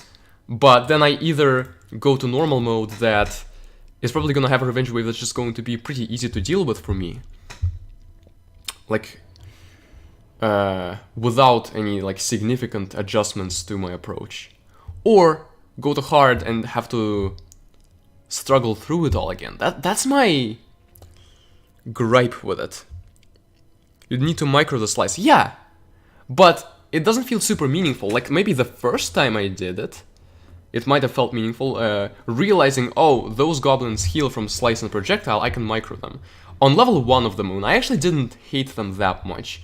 I mean, they were kind of annoying, but at the same time, they incentivized micro, and it's sort of like the bombers on the old level 18. There were giant bombers that were also on level 17, and on level 17 it felt like, okay, we change our approach, we try to make sure that the big bombers don't get us, and it felt sort of fun, but then level 18 had a bunch of other stuff, and that felt like the focus of it, and the big bombers, they just felt really annoying and subtracted from trying, from being able to win in a reasonable time. It's kind of how I feel, except here it's not actually as bad as it was there. They aren't in all of the levels, okay.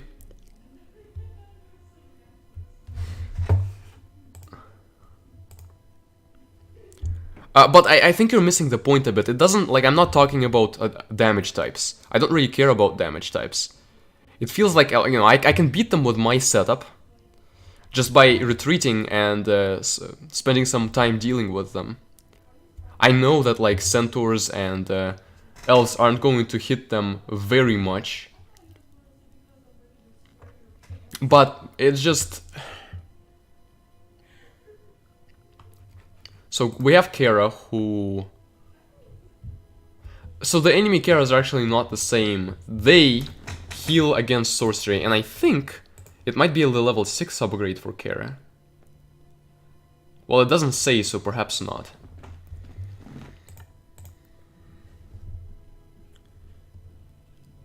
Yeah, if you retreat, the engineers falling punish that decision.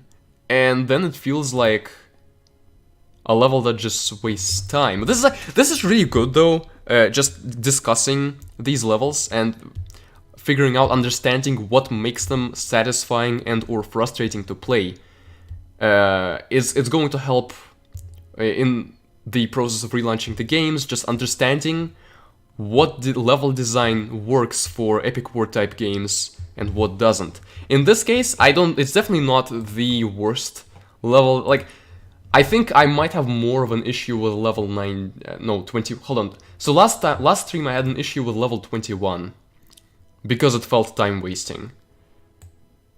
And then on my first stream playing the beta in the New Year's, I had an issue with level 18. So this one is kind of like that. It's not actually terrible. Like, I actually enjoyed trying to deal with that revenge wave. But it feels like the regular resistance is just tuned enough that it's not gonna kill you, even if you don't have a fitting setup for the level. But if you don't have a very fitting setup for the level, it's also going to really punish you for trying to, like, you'll take your time getting there. So I guess if we want to deal with the goblins, we don't want... So against Keras, we don't want sorcery. Against goblins, we don't want slice or projectile. Bash is an okay thing to have. Pierce is an okay thing to have. In fact, this might be our first level in a while where I'm compelled to use paladins. Because Pierce is okay, we might... But goblins have a lot of enemies that punish them, like the Keras are going to destroy the goblins. However, maybe the centaurs are not going to be that good against the goblins. They might be okay on that level. Then tigers, valkyries are out of the question, sylphs and mermaids are out of the question. The quote-unquote pyramid won't heal them much. So actually, I might try out the crystal as well, because even though it will heal them, it will heal the Keras, it won't heal them very much, but it will delay them. It's super weak, but it's super weak to dark though. That's the thing. Maybe we can't really use them much.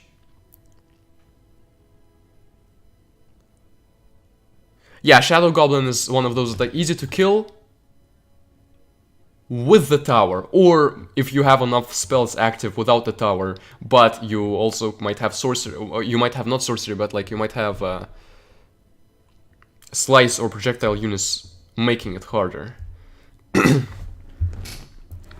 It's definitely a danger for games like Epic War 1 and 2, which are tower reliant, making it so that the tower isn't so overpowered that rushes that will definitely push you away from their castle will still be destroyed by the tower easily. It actually was, and perhaps also still will be, a design consideration for those games.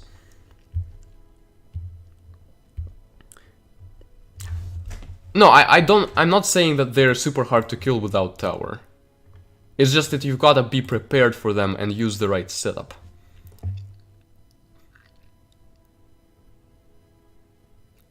Zombie sounds tempting just for the freaking...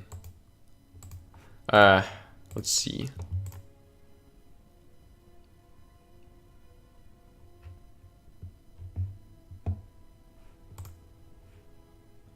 Black Knight is void, that is interesting. But Dragon Rider isn't a... Oh wait, no, this is probably the enemy hero.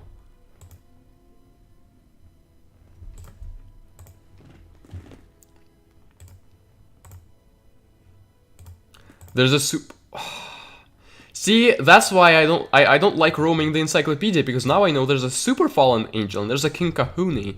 Oh, that's the King of Gorillas. I guess that makes sense. It is an apish name.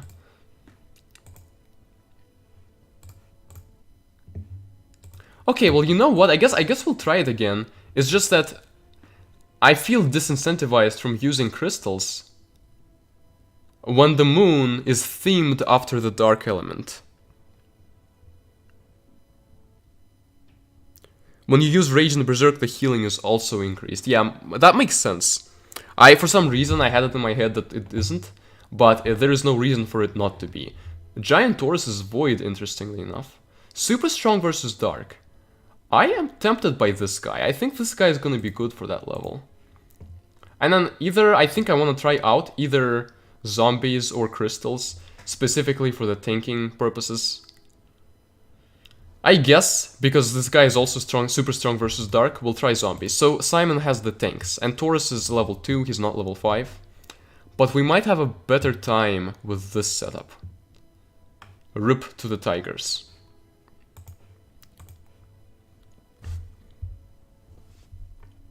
I think I was looking for like the Dark Goblin, the Dark Mad Bull, but like I just wanted to see which of the units on that level deal dark damage. But now it no longer matters because we don't have anything that's weak against dark. We have strong things against dark, so we're not scared. And just the type of player I am, I just don't want to switch to normal difficulty, even for this level. It just feels like admitting defeat or something. Or it feels like I'll still try, I'll still want to deal with it on hard in the future. And then either I'll have basic, like I can do it now, so why not do it now? Or I'll be over leveled and then it will be easy. Let Kara use the tanks as she dies the most. I think you're right. But I'm not sure. I guess so. Because, like for example, the Paladins, I don't know how much they're actually going to die in regular gameplay. So if Kara dies, but all the Paladins are alive, and they remain alive until she comes back, then that's not an issue. However, if they do die, we do want them back sooner. So zombies and the Giant Taurus for Kara. The Giant Taurus is also going to deal some void damage, and hopefully that will help us. Whereas Paladins and... who else did they have? Tauruses for bash damage. I guess Pierce. Pierce. Are there Karas? Like, where's the enemy Karas?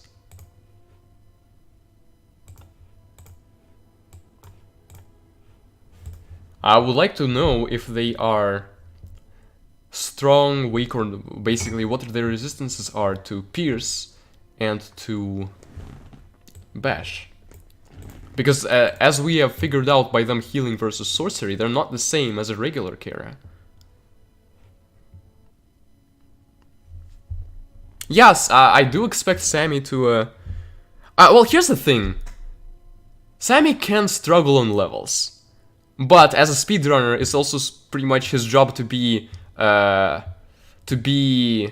observant about what's actually happening, which will help with more quickly figuring out what's not working and what to do differently. So, yeah, definitely. No entry for enemy clone heroes, yeah. All dark units are shadow category, I see. Feiyan is Sylph. We do have that Sylph on level 2, and the Sylph is super strong against the bash, which means Pierce is the way to go against that Sylph. The Goblin is super strong against bash and pierce. So essentially for the Goblin, you'd think that sorcery is the way to go for the Goblin. Whereas in reality, sorcery units just aren't as good at single target damage as a lot of the other units are. Like maybe Valkyries we could have kept. However, the Valkyries will be healing the Karas, so it's kind of a trade-off. Professor Bull. I'm guessing this is the faster... Oh, this guy absorbs bash. Oh. So what I'm taking... Okay, so we have this guy who absorbs bash. This guy for whom bash and pierce are equal. And... you know what? I think I should focus more on pierce units and less on bash units. Which means this goblin who is pierce... Well, actually, yeah. The mighty guardian who is pierce will help. Taurus who is bash might not help as much as goblin who is pierce. We have gorilla who is bash. Oh, but we're not looking for bash units. We're looking for pierce units.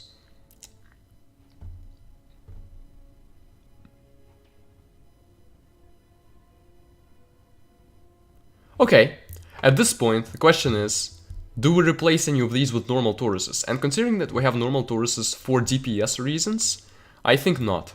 I think zombies are going to be very bad at attacking, so their attack type, it doesn't matter that they'll heal the bull will still die pretty quickly despite that. Whereas the giant Taurus, he also isn't super good at attacking. Oh wait, no, no, never mind, he actually deals void damage. So that's one of the reasons that he's gonna be pretty good there. Okay, I feel ready enough, except for spells, let's see. Void Comet. I do wonder, well... The Comet will be more precise if we want to kill specific people. And it feels like I might prefer Comet in this case to Thunderbolt.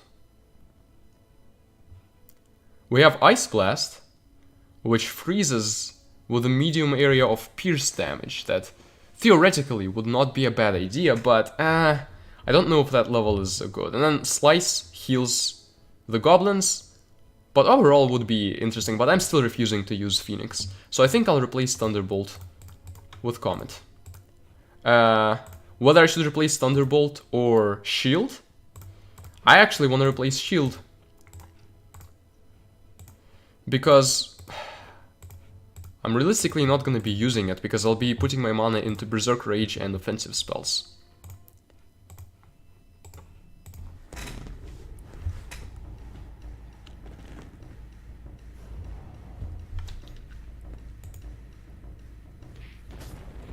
Kara and Cassandra is different from mine. Okay.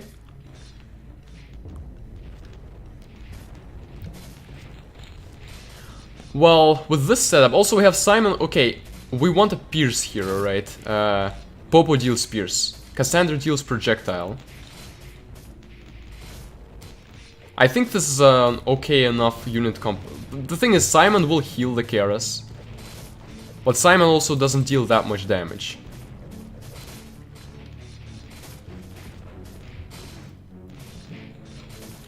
Whereas what else could... Well... okay, I really want to see. We have the goblins who absorb projectile, so that's basically okay. That's sort of why I don't want to use Cassandra. That's one of the reasons I don't want to use her. Yeah, I don't think Cassandra is the right hero for that. I think Simon we keep.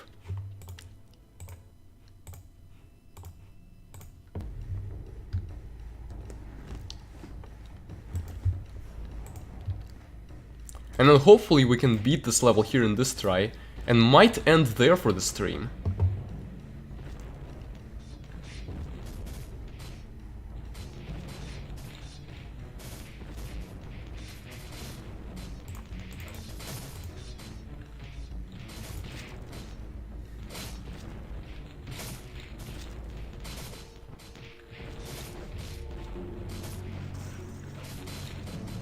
It's just the Mighty Guardians get crowd controlled pretty easily out of being able to attack.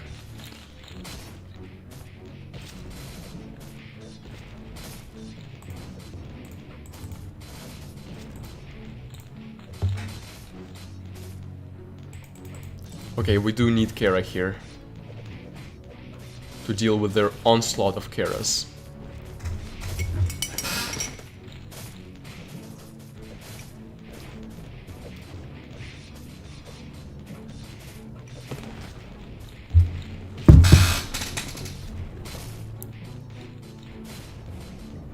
Beating it on hard is a challenge. Yeah, I can see that.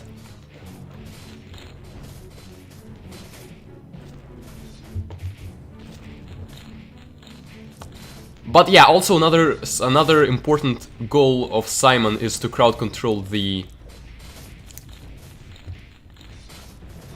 Dark Bull. Until we have tower. But heck, even after we have tower, it's still nice to have Simon to crowd control the bull in case we need it.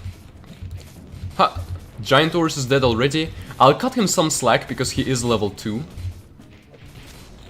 At least the blue, like the dark bluish, purplish, greenish centaurs aren't that scary on their own.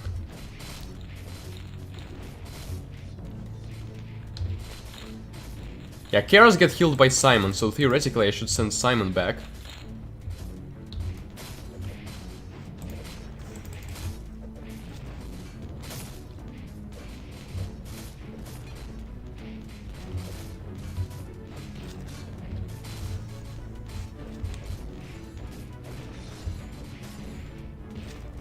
If the engineers weren't falling from the sky, this level would be so much easier.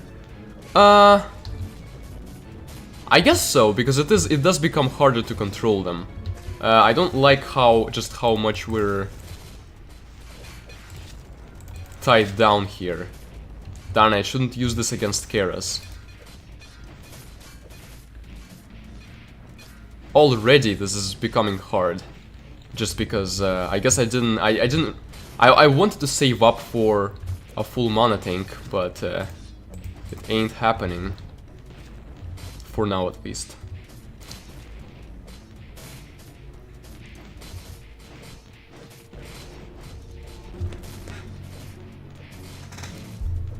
I don't know if I'll be streaming this like 5 or 6 times. It feels a bit excessive. So if I can't complete the moon in like next time... well, I guess you can infer what happens then.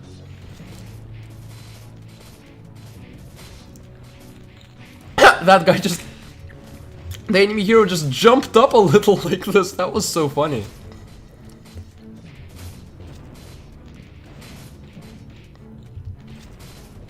Okay, now we assault. Assault the horse. I don't want us to make this a saying of mine or anything. Just in time for the goblin to appear. Well, so he's gonna be easy to beat because we don't have anything that heals him. Yeah, he was quite easy to beat. So from there on, I will wait before using the next berserk because, you know, we can maximize our mana if they're genuinely letting us have that. But from there, use Berserk always, and then also, depending on the situation, also use Rage, or cast like a Comment or Thunderbolt somewhere. Okay, here's the Sylph. We use attack up here, or Rage as well as Berserk.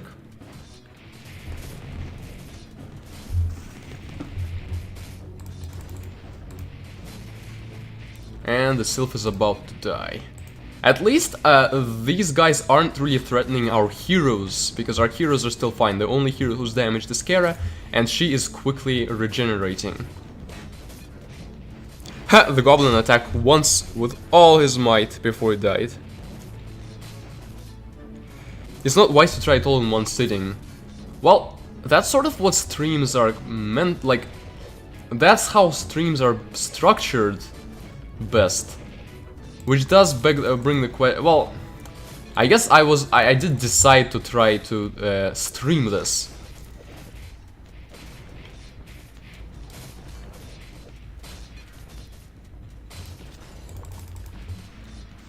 Popo got a little too far ahead.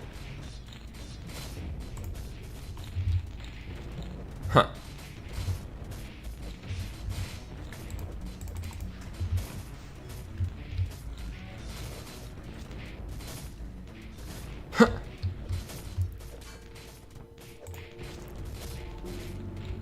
Okay, bomb. Nothing significant.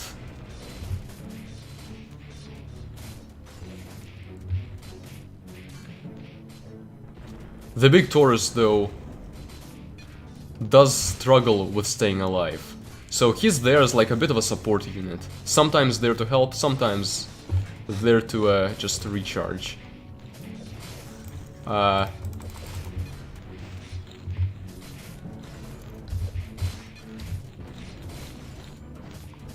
Kara? Why did you go in so deep?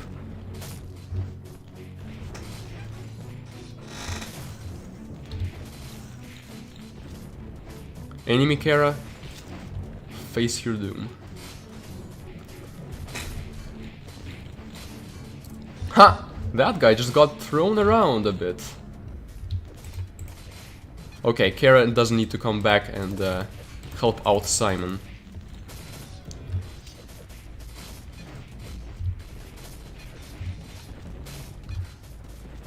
We have certain things that are healing the bull as well.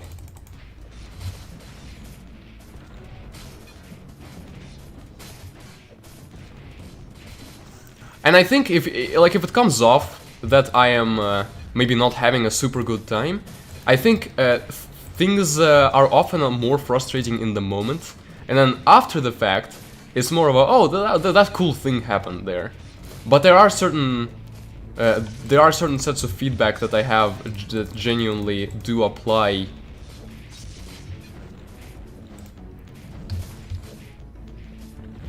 As like for overall design principles.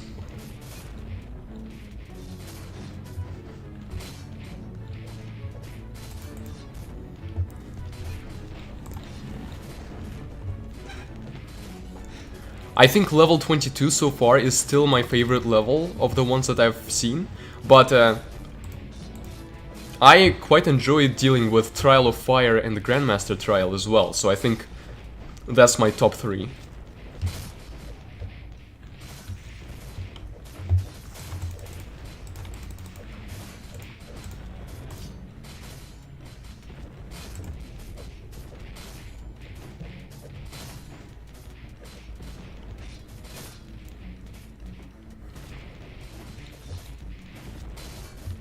And see, it's just not working. Like, yeah, I could use damaging spells to get there, but I want a full mana tank for when I trigger the Revenge Wave.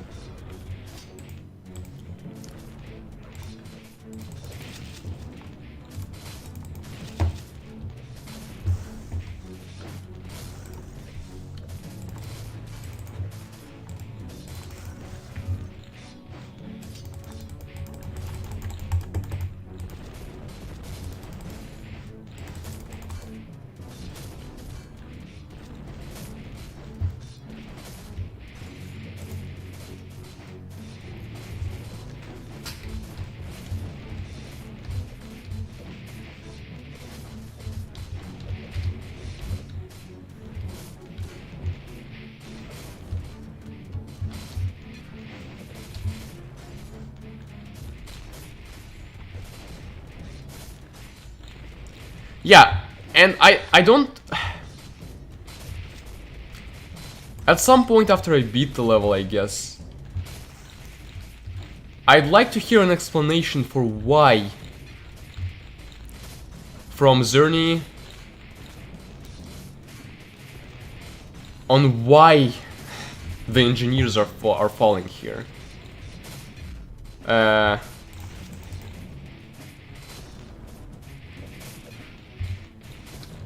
Other than just to make it more annoying.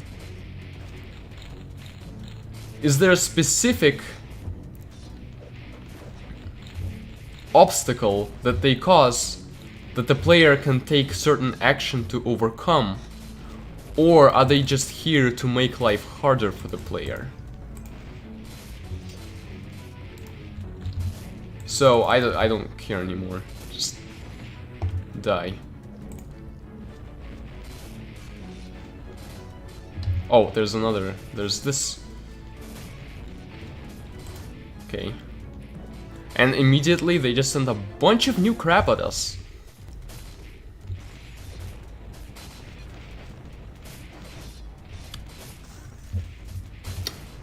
Yes, because Xerney did the levels, I said I wanted to hear it from Xerney.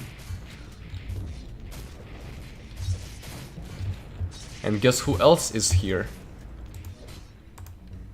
I've lost my drive to beat it on challenging. I no longer think there is anything particularly cool about beating it on challenging. Now I just think it's a drag.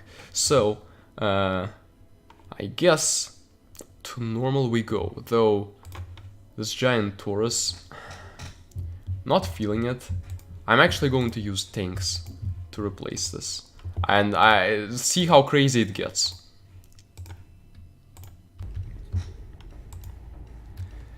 I don't know, horses, I really don't know. Sometimes a level is going to take long because you haven't figured out the solution to it. Which is fair, you are good enough to defend yourself and not die, but not good enough yet to actually win the level. But it can feel very frustrating when it feels like the level is going on just because there's a lot of stuff on it. And even though you are putting in reasonable thought into how you deal with it, it's just still really frustrating. Like, it's still... the enemies keep sending stuff, and you just can't get past it too well. We already have engineers falling here, which means that having tanks send more people back here, like... it's not really going to be an issue at this point. Now they're very imprecise, but at some point they're gonna contribute. And I have a feeling they might contribute more than the Taurus.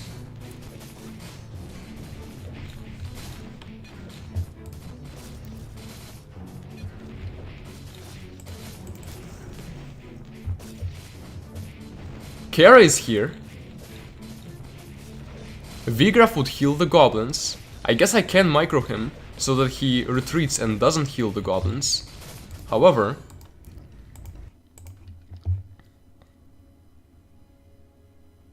he's super weak versus Dark.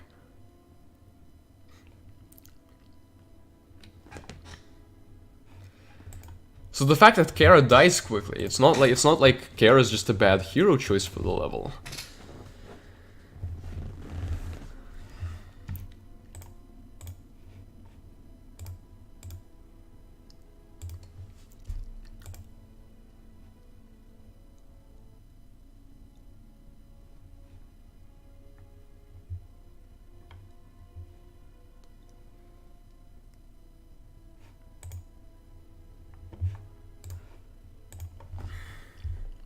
I'm at a bit of a loss for words here. I think we're going to end the stream because it has been a while.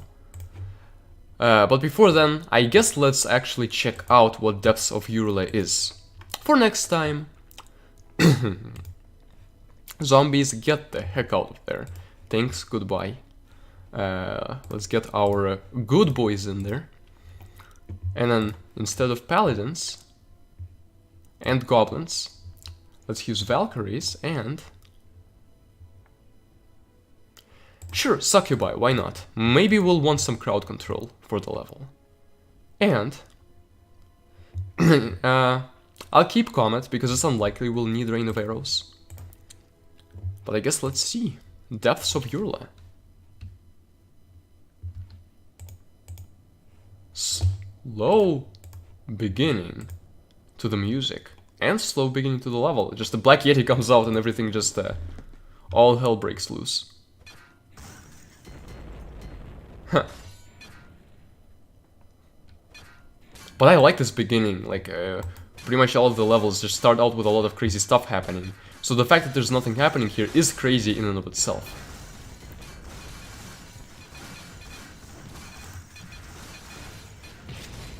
Okay. Oh, Kara is super good against that Angel. The Angel is very time-stoppy, but Kara is good against the Angel.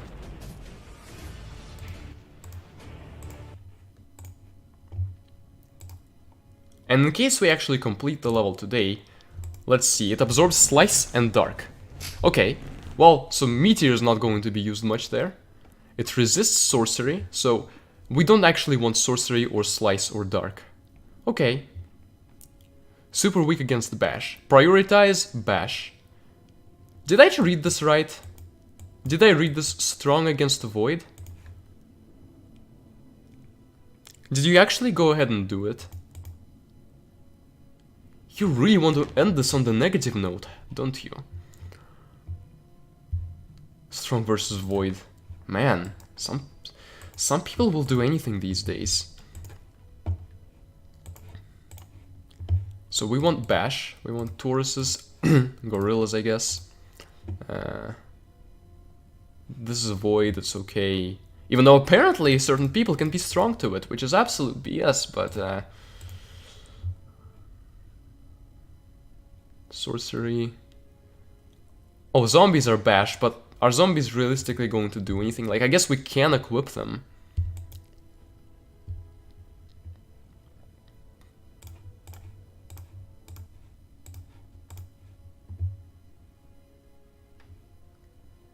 Carrie is Bash, so we do want her. Now, there's no other Bash units that we have right now. Do we have any Bash spells? Meteor is Dark, we don't want it. This is Slice. It's not going to do anything against the Angel, Pierce, Projectile. I don't think that there is any Bash spell, because look, we've already unlocked all the attack spells. And I guess that makes sense. They wanted to make Meteor Dark for certain balancing reasons, I guess. Or I don't know why Xerney would make Meteor Dark, but I have a feeling that there's a reason for it. Otherwise, Meteor probably would be the biggest candidate for Bash. Okay, now the Angel itself deals dark damage. Okay. Super Corrupted Angel, always time stops with all his. Fallen Angel was an angel that disobeyed and abandoned the divine spirits and allied with the shadows to gain extra power. So we prioritize Bash. We stay away from Slice and Dark. Resist Sorcery. Theoretically, Pierce, Projectile, and Bash. Theoretically, we could have Cassandra instead of Simon. And it would probably help against the Angel itself. But what if there are other units there? I would actually prefer that there aren't, because there have been a lot of other units basically everywhere, so a fight with just a few units would spice things up. It's actually a different damage type now. Yeah, but that's the thing, that the whole point of Void was that it's not a damage type. So you've basically gone and thrown that right out the window. Now the point is that it's a damage type that only a select few people can, like, resist.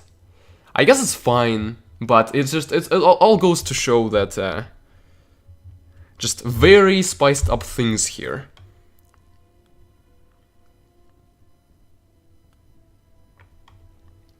Okay.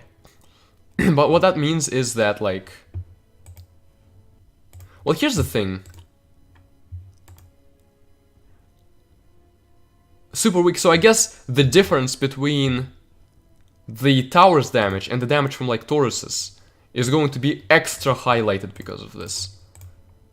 So she does dark damage. We have a Kara who is...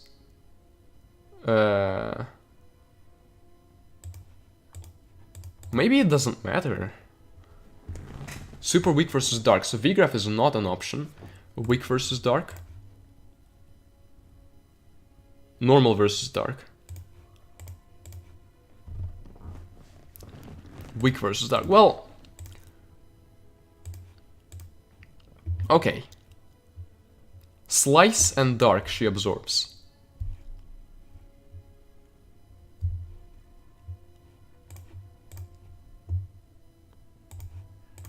So let's actually see what our prioritization is. Pierce, Projectile, and Void. Okay, we don't want Sorcery. So essentially Pierce, Projectile, and Void. Anything that isn't Bash needs to be Pierce, Projectile, and Void. And from there, we pick the highest DPS.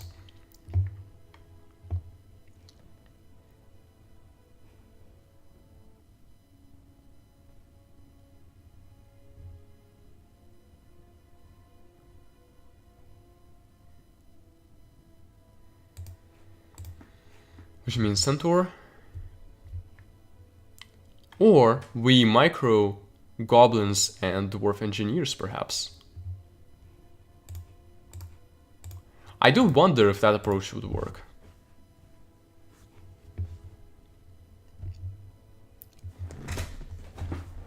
I also wonder if instead of Bomber, we do actually want Centaurs. I think we do. And then instead of Zombies,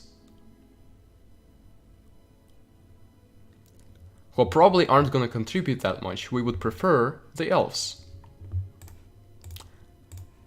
Gorillas, okay, super weak against Bash. So theoretically, she's gonna take a lot of damage from the Gorillas. So they are just objectively a good choice for that level. Even when compared to someone like Sylphs or Mermaids. We don't want Mermaids, they freeze, that's not what we need there.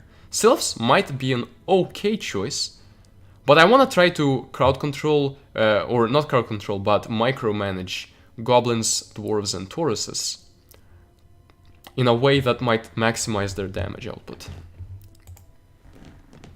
I also don't think shield is important because like Kara already was taking very little damage.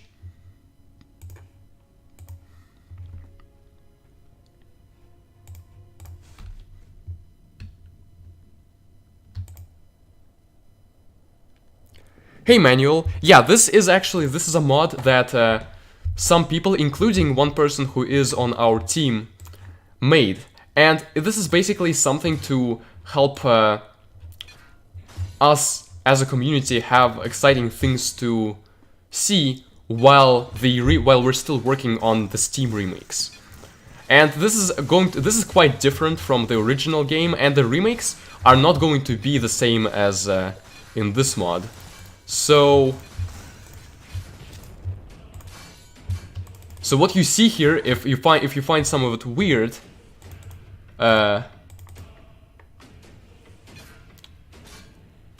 like it's not the same as it was before,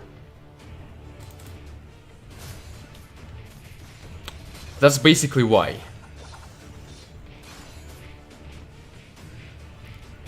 My plan was a little different. My plan was to try to get her here, to put units here, so that when she teleports they attack her, but it looks like that's not how it works. She teleports, and they're just not doing anything about it. So...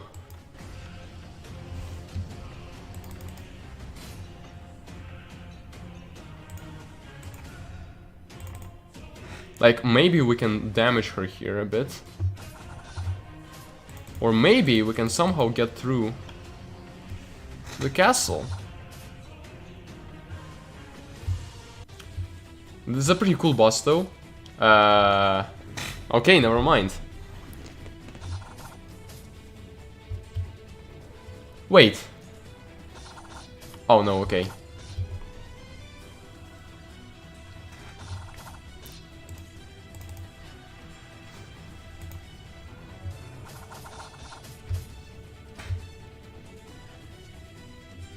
Yeah, Simon is not. Simon is going to be definitely easier to keep alive than in the originals for sure, because that was pretty ridiculous. Just how easily he died and how he didn't even feel worth using. Like, it's not like he was a glass cannon. He did help, but there was a noticeable difference between his power and the other heroes. So he will have an easier time in that regard. Kara can stall them pretty easily.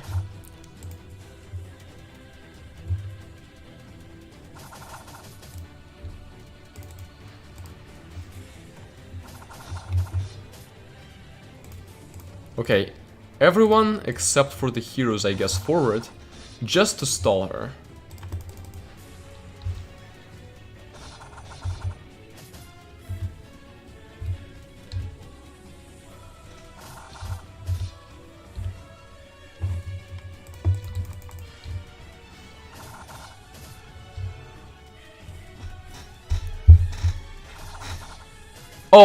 Oh, so you think they are triggered by a revenge wave?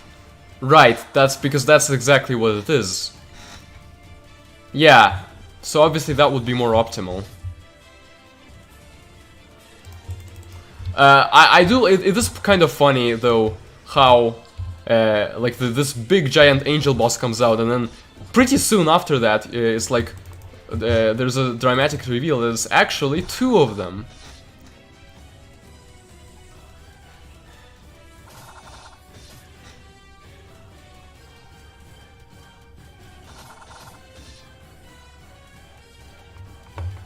Okay, so instead of prioritizing any sort of damage, we need to prioritize the unit's speed. So that the unit tries to get in there before the angel can move far, and the angel has to attack again. Which will minimize how quickly the angels are going to move towards our castle. Ironically, bombers are actually like a good unit here, but not entirely because of their usual purpose. At least I think so. Maybe goblins are still going to be alright. Yeah, gorillas are not going to be that great there. They were like a fake out. These guys... Yeah, let's get dwarf engineers. It's all about those, that fodder and slow fodder while we're at it. Though I guess maybe the archers might be able to do something, but it didn't feel like it in that game. Cassandra might be able to do something. Better her than Popo, because she has more range. Except just sometimes we will need to micro her. Okay, let's try it again. This time wait to save up for the arrow tower. Yes, I saw that Simon was normal against Void, but it's just one of those weird things, you know.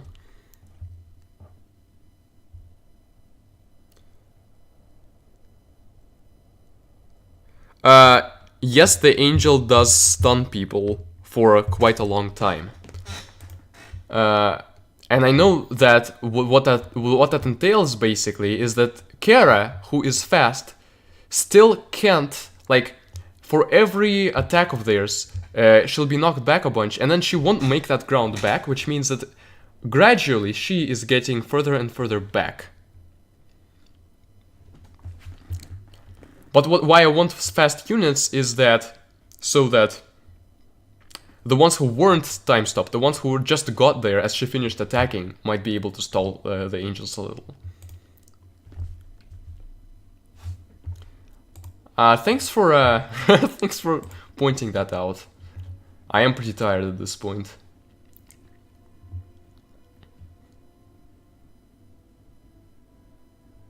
Who would go there? I guess maybe Valkyries.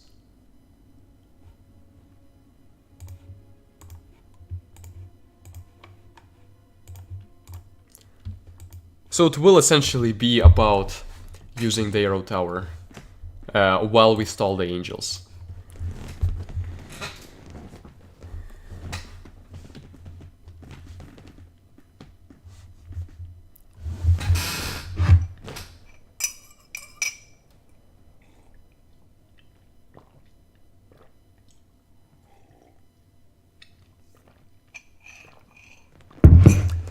If you haven't noticed, my motivation to play this level is a lot higher than the second moon level.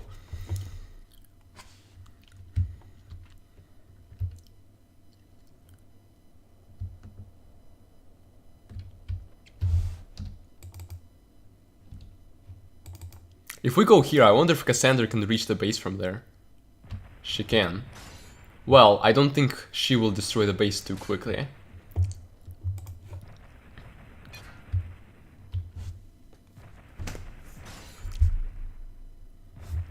You can see her head poking out right here.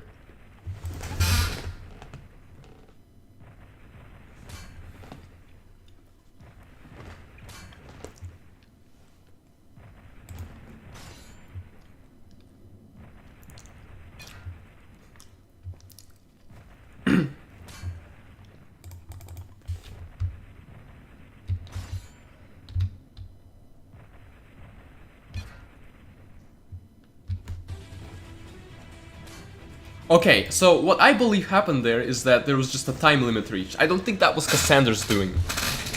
Because I believe that the last time it took more castle damage to actually spawn the angel. So now units are starting to spawn in a constant stream. Yeah, see, bombers are actually really good here. They're not only not killed by the angel's attacks, but they're also not crowd controlled by the angel's attacks. The only unfortunate thing is that we can't spread them out a little, where their slow recharge actually hurts us in this case.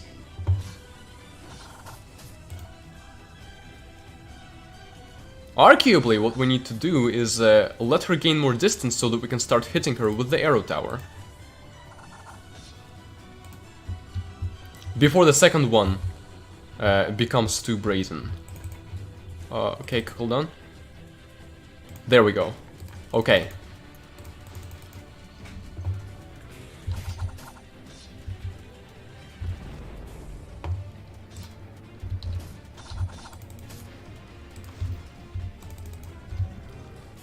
Aiming though. Ouch, this aiming.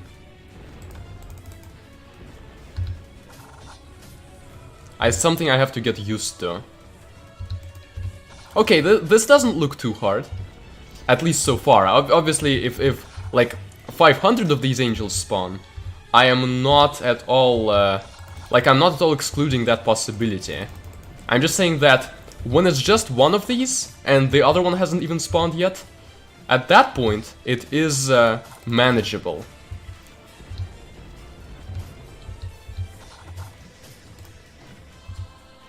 And note that we do actually have motivation to use both Rage and Berserk on this level, because before the second one comes, we want to kill the first one more quickly, and then stall the second one while we recharge our mana back to 400. You see the strats?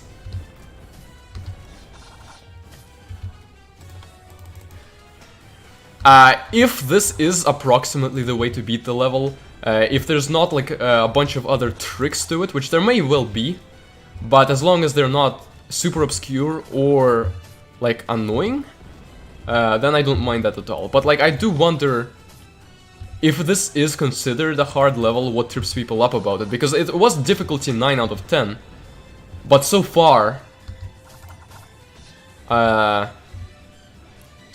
it was mainly about figuring out the approach.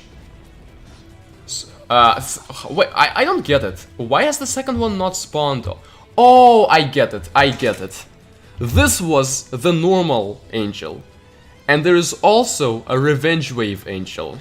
I get it now. That's why. So this angel spawned normally, but then previously we got a bunch of damage off on the castle, spawning the revenge wave angel, and then later the normal one spawned.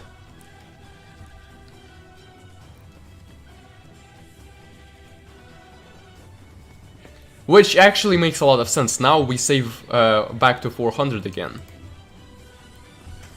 Now I wonder how often the angel comes normally.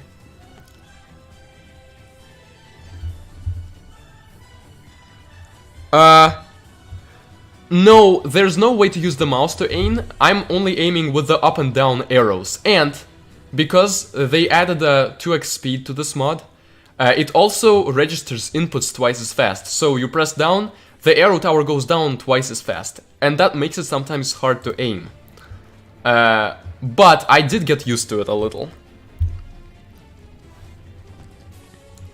Well, it helps when you're working on the actual relaunch of the game to figure out tricks like this.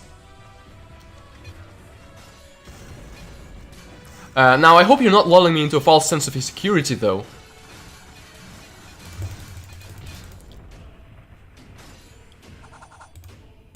I actually do want to keep Kara here, so that we can deal with the bomb separately from the angel.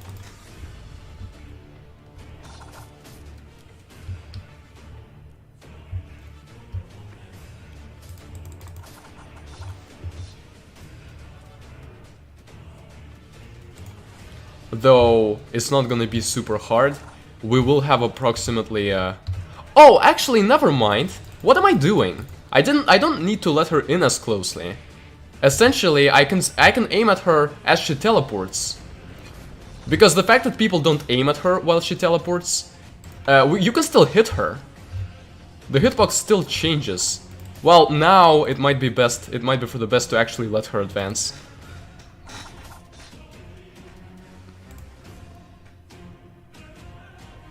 Okay, now go. Oh, there's a bunch of, okay, black units, but that's okay because we do have the tower to help deal with them.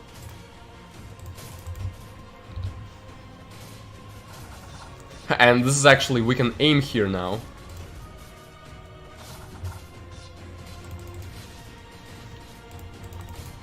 So we do ideally need to be a bit faster than that.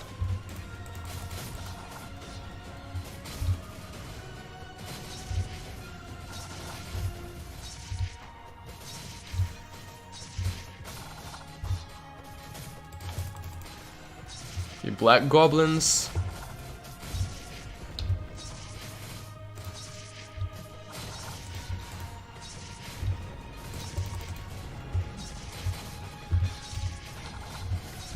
Darn, gotta aim down at this guy. Okay, so I guess it does matter which units we pick because of these guys. But I don't mind it, like, as I said, I do want this level to have not a ton of different units. But this is not a ton, we're still good there.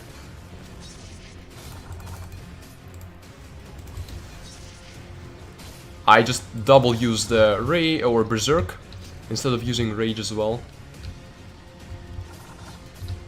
But now the good thing is that when the angel teleports we can hit the goblin, but I guess it didn't work out there. If this is the last angel, we're still somewhat okay, I think.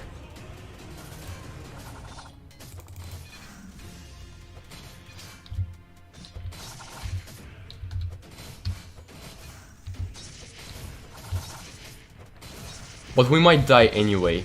It's always the black goblins that give us the trouble, isn't it?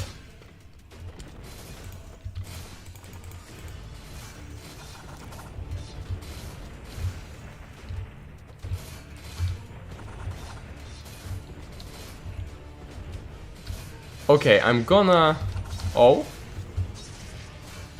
Okay, I'm gonna change up the setup here.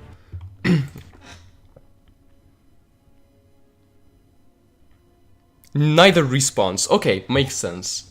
Yeah. We got the goblin, who is dark, and we got the centaur, who is dark. So it is dark damage that we want to be strong to. The goblin... So the centaur doesn't absorb anything, and the goblin absorbs slice and projectile. Which means these guys, unfortunately, we don't want. And we do want, like, Tauruses.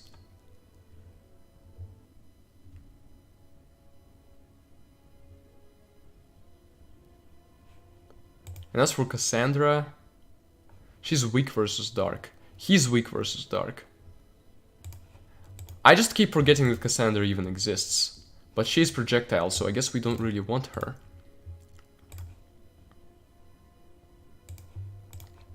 Sure, we'll use him instead.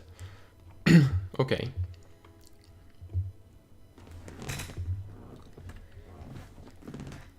And I guess... Ooh. Now he might be immune to quote-unquote time stop. Oh. Oh, but he's super weak versus dark.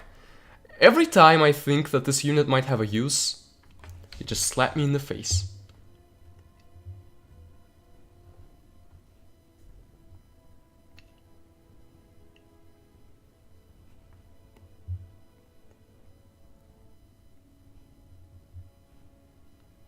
Sure, I guess let's use zombies. They can absorb hits at least.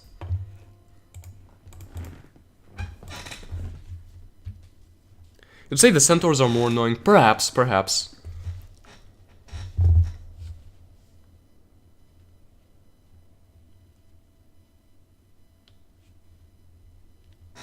Yeah, I did figure, and I do wonder whether their timer starts naturally or for the revenge wave. But I do realize that we should be a bit faster with it. In fact, I think we should summon the Revenge Wave Angel now. Maybe it's a mistake, but I do kind of want to fight both at once. Just a little, to try to see how it goes.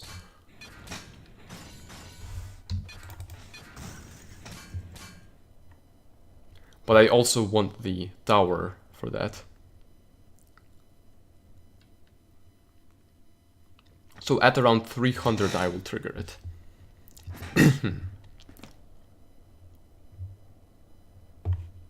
or at least I will give the order to assault. Zombies just making their way over here.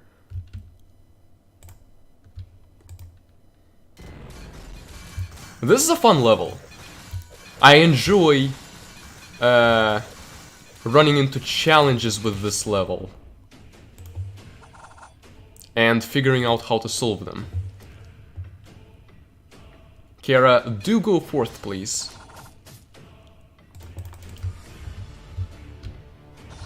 See, this is what I mean. We can already hit her. Okay, now we have two angels. So, Kara keeps them there for a bit, while we save up some mana.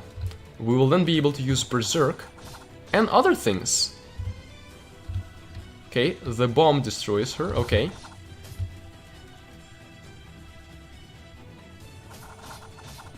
This seems calm and reasonable, I know, right? This seems nothing like those moon levels.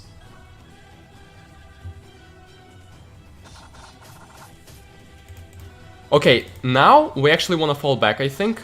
The reason that I'm doing this is because I want them to come in arrow range. And I think we have enough mana to basically be dealing with them here. Okay, assault here. There.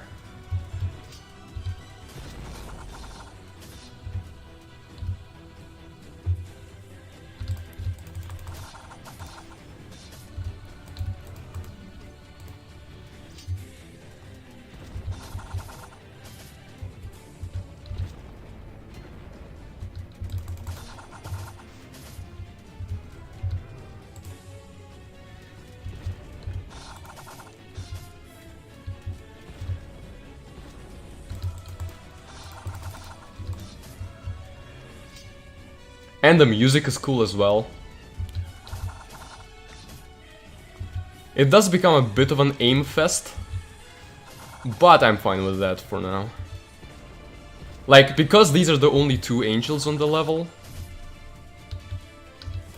for that reason I am fine with that. But now we're only using Berserk.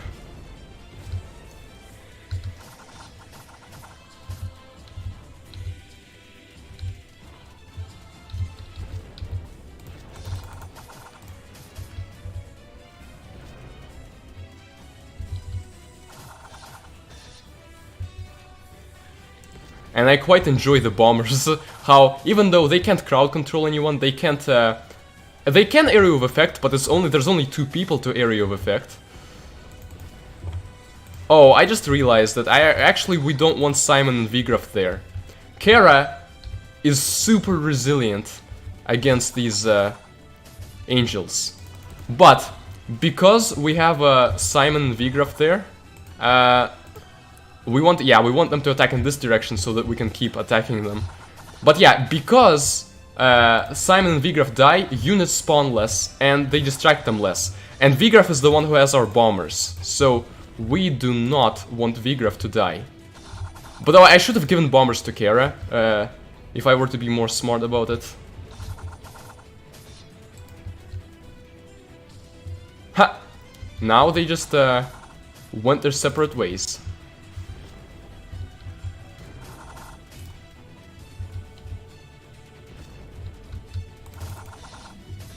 Oops. I sort of didn't mean to do this, but now we're doing it. And I don't even feel bad about it.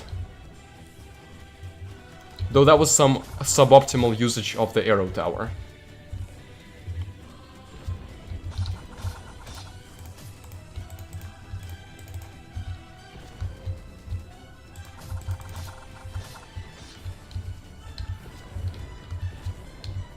Come on, one of them needs to die already.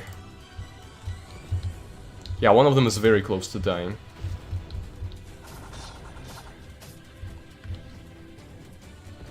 Yeah, one of them died. Can we kill this one in time? I don't know. It's kinda tough. But the reason that this one is not very damaged yet is that a lot of damage has come to the other one.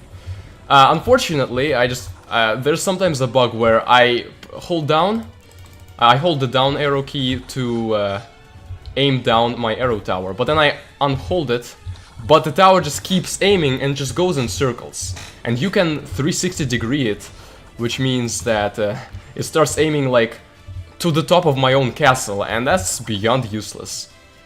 It's not like they're going to warp around magically and hit their own castle over there. Now, she's gonna start damaging the castle soon, but her damage is not super strong, which means that even if she does, we will have a bit of time to kill her. I keep missing arrows and it's a little frustrating. Okay, see, that was fairly optimal.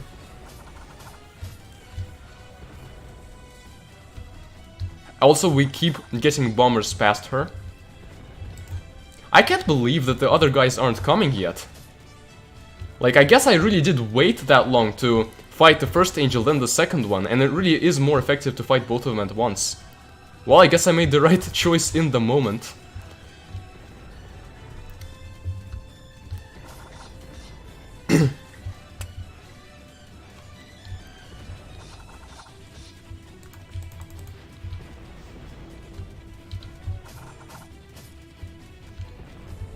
And also bombers do damage. Ah, just in time, guys! You are here just in time. But now we don't have we do have something that heals him. I think wait, no. Slice and projectile. Who deals slice here? Oh, Vigraf. Okay, we want Vigraf gone. Vigraf, stay behind everyone now. But yeah, other than that, we are golden. Unless there's another powerful revenge wave, but that would be weird.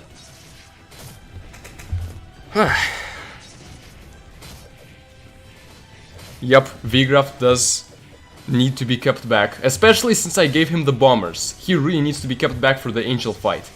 Simon, I think, is okay at not dying to the angel. Kara doesn't die to the angel, but Vigraf and the other two heroes do die. So you have to either micro them somehow to try to keep them going, like keep them attacking, which Cassandra might have actually helped against the angels, since the goblins didn't start coming out until the angel died, and Cassandra would only increase our damage output.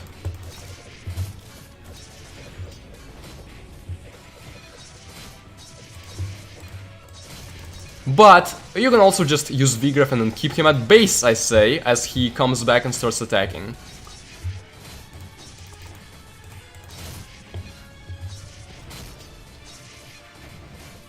Assault, but Vigraf do not assault.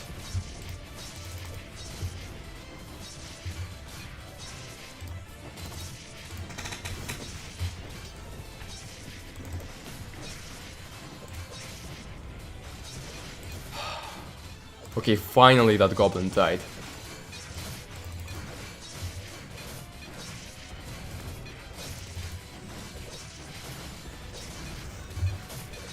The Simon is not having a good time against those goblins. But they did die. And the castle is taking a while to destroy.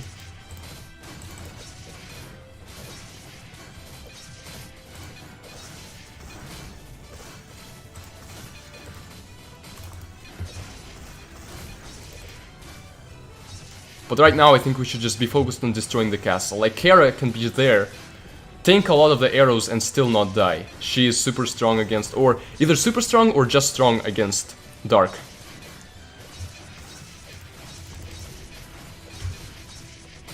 Yeah, Simon can heal up now and join Vigraf.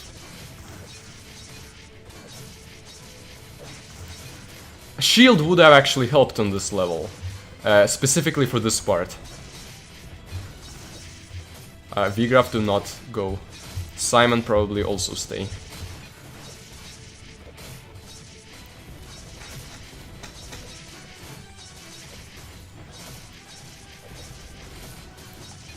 It is starting to be annoying at this point, just how long it's all taking. But I can build up my mana and then Rage and yeah, Rage and Berserk on a more perpetual basis. We can also keep Simon, get Simon back into the game now. Okay, after this I should use just Berserk and not Rage.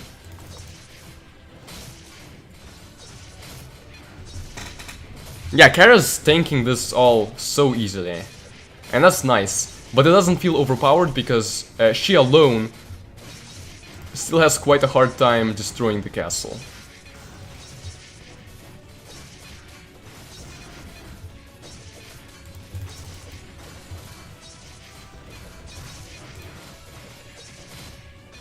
And the goblin doesn't spend too long trying to terrorize Simon, but instead goes further and then gets terrorized by our own people. Well, by the rest of our people, I guess. Okay, I think we got this.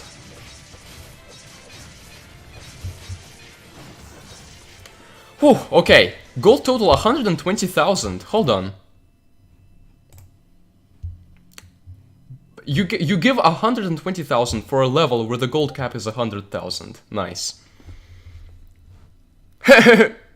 Fish, fish, fish.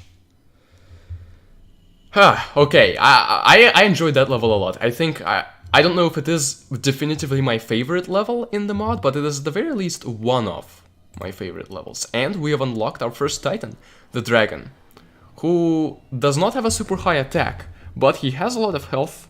He is super strong versus projectile and sorcery, absorbs slice, and obviously attacks in such a way that he can keep himself a little safe. I look forward to being able to use him somewhere. But this does conclude our stream. Overall, pretty fun times, and definitely got more progress in this time than last time. Last time, I guess we've beaten levels 19 through 22, and then struggled on Lost Tower and Portal Fortress. But this time, we've beaten Portal Fortress. We've beaten 4 trial levels, the Grandmaster trials, the glitch level, the moon level, the first moon level on hard, and Depths of Urla. So we have completed everything that this planet has to offer. For anyone who isn't in the know, this level doesn't really exist. It's just a placeholder. And it might exist in the future, but right now, we have completed everything on this planet.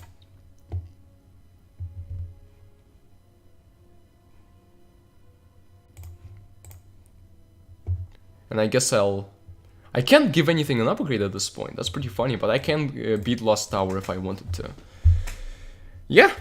Thanks. Thank you, Sammy. Thank you, everyone, for dropping by.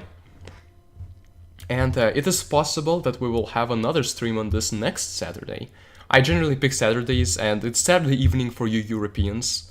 Saturday morning / early, or like morning / midday for Americans. Because it seems like a day when a relatively high number of people are free. I do hope though that the next stream, or maybe the next 2 streams, will be enough to finish the mod. Because this is not like a trivial thing. It does take up some time and energy on my end. But quite an enjoyable experience as a whole. So thank you all for coming. And we will be wrapping up for today. Bye everyone.